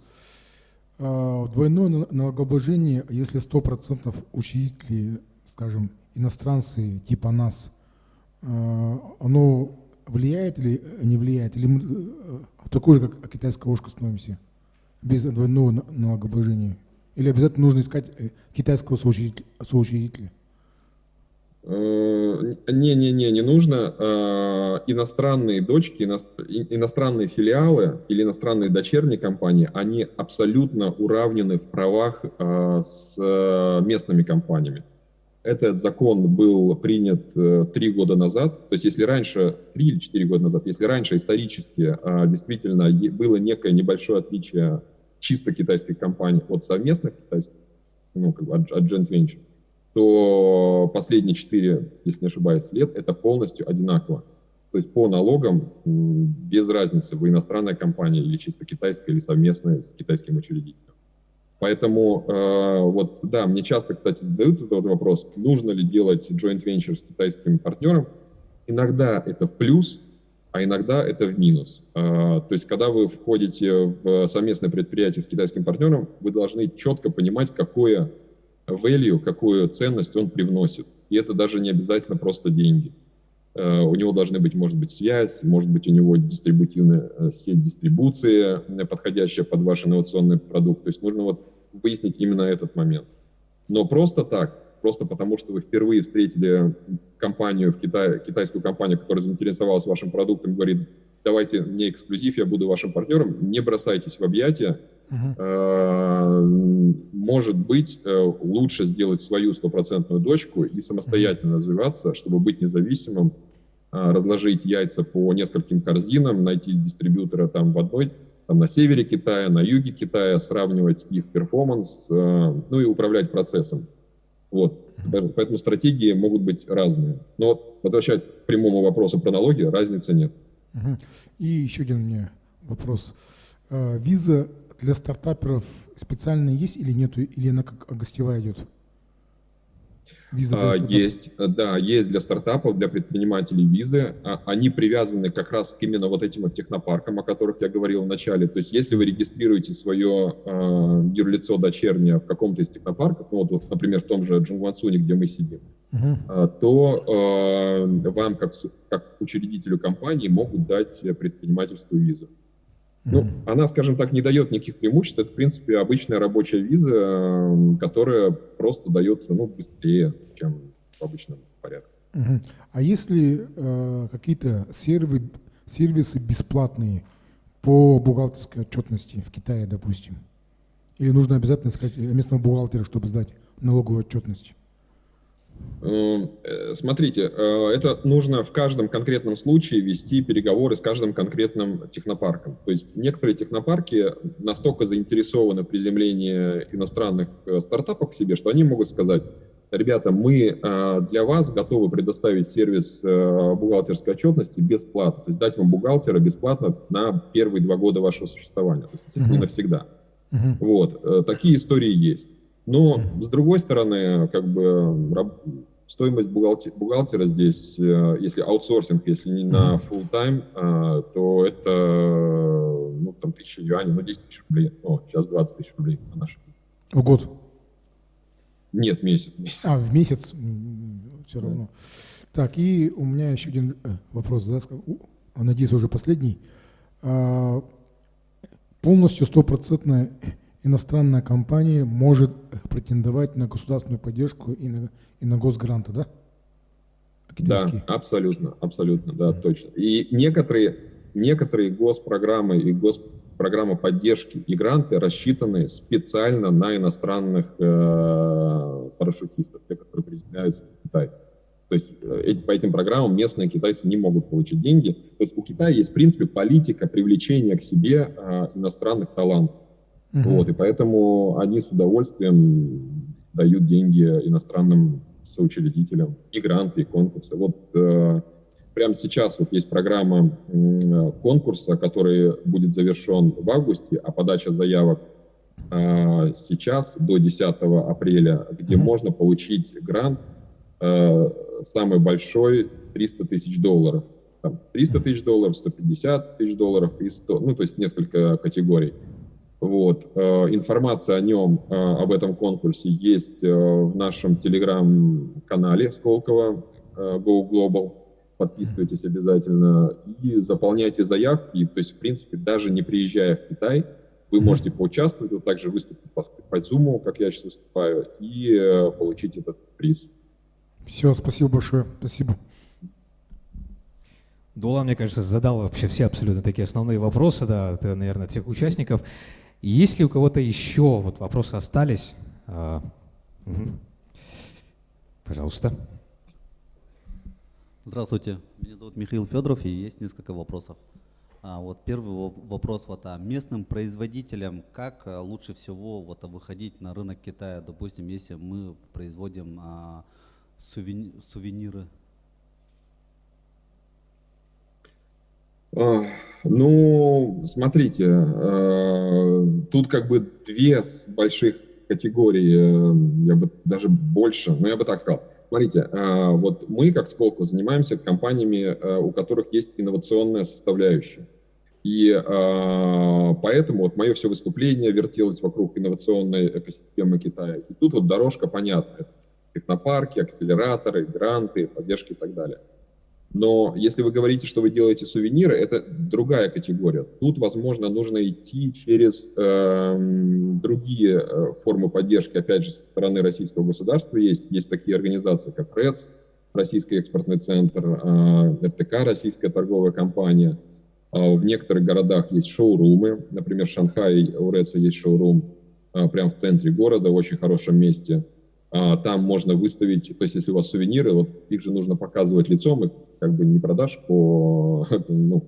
заочно.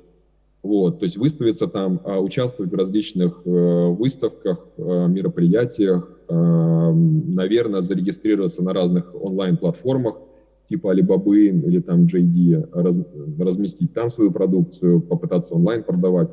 То есть вот эти направления, они немножко разные. Вот именно инновационная продукция и консюмерская, такая потребительская продукция. Вот, поэтому тут немножко разные подходы.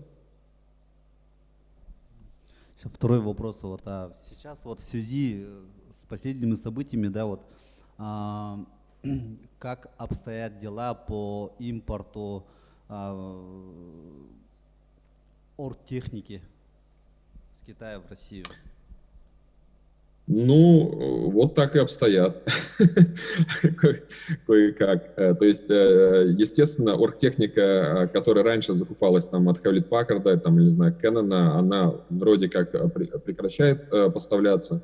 Естественно, в Китае есть аналоги, есть китайские бренды, которые практически по характеристикам не отличаются от международных.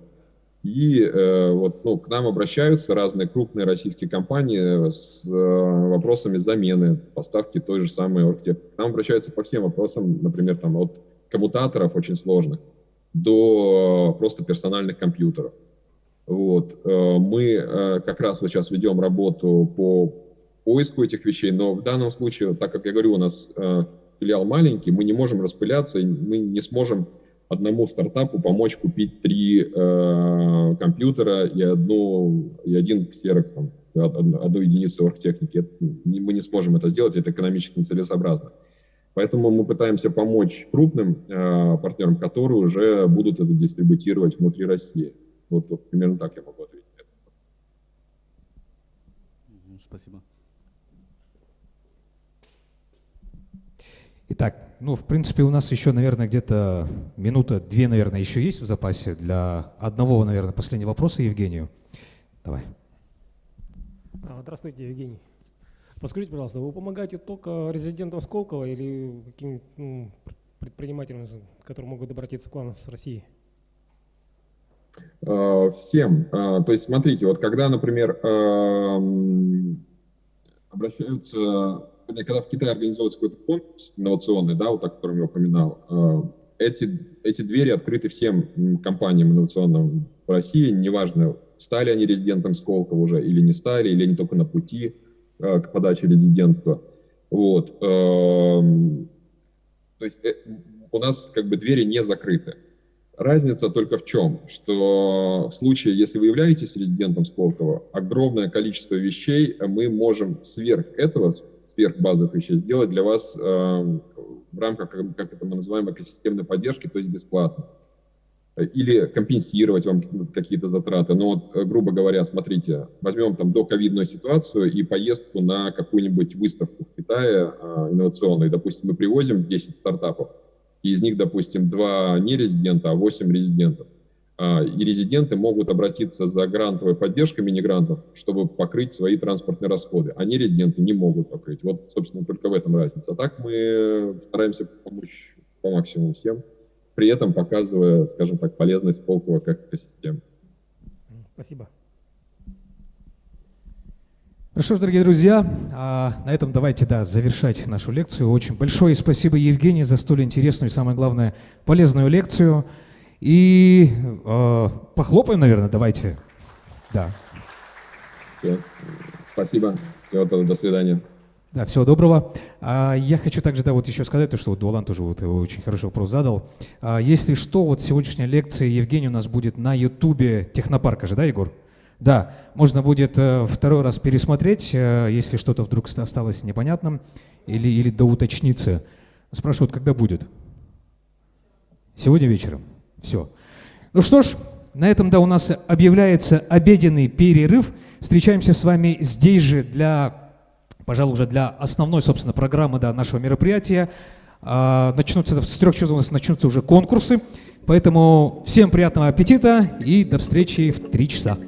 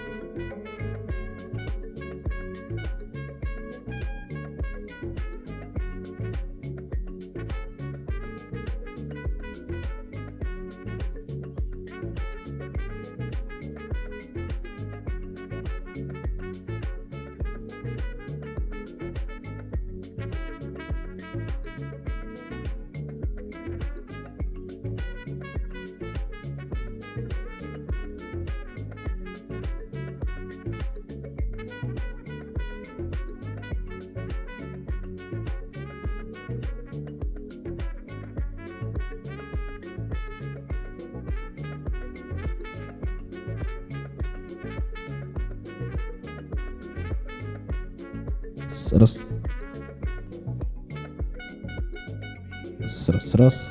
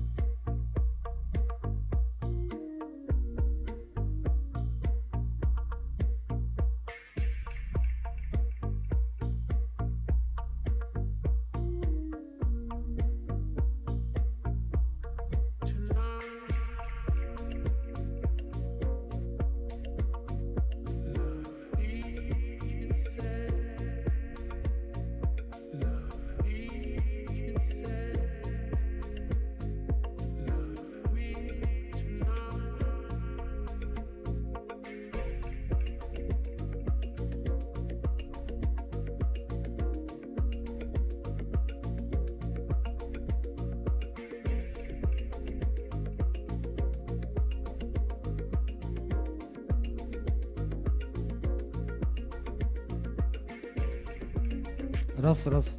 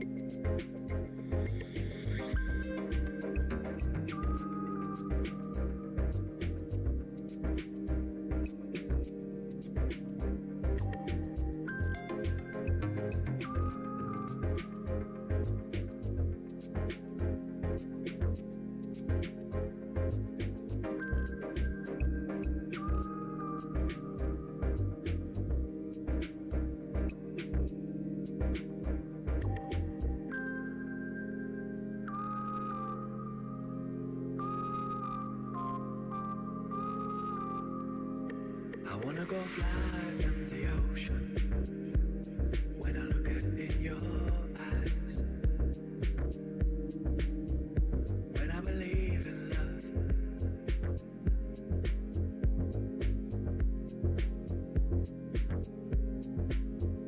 something is burned in the silence. No matter what you do, never release my hand.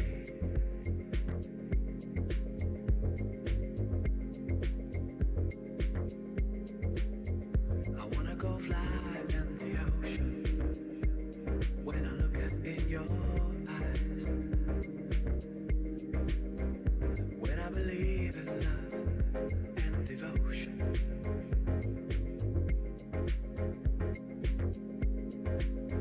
Something is burned in the silence. No matter what you do, never release my hand. I feel your shyness. Just trust me too. Just trust me.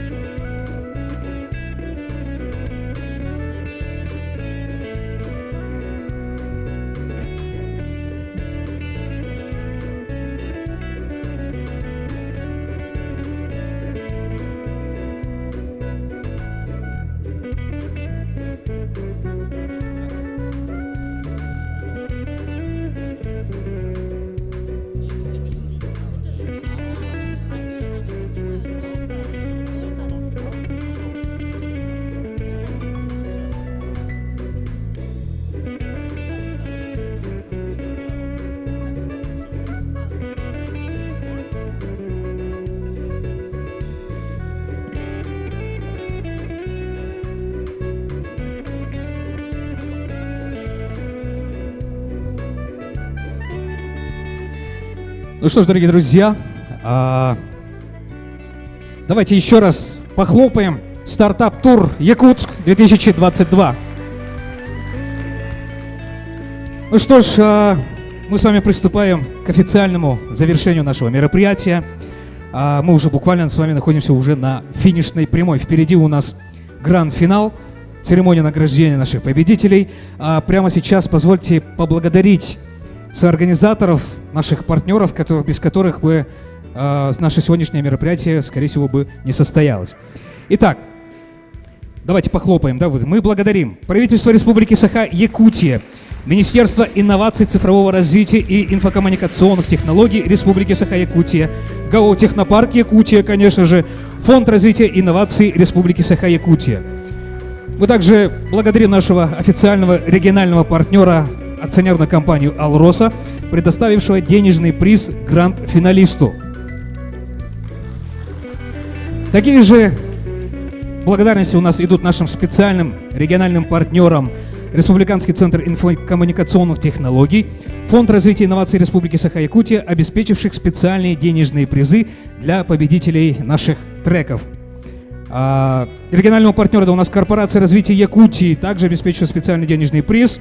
И наши региональные информационные партнеры это у нас НВК Саха, Саха-Медиа, Улус-Медиа и Ист Раша. Итак, позади у нас целый день интенсивной работы, впереди осталось самое важное и самое приятное. Уже через несколько минут мы объявим финалистов конкурсных треков и проведем гранд-финал конкурса «Стартап-тур Якутск». Сегодня эксперты выбрали 9 лучших проектов. Возможно, вы не победили сегодня, но получили очень такой хороший опыт, обратную связь, которая вас, я уверен, да, вот, может вам в будущем. И теперь, наконец, самое главное – награждение. Все полуфиналисты конкурса, независимо от того, вообще что вы заняли, не заняли, у нас награждаются электронными билетами на старт-тур Startup Village 2022, который у нас пройдет на территории инновационного центра Сколково 25 и 26 мая. Я здесь думаю, наверное, стоит похлопать тоже. Итак, и теперь, собственно, церемония награждения отдельно по трекам. И прямо сейчас для объявления победителей по треку информационной технологии позвольте пригласить Красильникова Алексея, заместителя директора Республиканского центра инфокоммуникационных технологий Республики Саха-Якутия. Пожалуйста. Приветствую, уважаемые друзья. Для нас, нашего инфокоммуникационного центра, это мероприятие всегда было и остается очень важным. Скажем так, мы ищем здесь себе новые кадры. Спасибо большое за работу. Ну, отличного финала нам.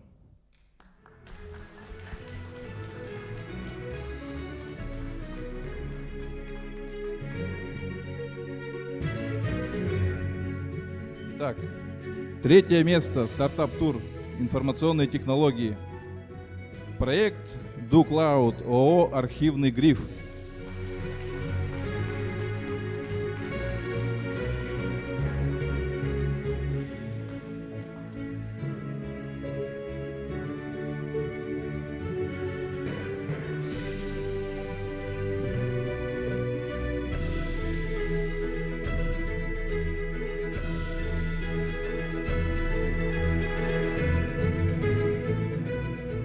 Второе место. IT-школа «Алтан».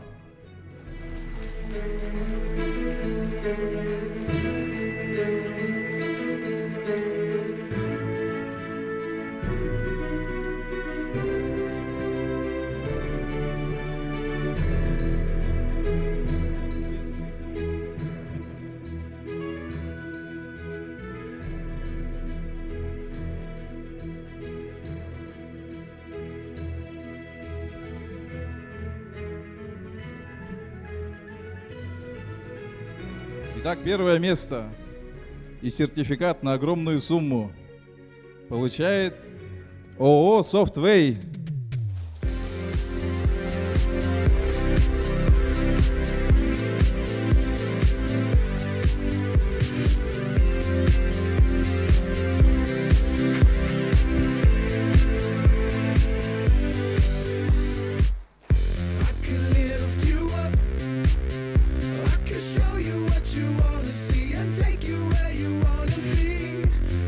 Спасибо, друзья. Вам спасибо, Алексей. Давайте, да, аплодисментами проводим нашего гостя. И для объявления победителей нашего второго трека «Биотехнологии в медицине и сельском хозяйстве» я хочу пригласить Петра Габышева, директора технопарка «Якутия».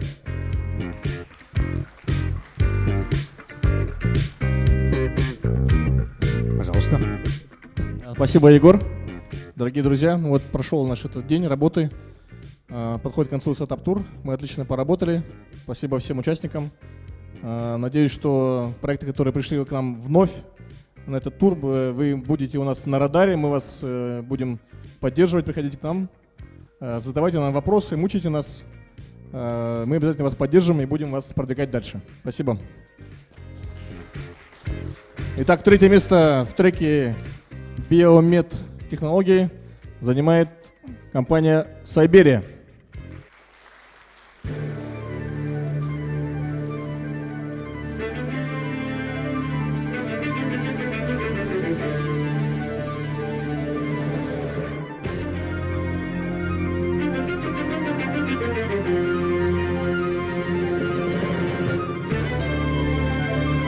Спасибо, Сайберия. Второе место в треке «Биомед технологии» занимает Тимофеева Нина Федоровна, СФУ имени Максима Кировича Мосова. Проект «Матриксы для термальных эквивалентов».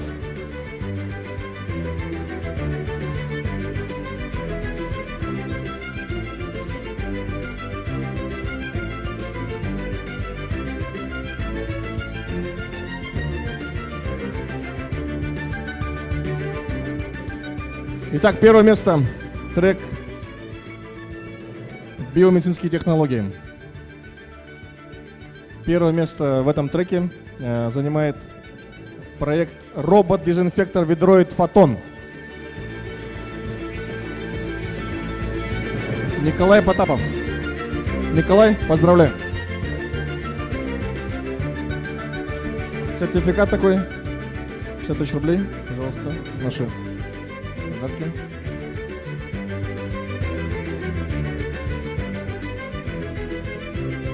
Николай, поздравляю тебя. Спасибо.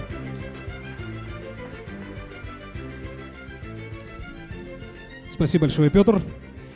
Ну и что ж, и мы с вами приступаем к церемонии награждения победителей нашего последнего, третьего трека «Индустриальные и энергетические технологии». И для того, чтобы, собственно, это сделать, я хочу пригласить сюда Алексея Комаренко, заместителя генерального директора венчурной компании «Якутия».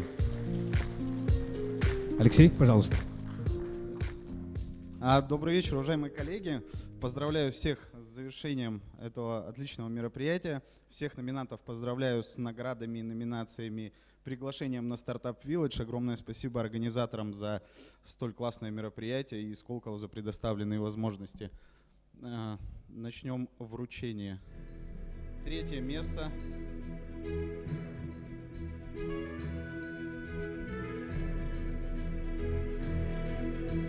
Так, третье место. Индустриальные энергетические технологии. ООО «Фрипласт».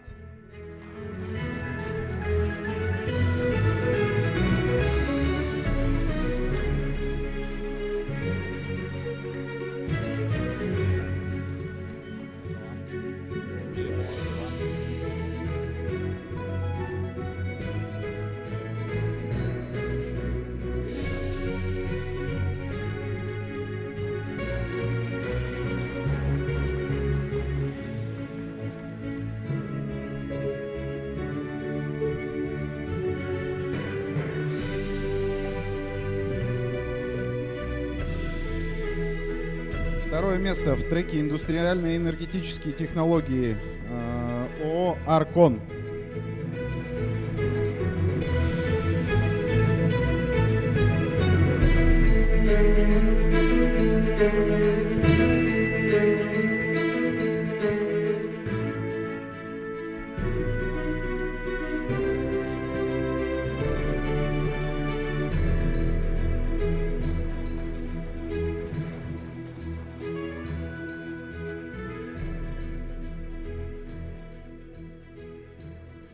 Итак, кульминация трека «Индустриальные энергетические технологии». Первое место ИП Бубенчиков Геннадий Сергеевич. Проект «Батрак».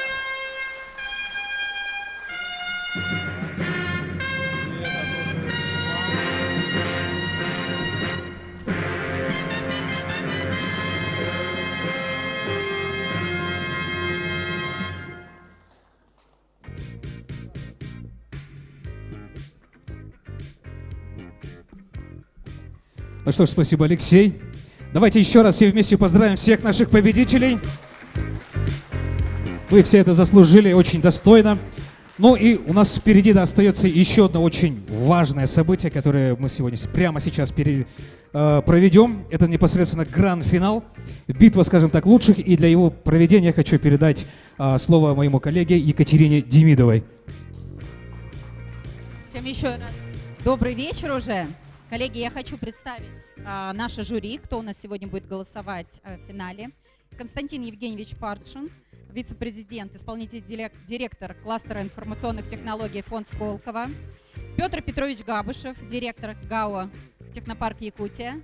Юрий Сибирский, руководитель департамента регионального развития фонда Сколково.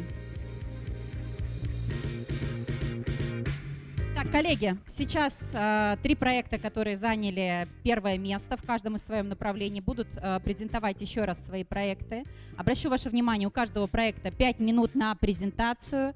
Члены жюри не задают вопросы и голосуют по результатам всех 3 презентаций. А я хочу пригласить первым на свой заключительный сегодня питч компанию Softway. Проект «Скиллометр». Вам слово.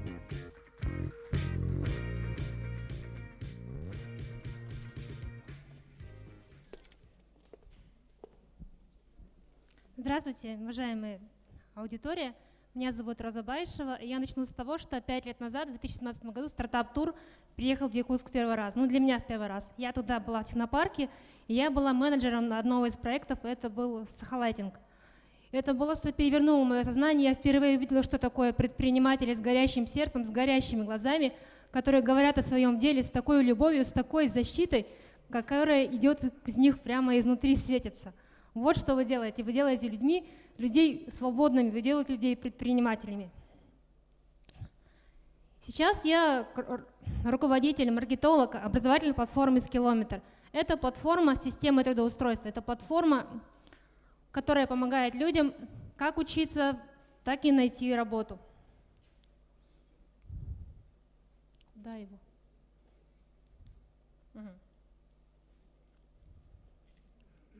На волне сейчас геополитических изменений происходит следующая ситуация. Российский бизнес получил уникальные возможности по развитию, и мы ожидаем уникального конкурентного развития, потому что это такая ситуация, когда очень много технологий будет заменяться, и сотни тысяч людей будут менять работу или переобучаться.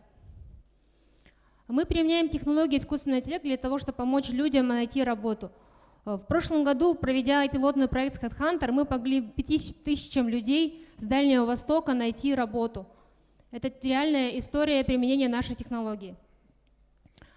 Рынок онлайн-образования ежегодно растет, и такая идет тенденция, что в эту ситуацию сейчас включаются активно работодатели, потому что им важно уже с периода университета закрепить с собой лучшие кадры. И они готовы оплачивать обучение еще до периода стажировки. Среди наших конкурентов такие крупные проекты, как TeachBase, как SkillCap. Для того, чтобы им противостоять, мы развиваем свои технологии постоянно. И наш основной инструмент – это виральность. С помощью того, как мы улучшаем наши интерфейсы, более 70% пользователей рекомендуют нашу платформу своим друзьям через социальные сети. Бизнес-модель построена как на B2B, так и на B2C пользователей. Работодатели и образовательные компании платят нам в виде аналитику и помогая своим сотрудникам обучаться без отрыва от производства. А люди могут выбирать обучение в виде, какие именно навыки востребованы работодателями. За это время мы развиваем проект уже 3-й год, и в прошлом году мы заработали порядка 800 тысяч рублей, ведя около 7-10 проектов в месяц. Сейчас мы планируем найти инвестиции, чтобы увеличить этот поток до 300 тысяч и потом до 500, до миллионов рублей ежемесячно. В нашей команде SEO технический директор Сергей Баишев. Под его руководством в прошлом году мы провели пилот на десятки тысяч пользователей. Я специалист по продажам в B2B сфере. Для того, чтобы развивать нашу проекту дальше, мы привлекаем специалистов для работы с искусственным интеллектом, специалистов-продюсеров, которые будут помогать нам продавать курсы и развивать нашу платформу. Сейчас мы можем вести 7-10 компаний. Мы планируем привлечь инвестиции около 50 миллионов рублей, чтобы выйти через 3 месяца на оборот около 5 миллионов ежемесячно. Мы помогаем работодателям и образовательным организациям. Это наши контакты. Напишите нам, мы найдем для вас решение.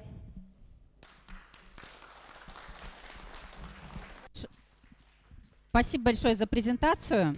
Я приглашаю на сцену следующий проект, компанию Vedroid с проектом Vedroid робот-дезинфектор.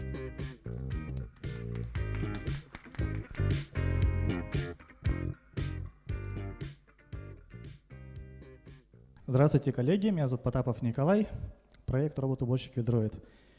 Я выходец из рынка клининга и 2012 года начал заниматься уборкой полов.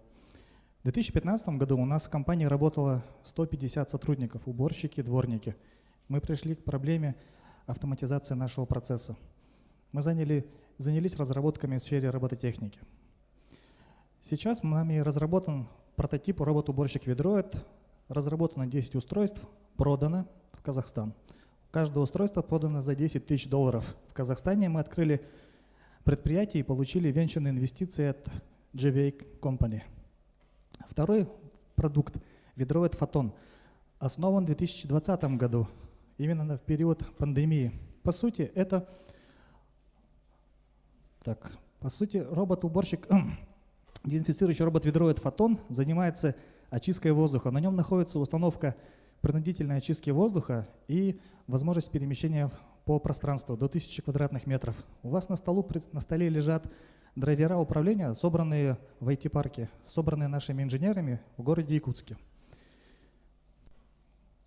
Моющий робот Vedroid Hybrid – это третий продукт, который мы разрабатываем как резиденты фонда Сколково. 2021 года мы получили поддержку от фонда в виде серии микрогрантов на промышленный прототип, на техническую документацию и патентование.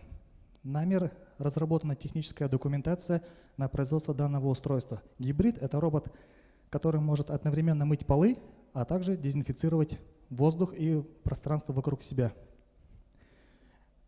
Клининг – это бизнес, который выпадает. 83,5 миллиарда рублей – это сейчас рынок клининга в России. Год назад он был 180 миллиардов. Почему такая произошла диверсификация? Потому что сейчас клининг перешел на новые стандарты, на новые санпины. Сейчас помимо влажной уборки требуется еще и дезинфекция пространства. Нами были внедрены продукты в такие знаковые места, как международный аэропорт Астана, Казахстан, Домодедово, международный аэропорт, и РЖД России, Курский вокзал. Когда мы продали первую партию роботов в Казахстан, 10 роботов, нами был заключен контракт на поставку еще 90, итого 100 роботов. Почему мы остановились? Коллеги из Домодедова и РЖД провели с нами технический, так сказать, аудит и сказали, что техника не соответствует заданным требованиям. Пожалуйста, переделайте. Поэтому с 2019 года мы активно сейчас внедряем модернизацию нашей техники. И сейчас наш проект находится в так называемой долине смерти.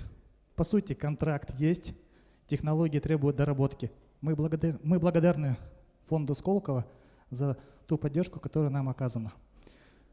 Для чего необходимы деньги? Деньги необходимы в первую очередь для промышленного дизайна, для технической документации и производства. В городе Якутске нам оказана поддержка венчурной компании Якутии. Это 2 миллиона рублей. Мы эти деньги использовали на модернизацию техники. И сейчас нам осталось доделать Vedroid Hybrid и в 2022 году выпустить его на рельсы. Продажи имеют место быть. Стоимость продукта, цена 2022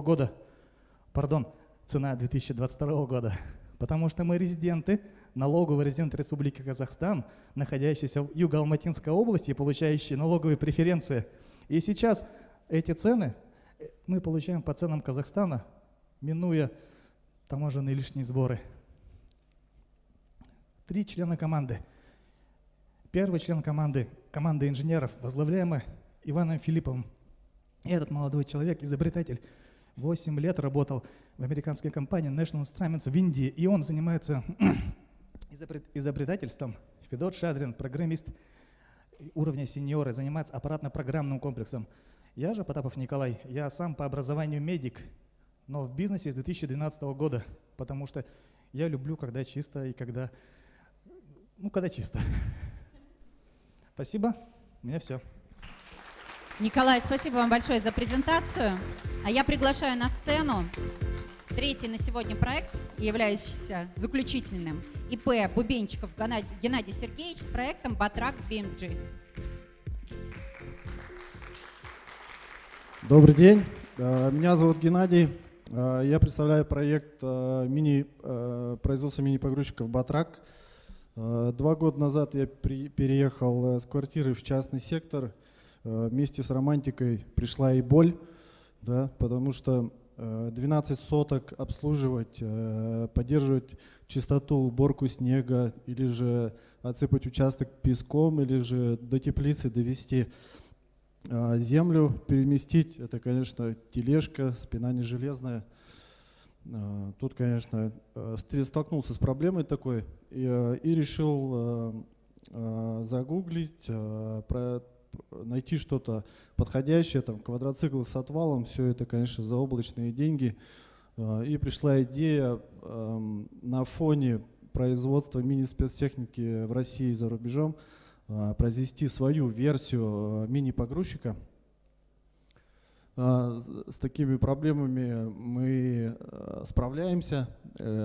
Как уже уборку снега сказал, большое количество легких работ на участке, но тяжелых физически. То есть переместить бочку, переместить бревно, какие-то еще работы. Их очень много, на самом деле, в частном секторе, меня поймут. Да, и дороговизна аналогов, конечно, немножко отталкивает. Приходится либо грузчиков нанимать, либо что-то еще предпринимать. Но в нашем случае мы придумали вот такой вот мини-трактор. На сегодняшний день у него не только ковш есть, еще есть вилы.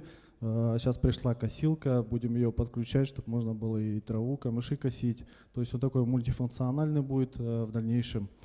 У него низкая стоимость. Еще месяц назад он стоил, конечно, 300 тысяч, но на сегодняшний день комплектующие подорожали до 55%, поэтому мы стоимость немного подняли. То есть на сегодняшний день он стоит 390-400 тысяч. Он очень легкий в управлении, школьник даже разберется. Коробка стоит от «Жигули», все умеют на механике, практически все умеют управлять, плюс 2 рычажка, чтобы поднять ковш, высыпать или загребсти. Все это очень просто. Он компактный, его можно перевести в любом прицепе легковом, не нужно какой-то дополнительной категории. Если у вас есть категория «Б», то это никаких проблем с этим не составит. Вот таким образом его перевозим.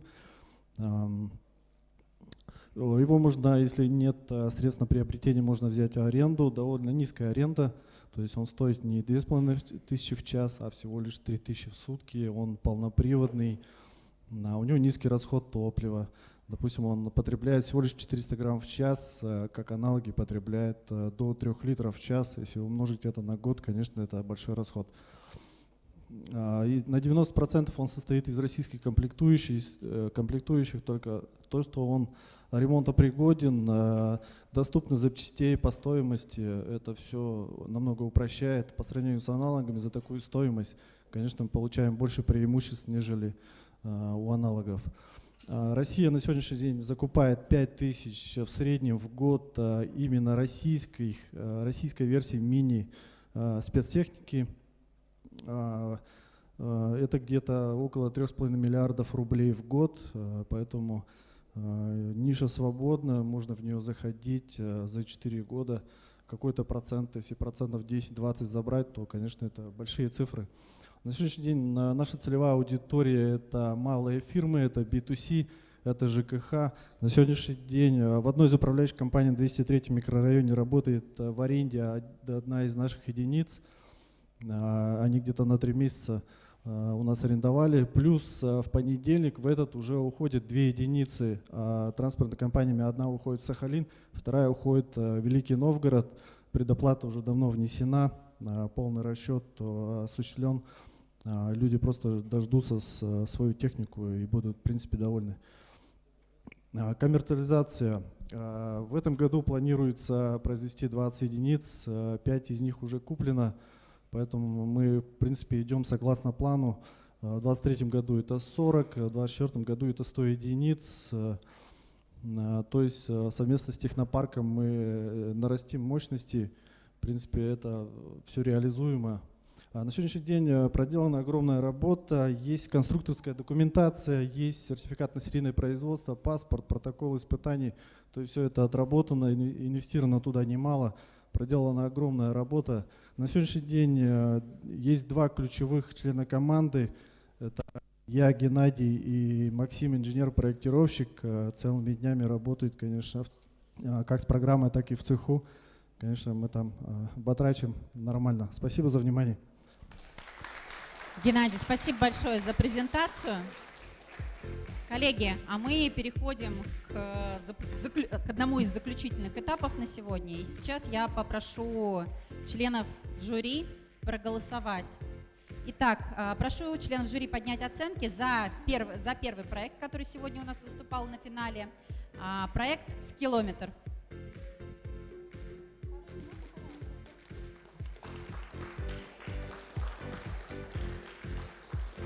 Благодарю. Прошу членов жюри поднять оценки за второй проект «Ведроид. Робот-дезинфектор».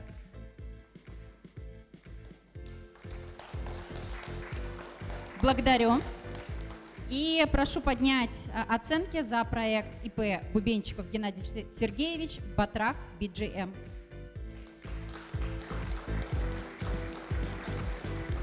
Благодарю. Итак, пока у нас на текущий момент идет подсчет голосов, и я приглашаю на эту сцену министра инноваций Республики Саха-Якутия Семенова Анатолия Аскалоновича.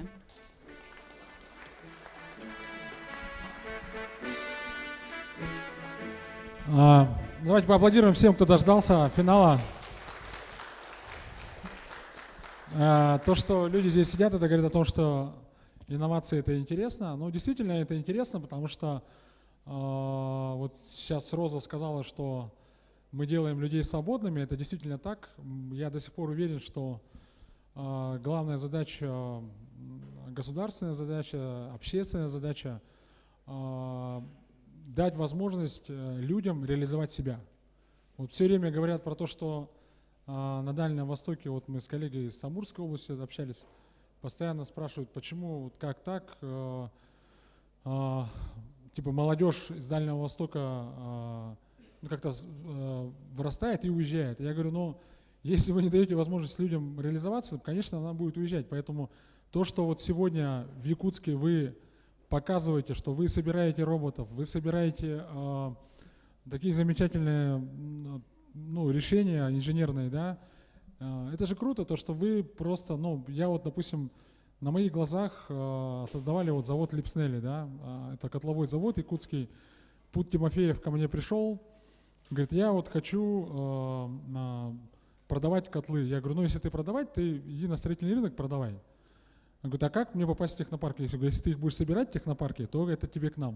Он говорит, это реально, это реально. Ну вот это был 2014 год, по-моему. Сейчас завод, Якутский котловой завод, производит 600 котлов длительного горения в год. И просто вы должны понимать, что зимой люди топят печку, да, и греются. То есть эти 600 котлов согревают людей. И ты понимаешь, что, допустим, за несколько лет они произвели уже там почти 2500 котлов. Это 2500 домов, да, греется нашими котлами, да, производство, произведенных в Якутии. И таких примеров очень много.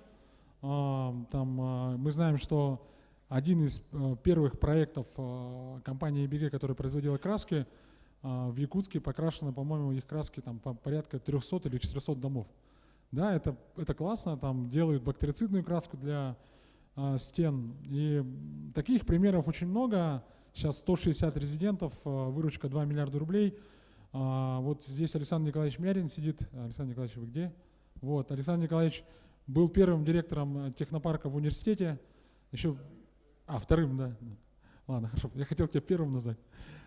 Не дал мне, да. Но вторым технопарком, я просто это помню время. Потом в 2012 году мы вместе вот с Петром Петровичем, Александром Николаевичем начинали технопарк. И тогда у нас было первые там 6 резидентов, да. И нам казалось, что ну, это нереально, как бы, да, что вот придет время, когда появится вот рынок инновационных компаний. Это все реально.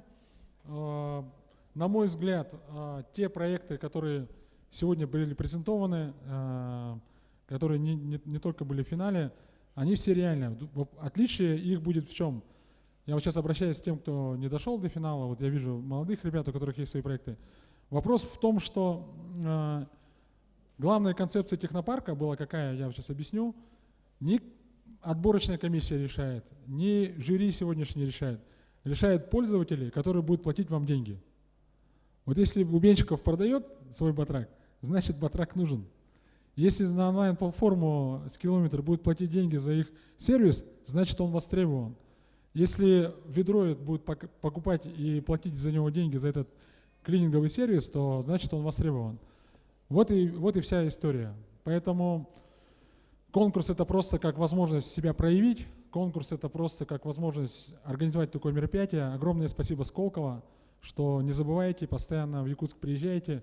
Пусть это будет раз в 3 года, ну, Олимпийские игры раз в 4 года, стартап-тур в Якутске каждые 3 года, это нормально, кстати. Да? 3 года, кстати, наверное, то время, чтобы поднабрать новые проекты, поднакопить силы и что-то показать.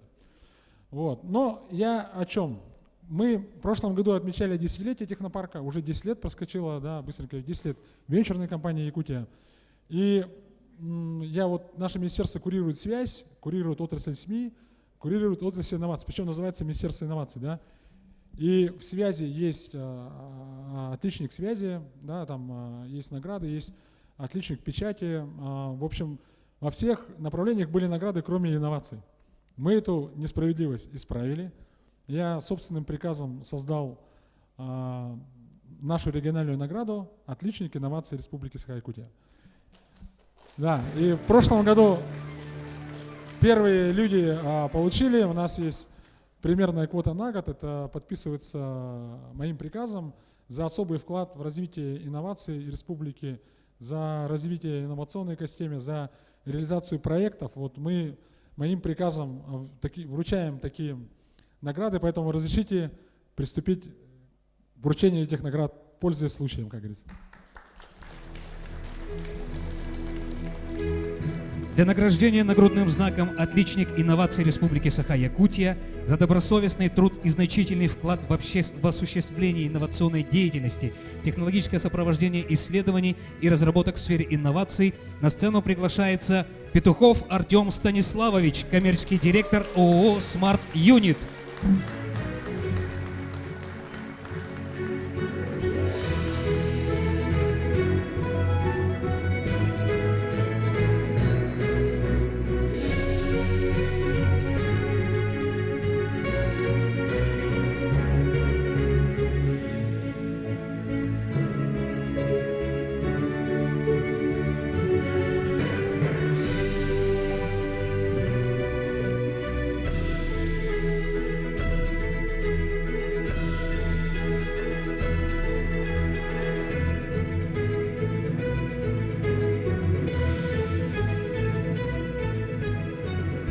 Для награждения нагрудным знаком «Отличник инноваций Республики Саха-Якутия» на сцену приглашается Ефимов Василий Васильевич, генеральный директор акционерного общества «Венчурная компания Якутия».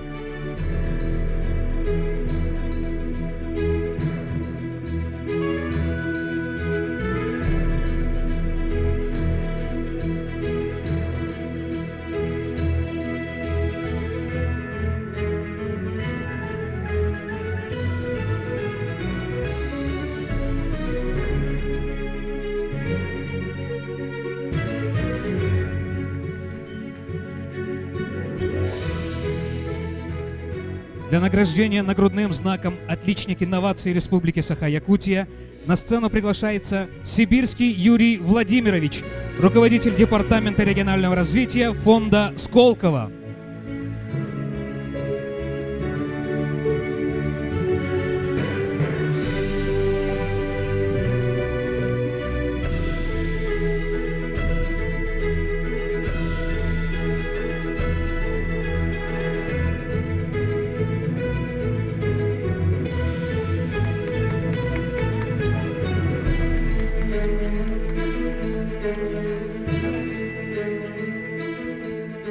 Я вот сейчас Юрию Владимировичу вручал.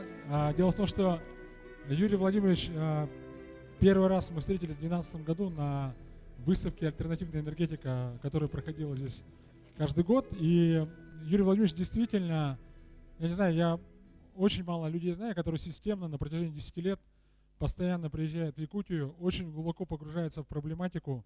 Он с этим помогал как раз в том числе и Сахаэнерго, когда первые проекты по альтернативной энергетике внедрялись. Он помогал при становлении вот технопарка Якутии, поэтому я сегодня хочу выразить всем благодарность и Василию Васильевичу Ефимову, который вносит огромный вклад, и, конечно, Артему Петухову, который тоже всегда нас поддерживает, всегда рядом с нами. Спасибо вам огромное, ребят. Ну и всех с этим замечательным завершением стартап-тура. Спасибо, Анатолий Аскалонович. А теперь мы посчитали голоса, наверное, большинство их уже посчитало, коллеги.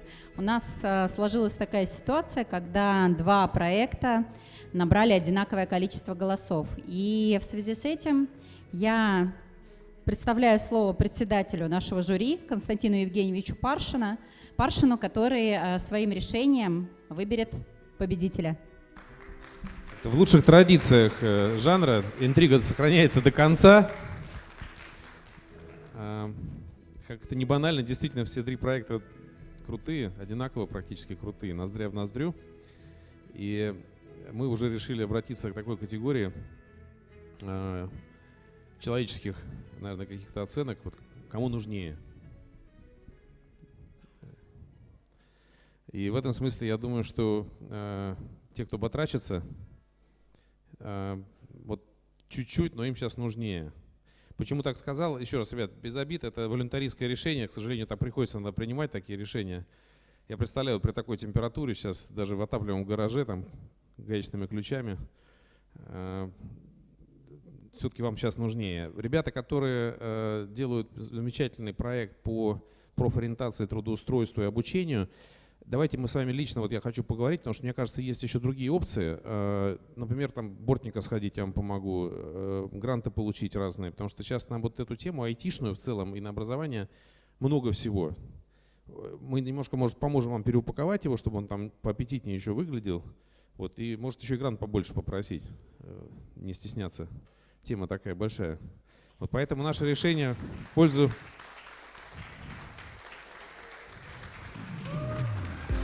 Давайте, делайте ваших устройств побольше, они нужны не только в Якутске. Коллеги, и мы все приветствуем победителя стартап-тура Якутск 2022, проект «Батрак». Спасибо большое. Была проделана огромная работа. Все решения принимались через боль. Да, это, да, как...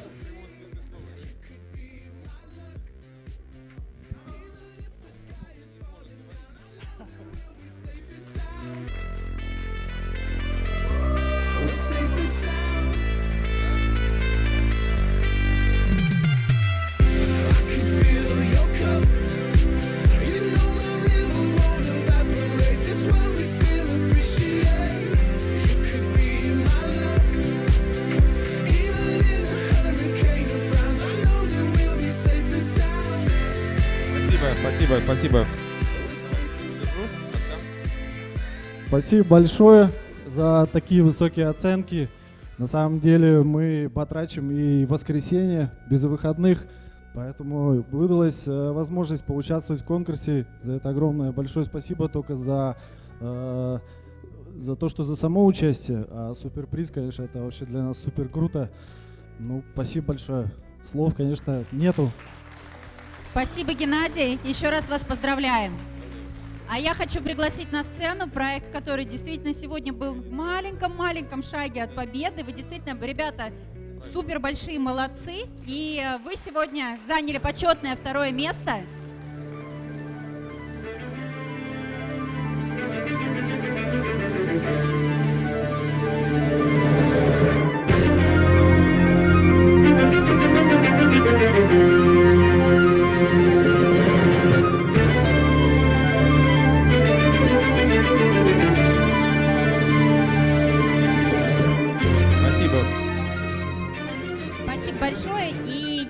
приглашаю проект Ведроид, который сегодня у нас занял почетное 3-е место. Николай.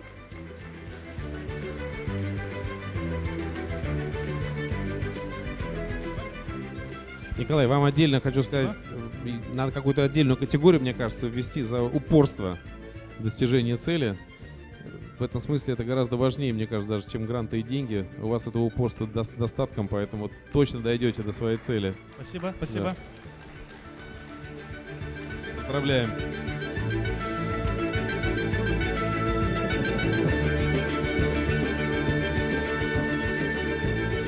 Не останавливайтесь. Спасибо, коллеги. Спасибо. На этом, я так понимаю, наша самая торжественная, самая финальная часть конкурса подошла к концу. Необыкновенное ощущение. Мы, мне кажется, дали людям тот самый импульс к свободе дополнительный. Приходите сюда. Не через 3 года, приходите пораньше, наверное, еще встретимся с вами. Спасибо. Приезжайте к нам в гости на Startup Village. Коллеги, еще раз спасибо всем за теплый прием. А теперь мы приглашаем всех на сцену сделать традиционное общее фото.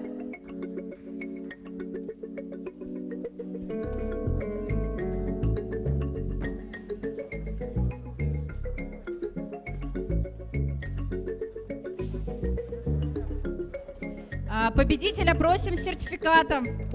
В центр, прям не стесняясь.